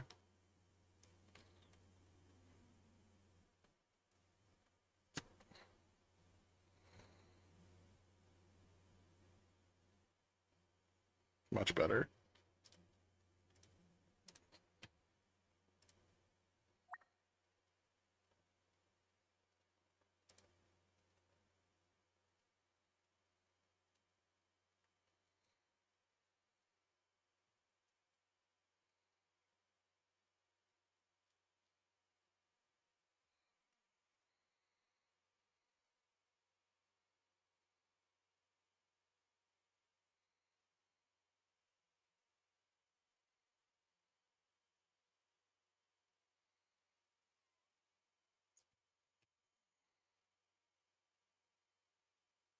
$75.40.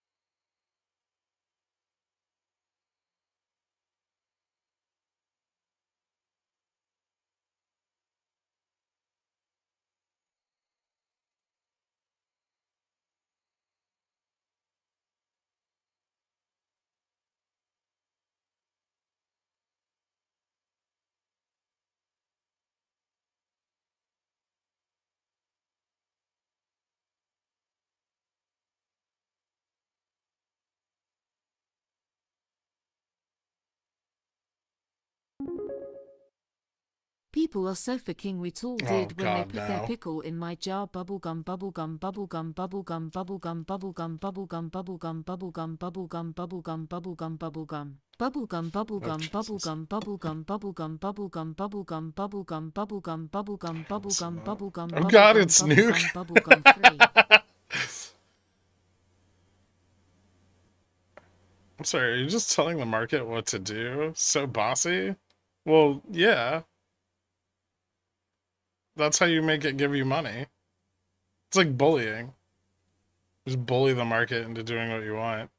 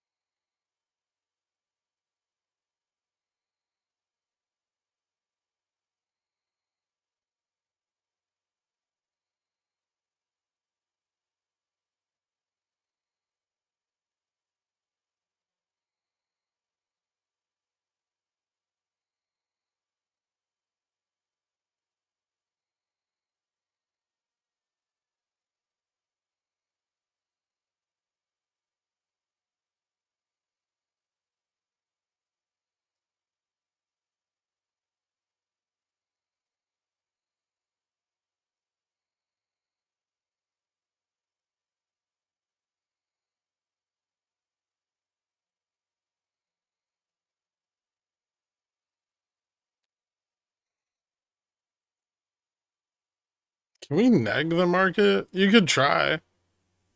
Like, why are the bulls doing such a shitty job pushing this up? We should be at 6,000 already. It's fucking ridiculous.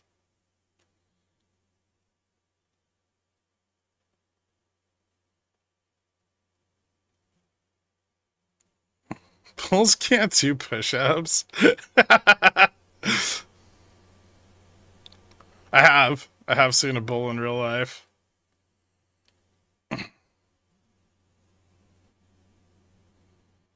Several of them, actually. At a team meeting once on a ranch. And the bull featured prominently in, like, all of the discussions.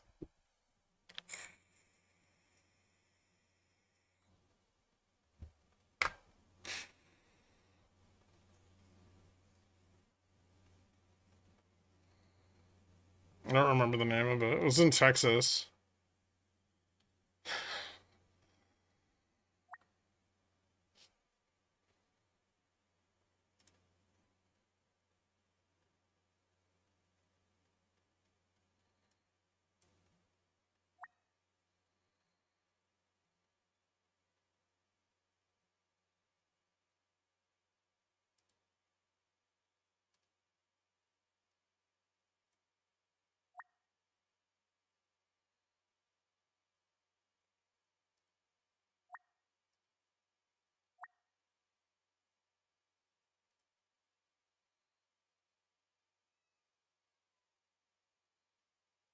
We did it. Positive delta.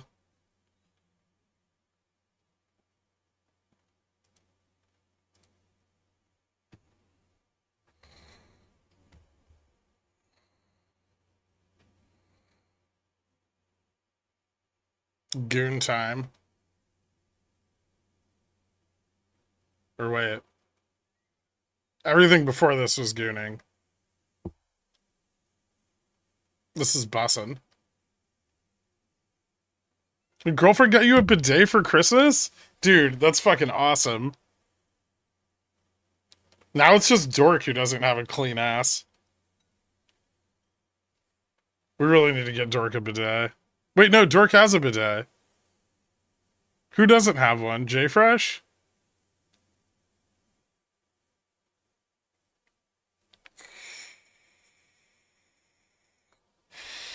I have two bidets? Alright, alright, alright.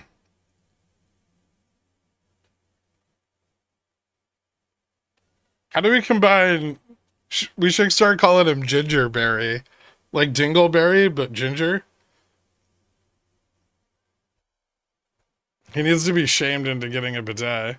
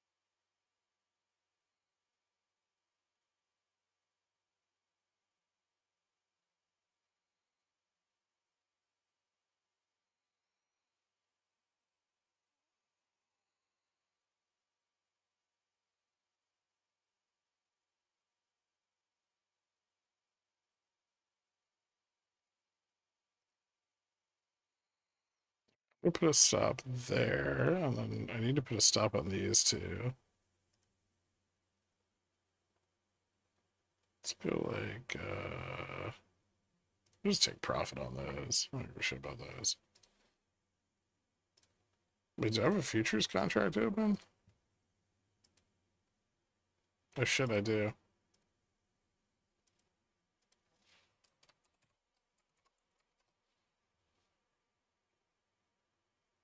Whoops.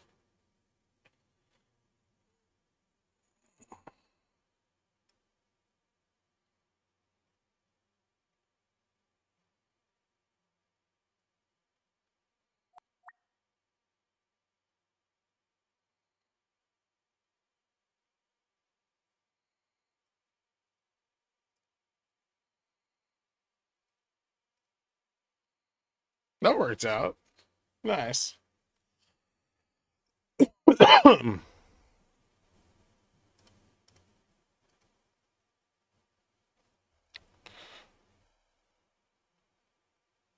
80 gets weird.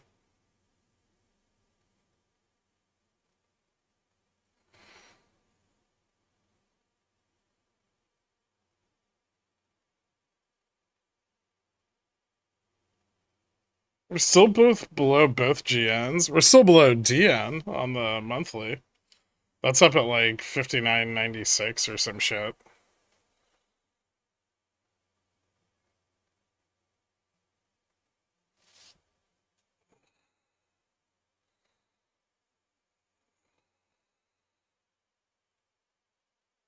Well, we filled the gap. Let's see what happens. Ugh.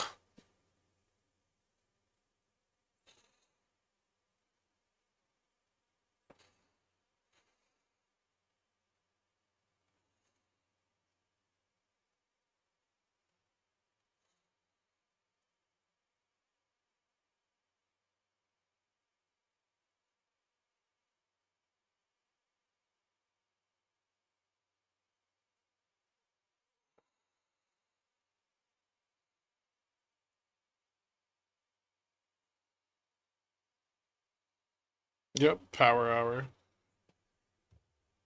5, 4, 3, 2, 1, 0. All engine running. Liftoff. We have a liftoff.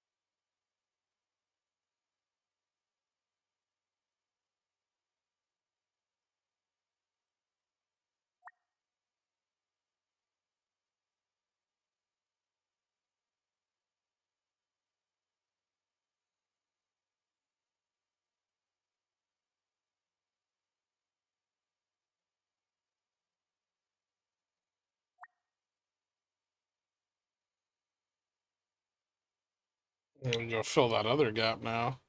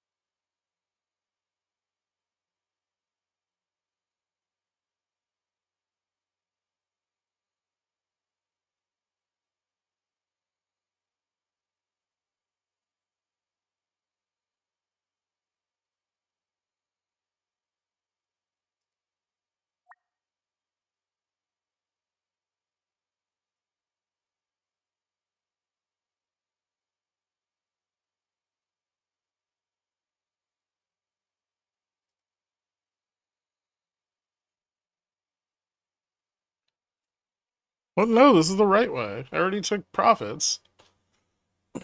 Sometimes I like to imagine that, like, the pickle jar taking profits crashes the SPX.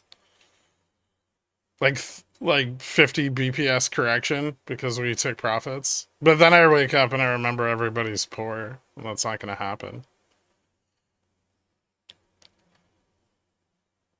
What's up, Popcorn?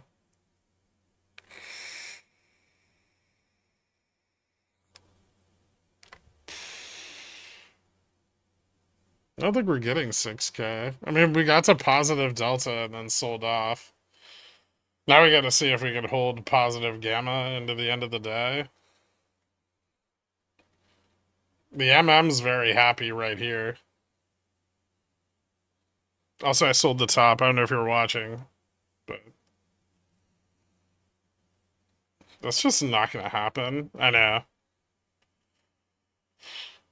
Maybe like a heavily traded equity.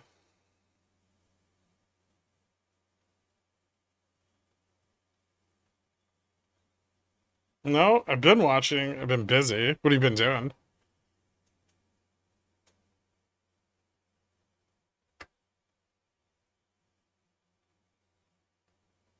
Have you ever played Tiddlywinks, Popcorn Trader? There's a follow-up question to that.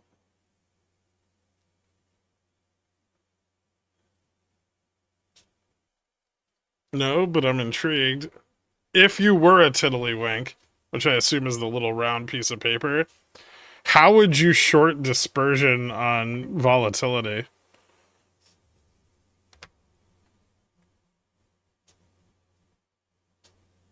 Relative to bond yields?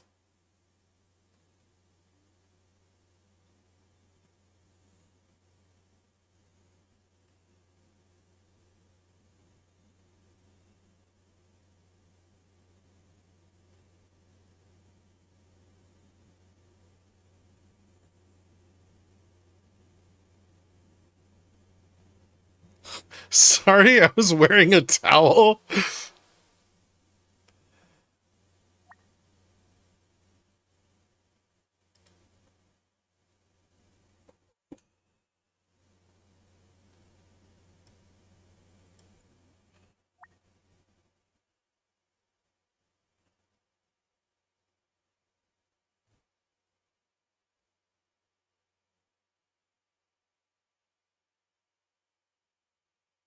Hold on.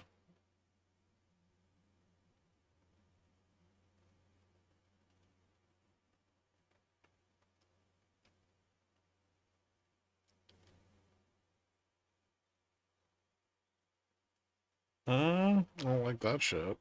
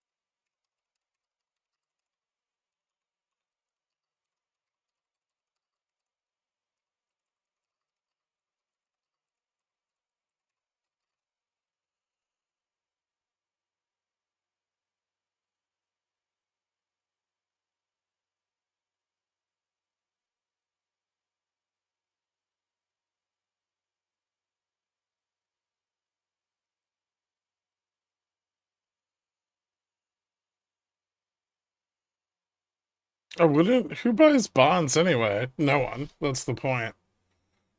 But people own bonds.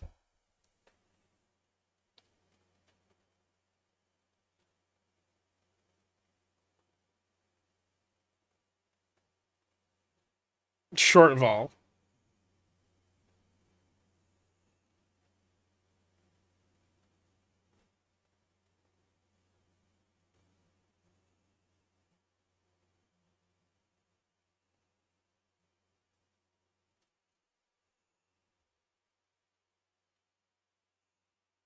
We did gap.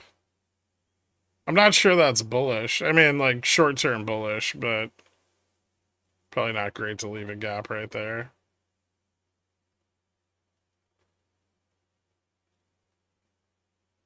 Pretty good if it fills before this candle closes. Ooh, okay. Maybe that is bullish.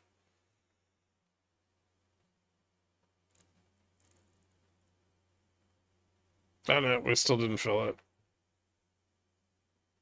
Now it's filled.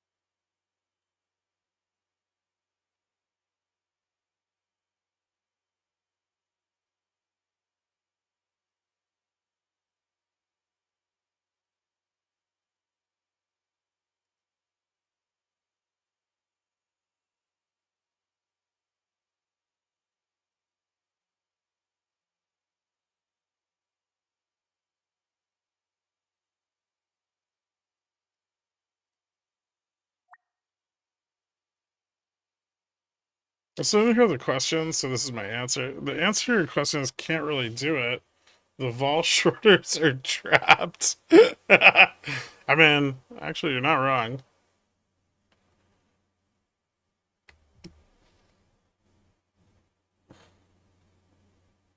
That's what they get for committing crime, right?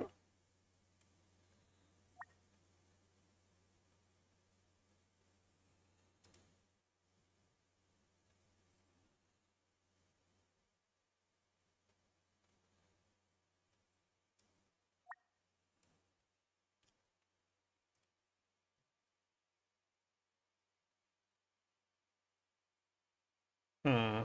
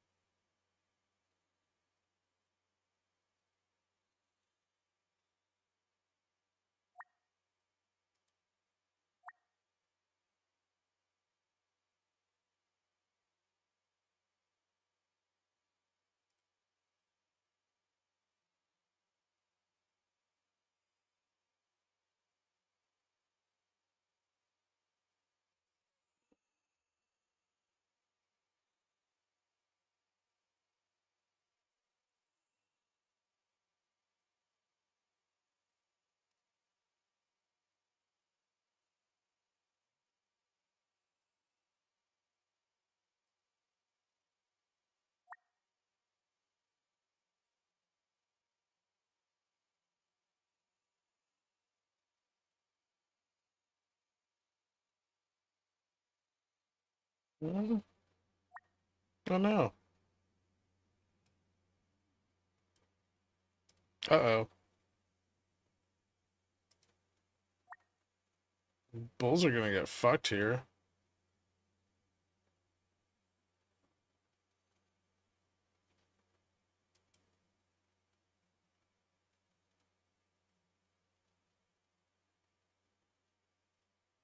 That's negative gamma.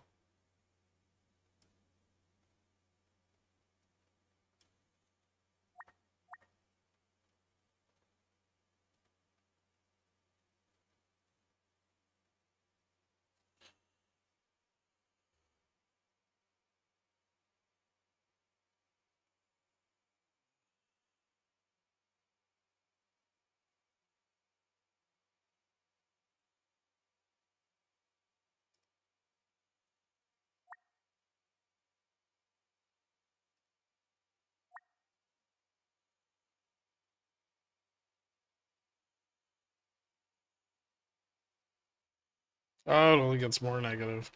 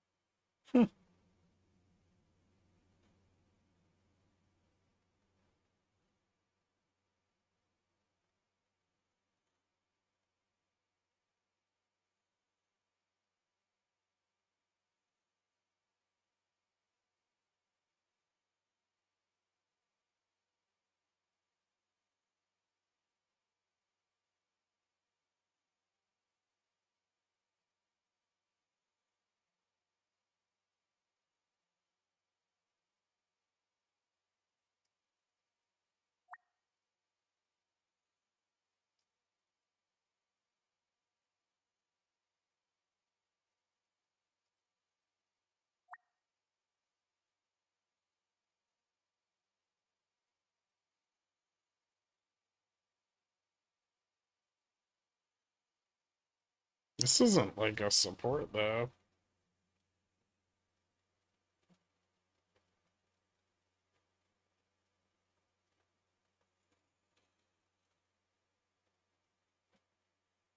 The meatball predicted this? Yes, that's correct. Well, the SPXW ticker on GS Live data page, is that always just 0 DTE? Yes. Right now. But we have plans to make it better than that.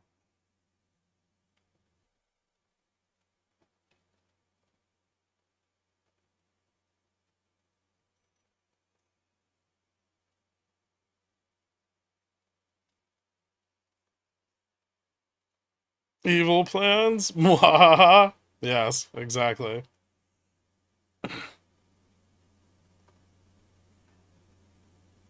Can you explain very slowly how the meatball predicted this?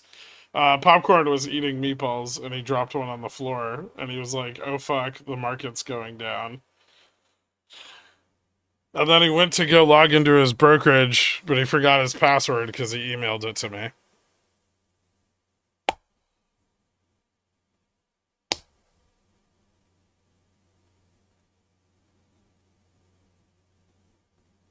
FYI, if you guys email me your broker passwords, I'm going to change your password. It's impressive considering I don't know your email. Really, it's posted right on the YouTube. Okay. But yeah, don't email me.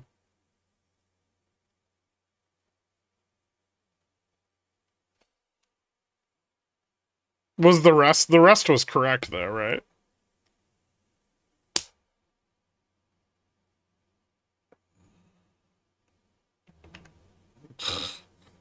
I do have an email address. Stop sounding incredulous. I can tell you're not on your game today. Clearly you've been busy.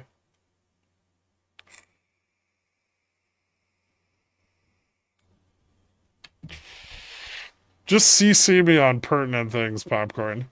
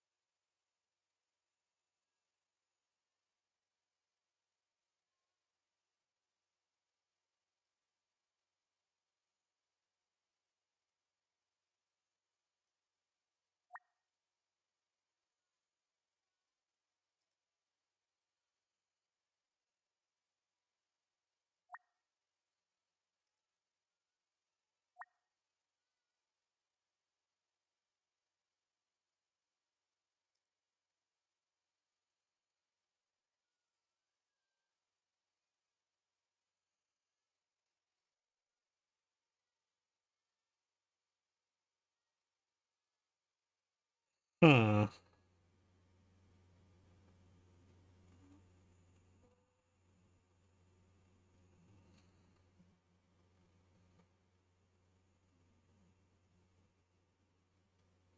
We did leave that upside gap. Oh god. Are we gonna close at 65?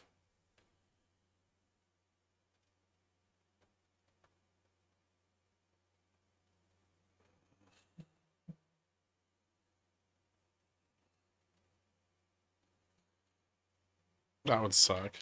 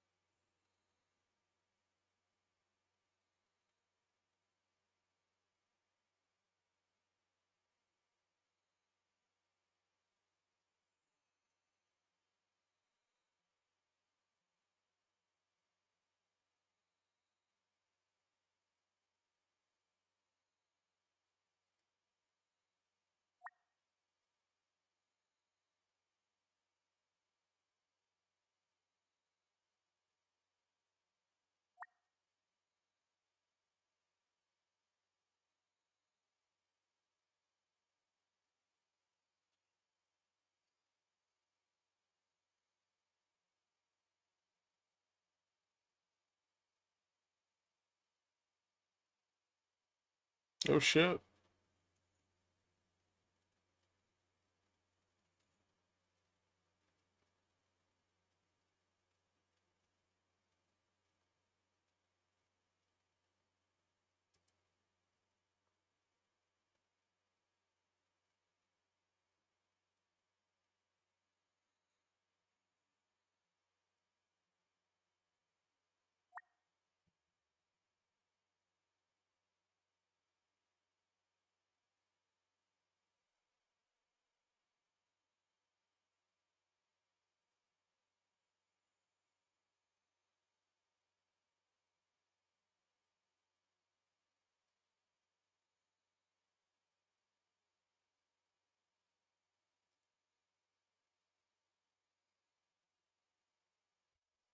Hey, Gherkin, check your email.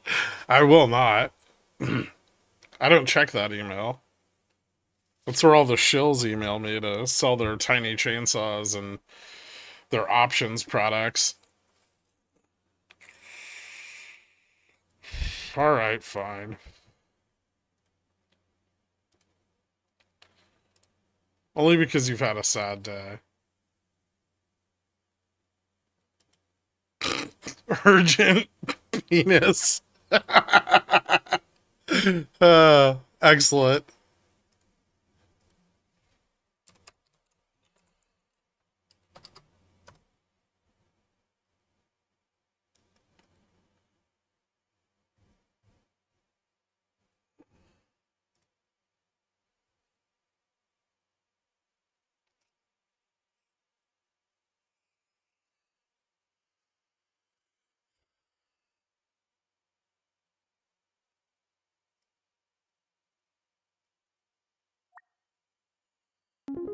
Popcorn trader put their pickle in my jar, got 'em free. I hope you're happy with yourself.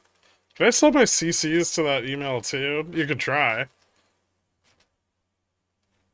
With that 8,000 contract calendar or whatever, do you happen to remember what time it hit? No, I wasn't looking at them. It was there this morning. So I'm not sure when it came in.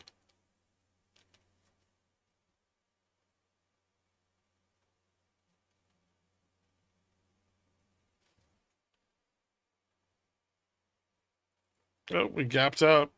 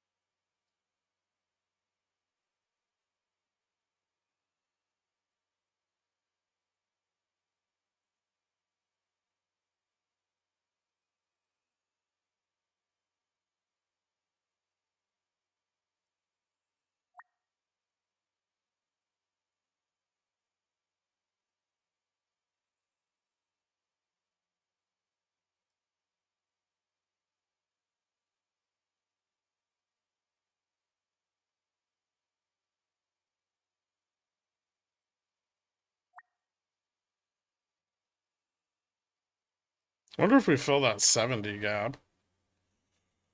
That'd be cool.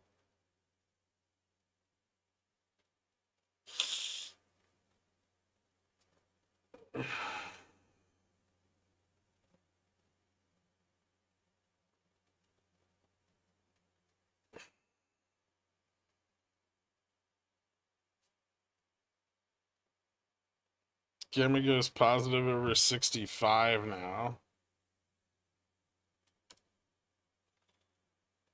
Which is less fun.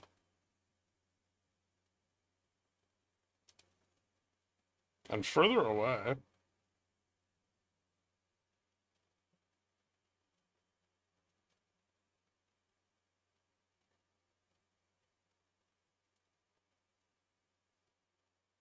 Was it even today that it came through? I'm not sure. Maybe not. I wasn't looking that far down on the chain yesterday. Was it in, go look at last night's Pickles pick, see if it was on the Gamma.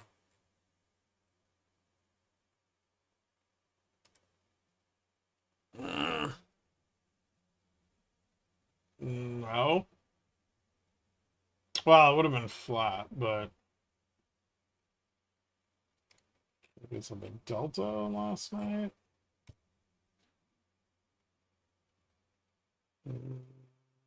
No.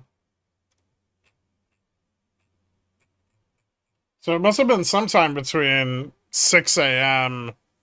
and now. Wait, is it still there? Hold on.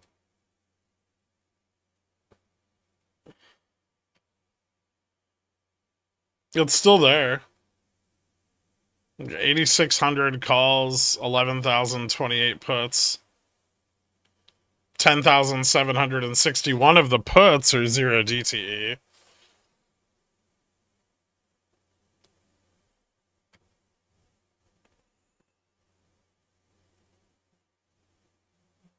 Sorry to get you into this rabbit hole I'm going down. I'll dig into it later. Yeah.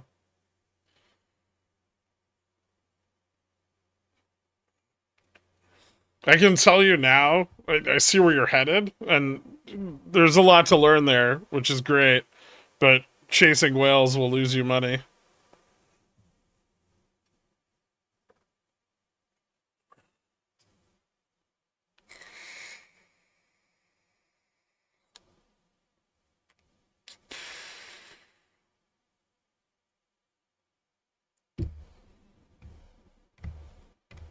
Do you think the VIX will run below historic average for the next decade or so? The new vol shorting ETFs and all that jazz. Or we just get a decade of higher volatility because, I mean, it could go either way, right? If volatility goes up and stays up, I mean, look at 2021. Vol was sky high all year.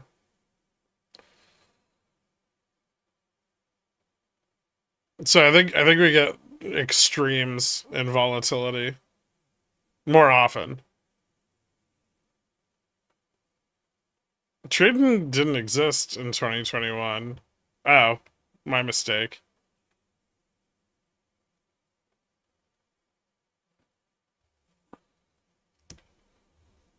I'm just annoyed I'm not spotting them.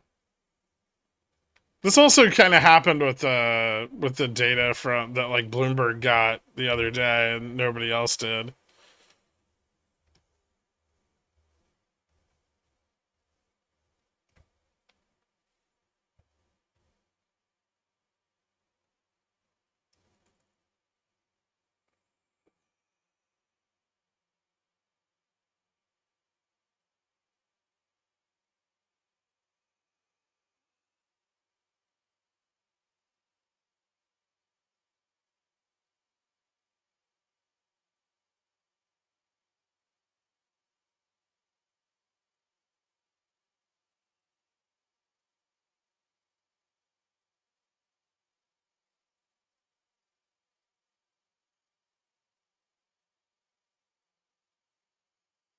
Hmm.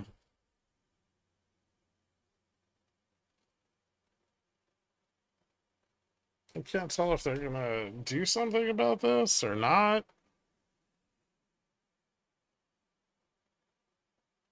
They really only need to get it above like, well, 65, and they can push it back out. But they don't seem to be shorting vol very hard here, which is possibly concerning. Because I'm long. I'll just wait, I guess.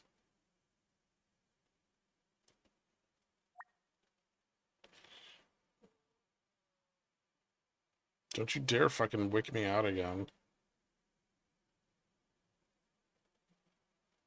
That's an inverse head and shoulders. Boop.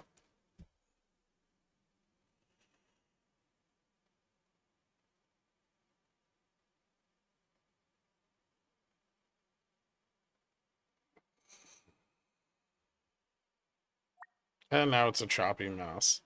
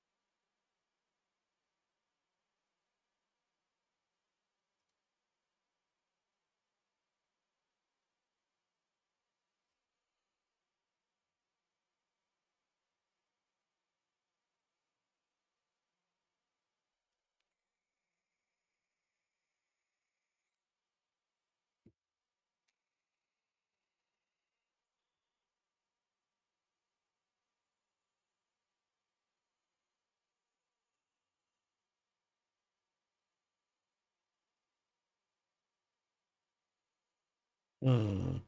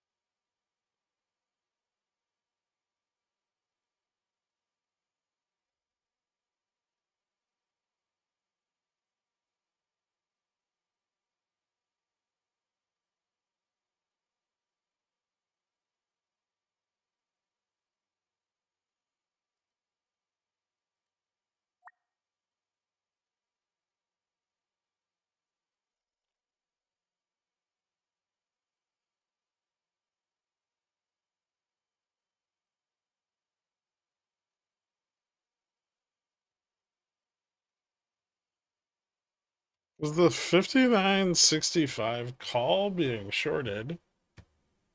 No. The 70 is a little bit.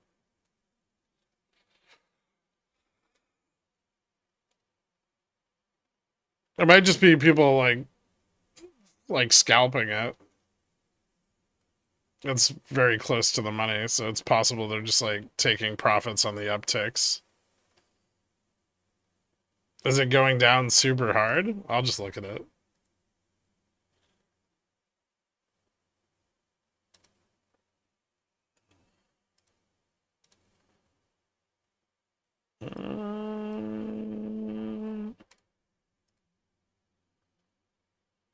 Maybe. They might be dumping long positions on it.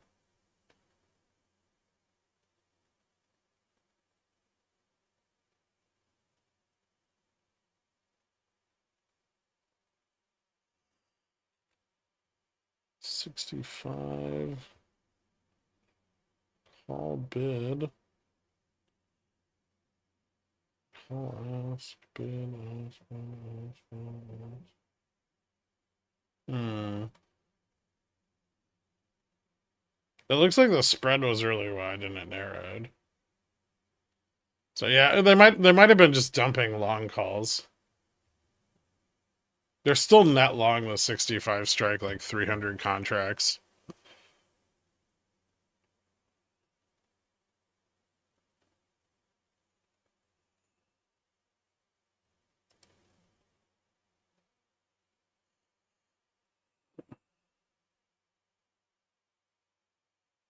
This fails.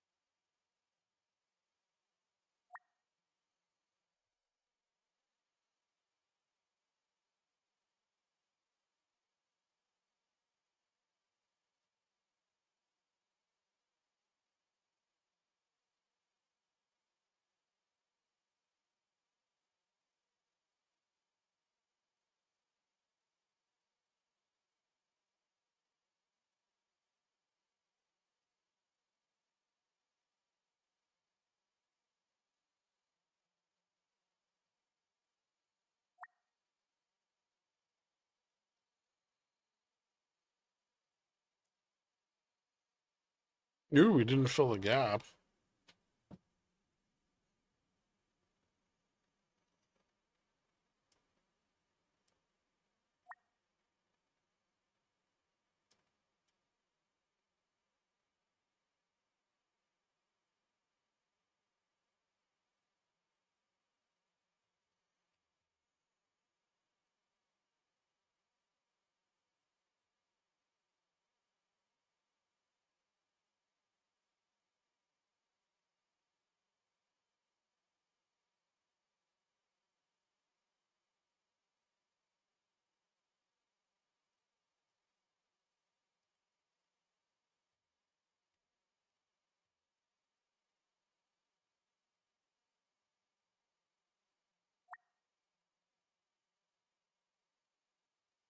It was a fun week. Cheers. Cheers, Huckleberry.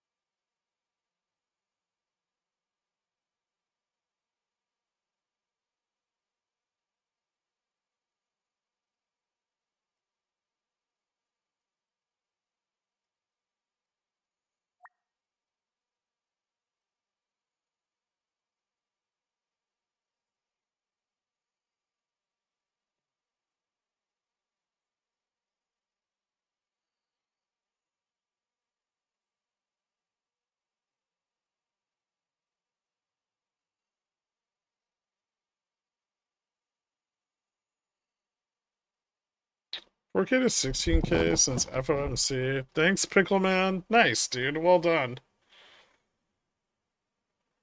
That's fucking awesome, man.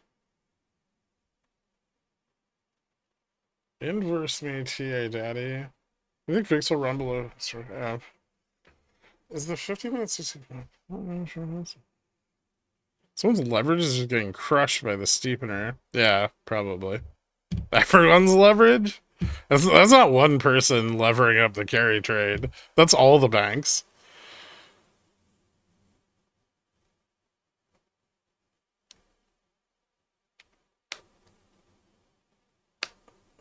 Are the Bulls gonna try something? I don't know. Maybe not. We're just like falling deeper and deeper into a like big hole of negative gamma.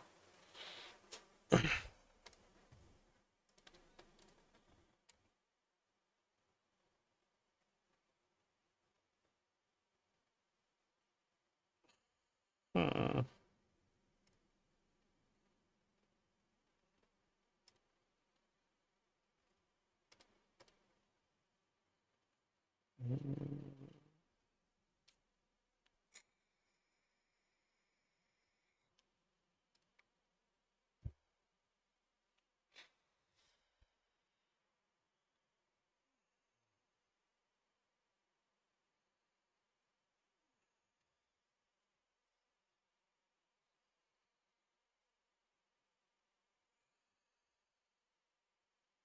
it makes sense for them to try to bounce it here, but it's really hard to bounce it from here.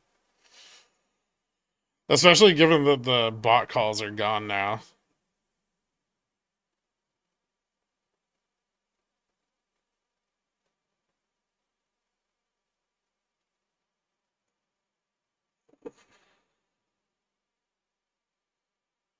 They'll have to like short the 50 and like long the 60-65 or the 55-60, which they're not really doing.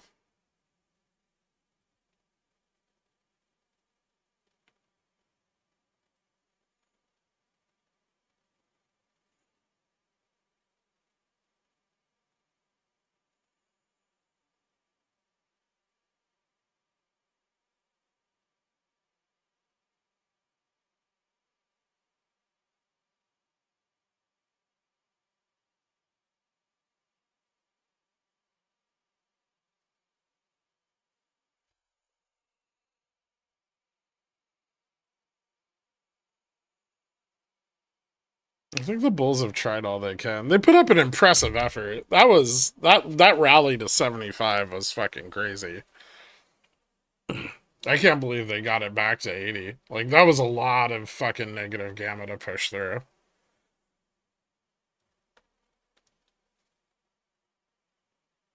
But being unable to hold it's not great. I mean, They had market maker support and they just closed all their calls.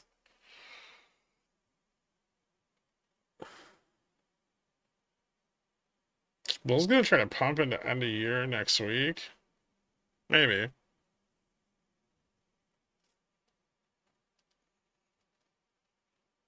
We might get a little bounce off of like the futures support here at 604.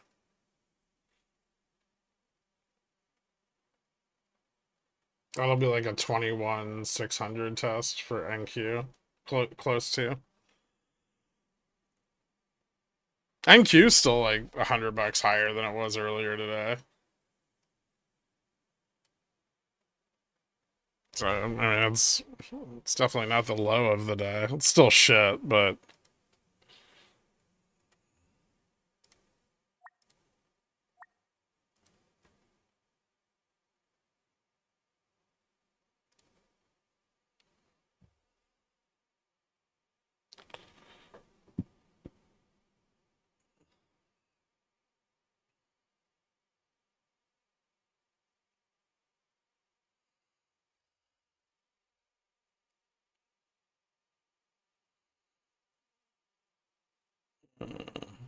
that's not great.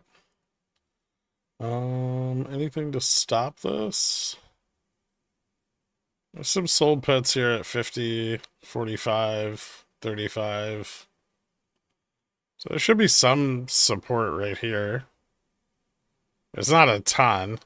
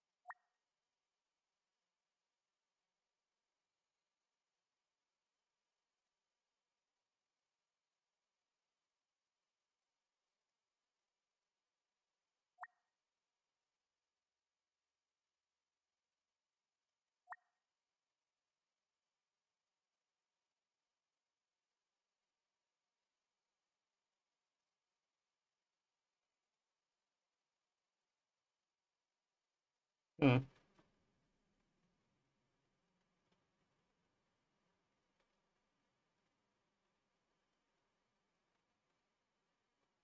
I kind of want to pick up some puts for Monday.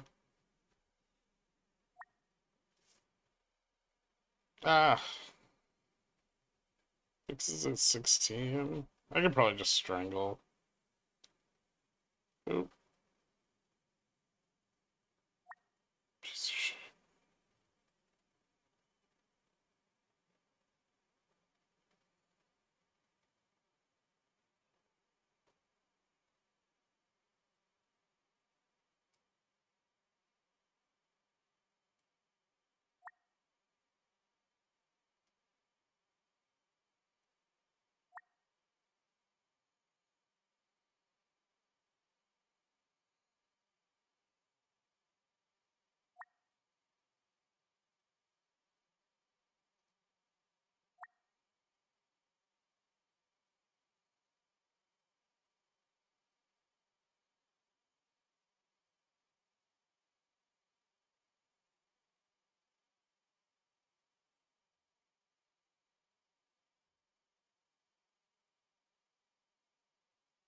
Ooh, fun.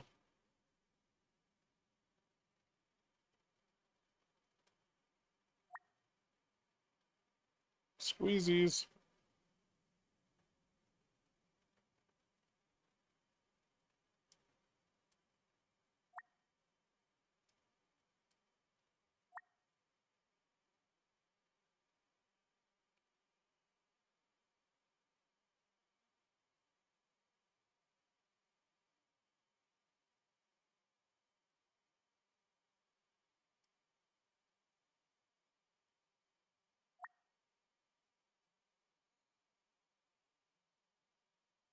This could keep going up and fill the gap at 70.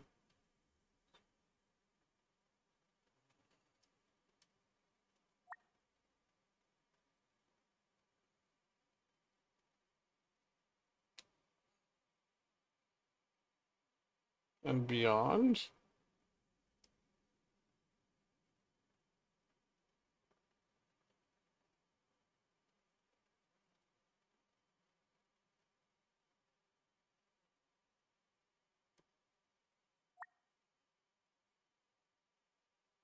Ooh.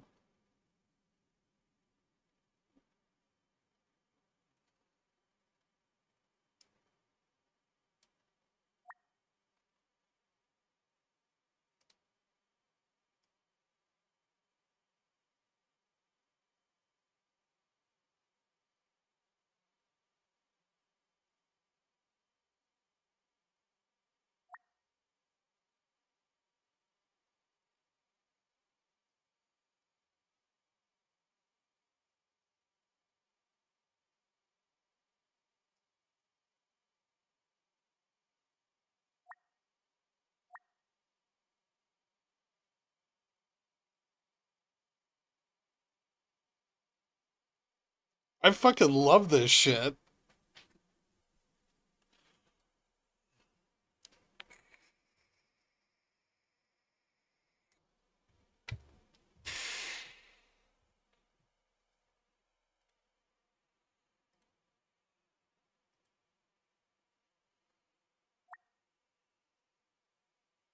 Let's go right back down to 65 again.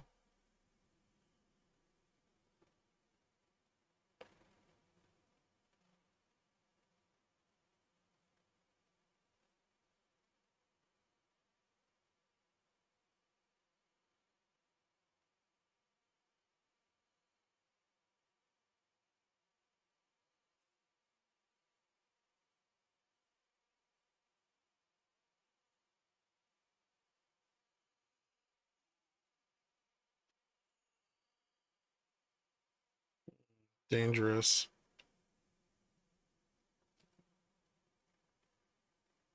Is it? Maybe.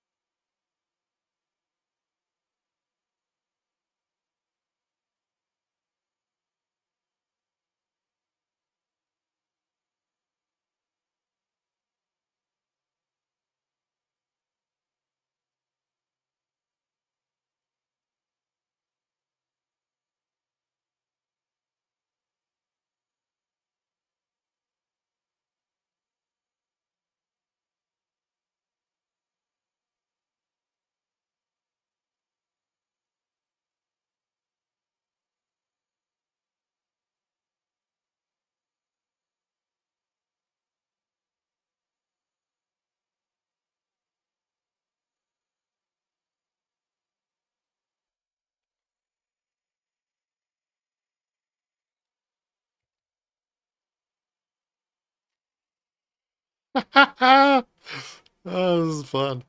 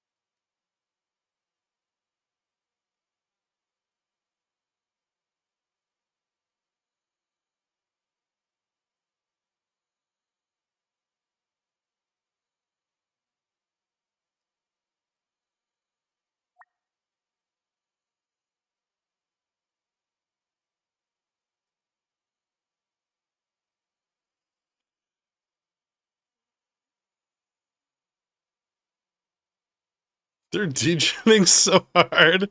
They really are. It's beautiful.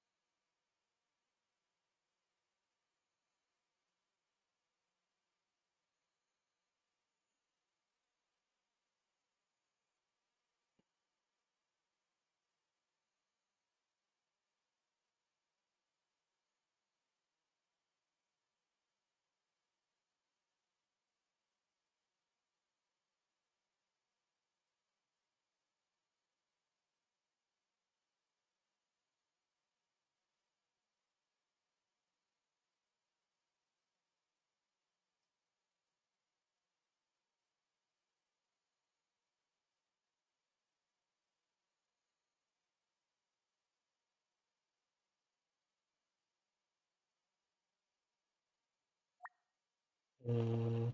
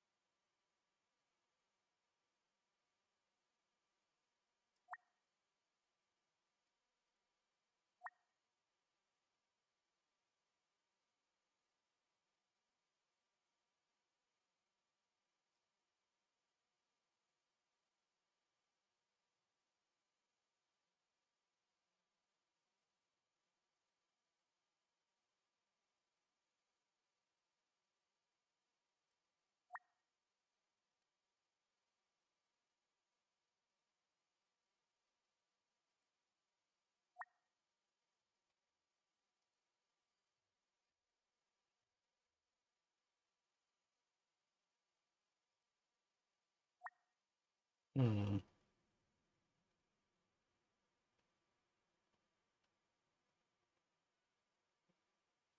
Oh no, my data.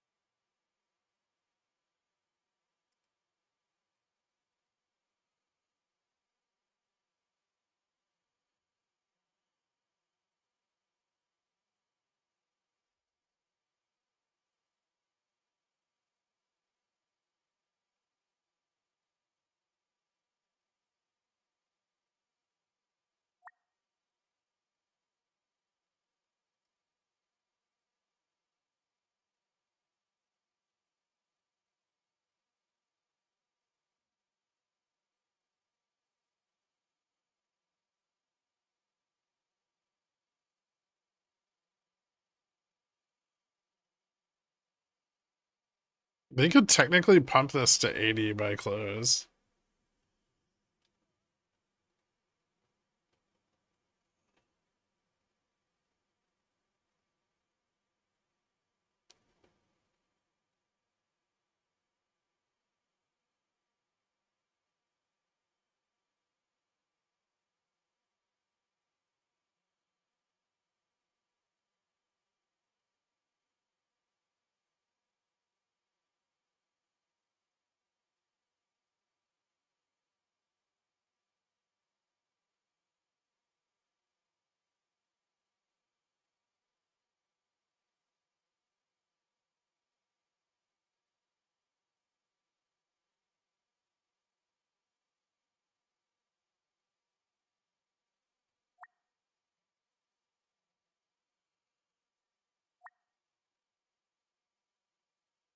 Ding ding.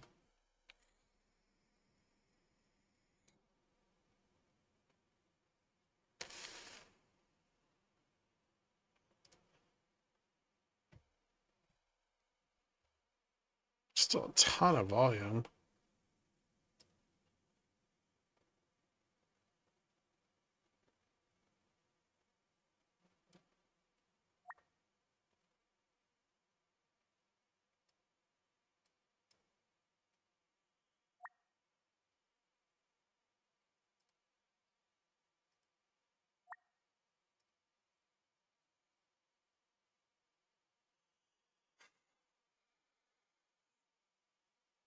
Hold on.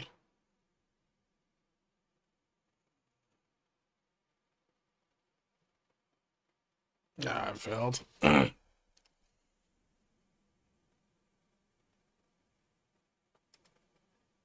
right. Well, that was fun. Today was a fun day. All right, so hold on.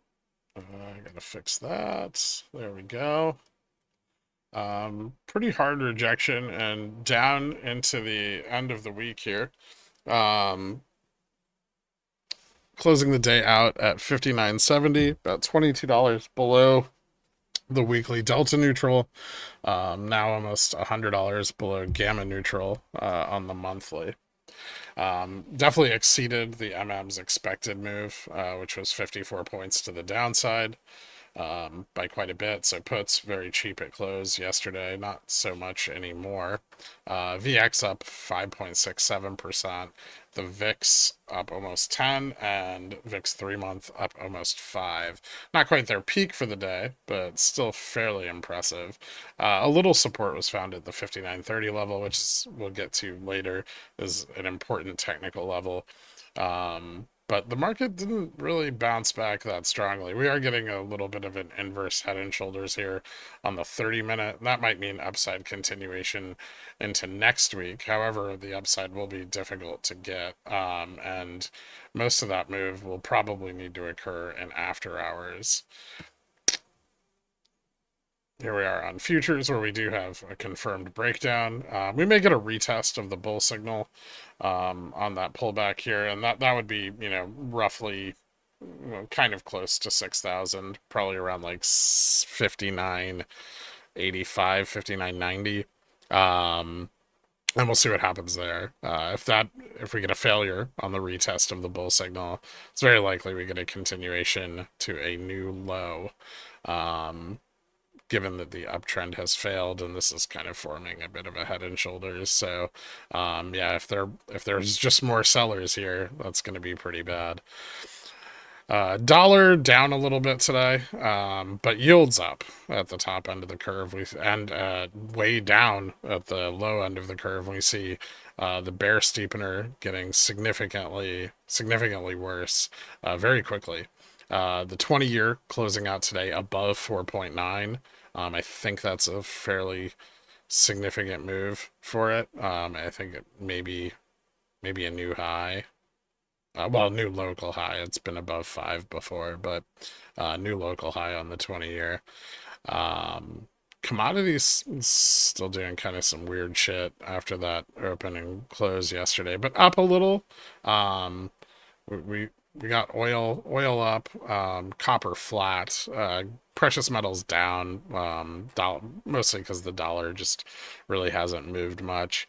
Let me pull up some materials, are still kind of meh, flat, and so is agricultural. Energy, the rest of energy, not doing too much.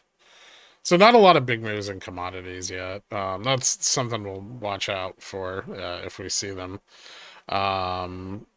Correlation, still divergent. The 1 month slightly above the 3.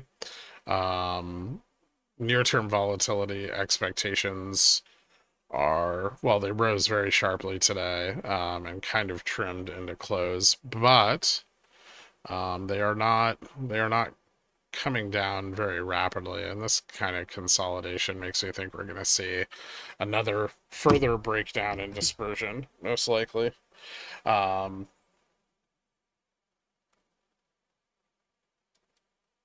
leverage on the carry trade now at a new all-time high, after yesterday's all-time high, at 9.06x.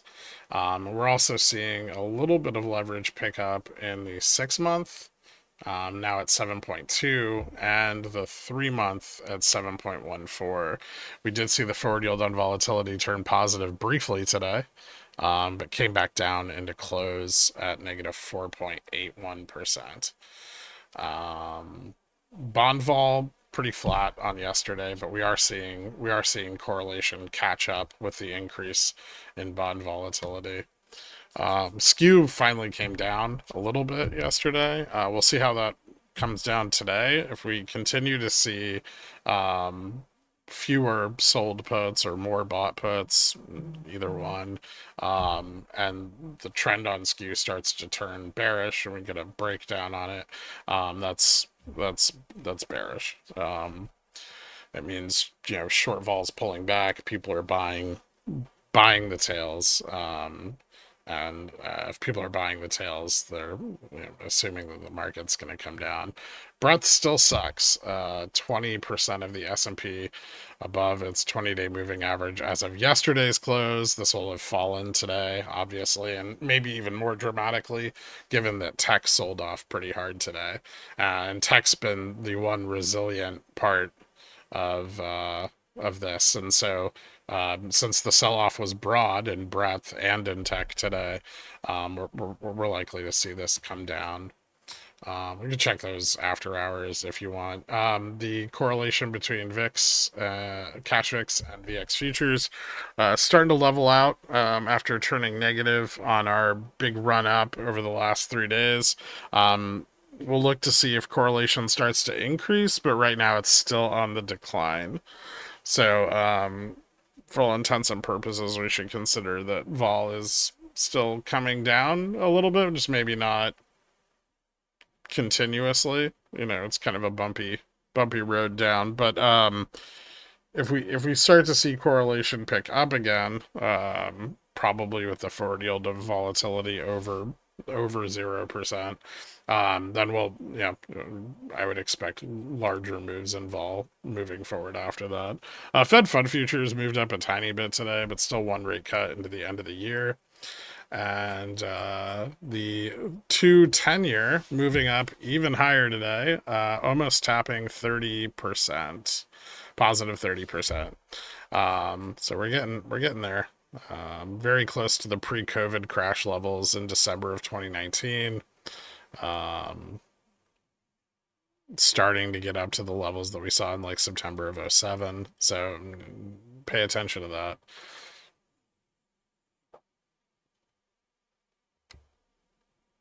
Can you explain? And then lastly, I wanted to go over the technicals. We tested the 50 MA again today, caught a little bounce on it, but ultimately did not get back above the 30 EMA. That means tomorrow we're going to open between the two of those. This is a bear rally into a breakdown, so the continuation from here is not very likely.